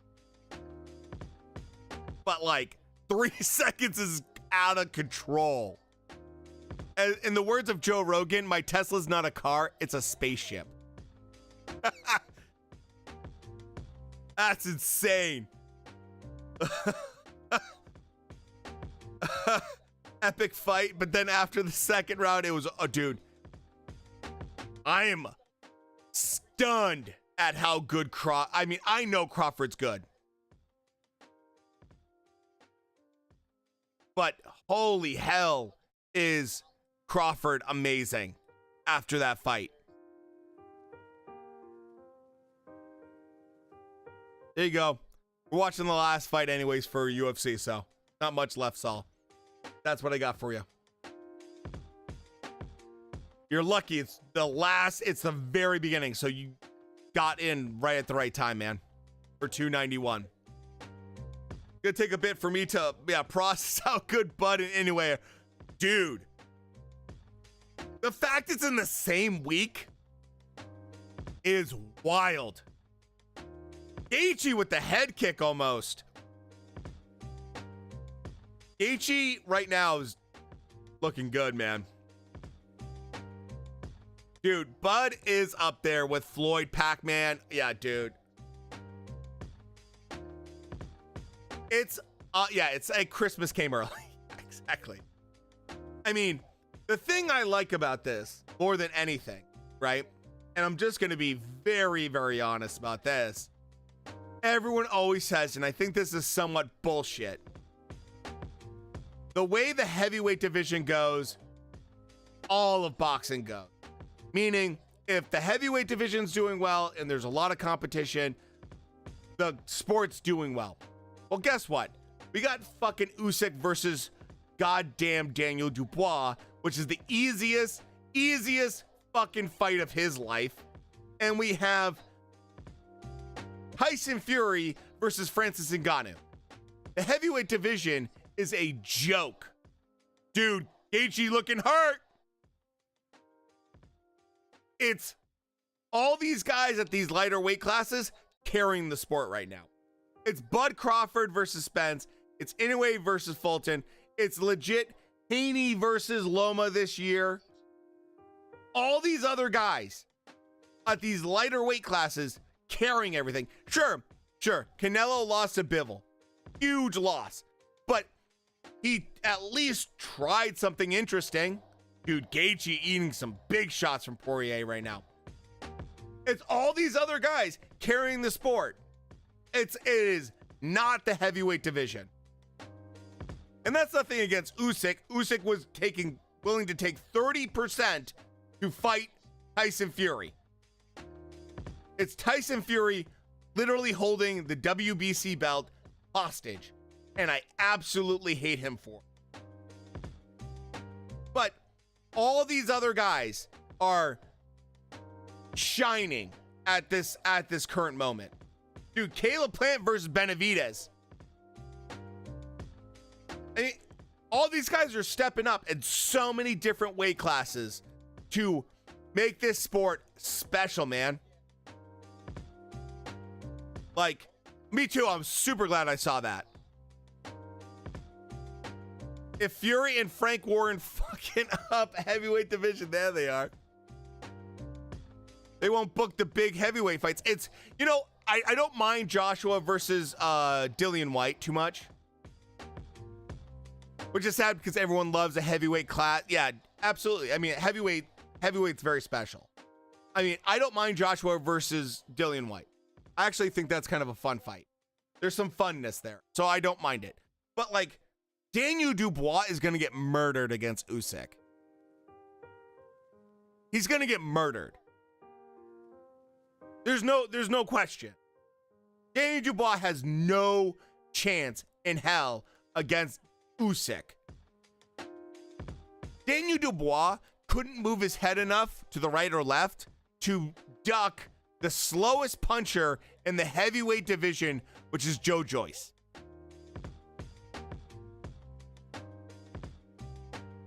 I mean, Joe Joyce versus Zhang 2. I mean, I'm kind of game for it. I'm game for it. But it's like, shouldn't even be that case. Joe Joyce is that shit. I remember when Joe Joyce was being talked about and everyone was like, oh, he can beat Fury. He can, like, I remember Joe Joyce fans thinking that Joe Joyce could beat Deontay Wilder and could beat AJ and could beat Fury. Like, craziness for Joe Joyce. Like, out of your mind. Like, you gotta be doing drugs to think this kind of stuff. The Joe Joyce fans were saying some of the dumbest things I've ever heard in my life. And I just thought, Wilder is not the most technical guy. I get that. But he has one special attribute, which is his fucking right hand is Thor's hammer. And Joe Joyce moves slower than anyone I've ever seen in my life. I've seen glaciers that make Joe Joyce look slow. It's stupid. So it's just like, I knew for a fact that Wilder could knock his ass out. But look good. Oh! What a knockout! What a knockout! No way! Justin Gaethje with an insane head kick. That's a career definer. That will absolutely boost your career. Holy shit! No way! Dude, Dustin Poirier was putting it on Gaethje, and Gaethje just said, fuck that, and hit, oh, dude, that head kick. Holy hell, man. Dude. Now they're gonna have a rubber match. Exactly. Dana White's absolutely got the hardest. Dana White's so hard right now. He's harder than a diamond in a fucking snowstorm right now at the thought of that rubber match. Holy shit. Yeah, we gotta see the replay on that shit.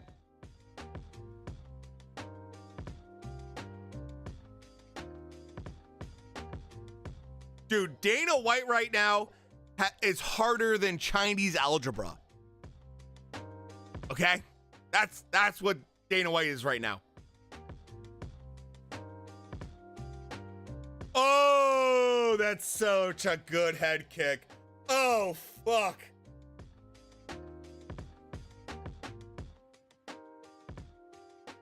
I like Dustin Poirier. I love Dustin Poirier too. That. Oh my God, dude. I'm. By the way, Herb Dean, great job.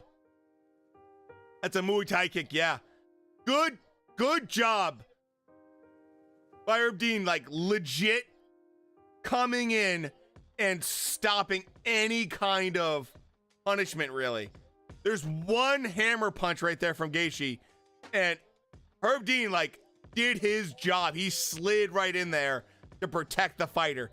Big props to him on that one. Good job. Wow. A few cells got erased. Few memories that might be gone. Justin Gaethje, dude, how can you not like Justin Gaethje? This guy, man, either he has absolute wars. Oh my God.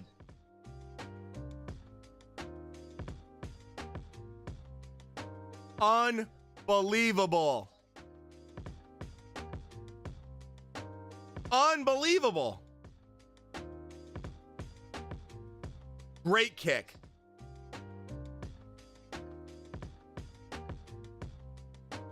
That kick is awesome.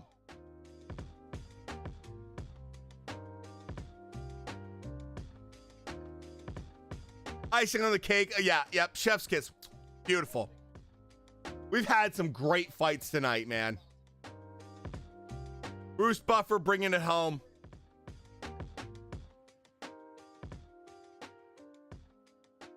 Guys, real quick. Thank you guys for being here. Hopefully you guys are having a great time. It's super fun with all you guys, especially fight fans, to watch some of these incredible fights. We're gonna do something really quick, and I just need a little bit of your help. Just a little bit. We're gonna raid someone that's a really cool guy. He's such a great streamer. Go say, you don't have to stick around forever. Just go to his stream, say hi to him, show him a little bit of love. And he's a really cool dude, man.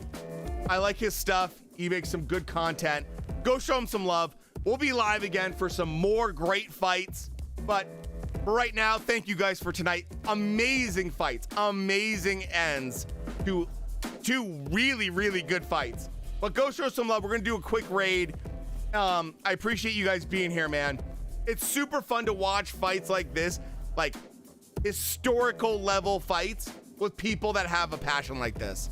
So go show some love to a crazy good dude. He's a great guy and he makes some good content. Go show him some love.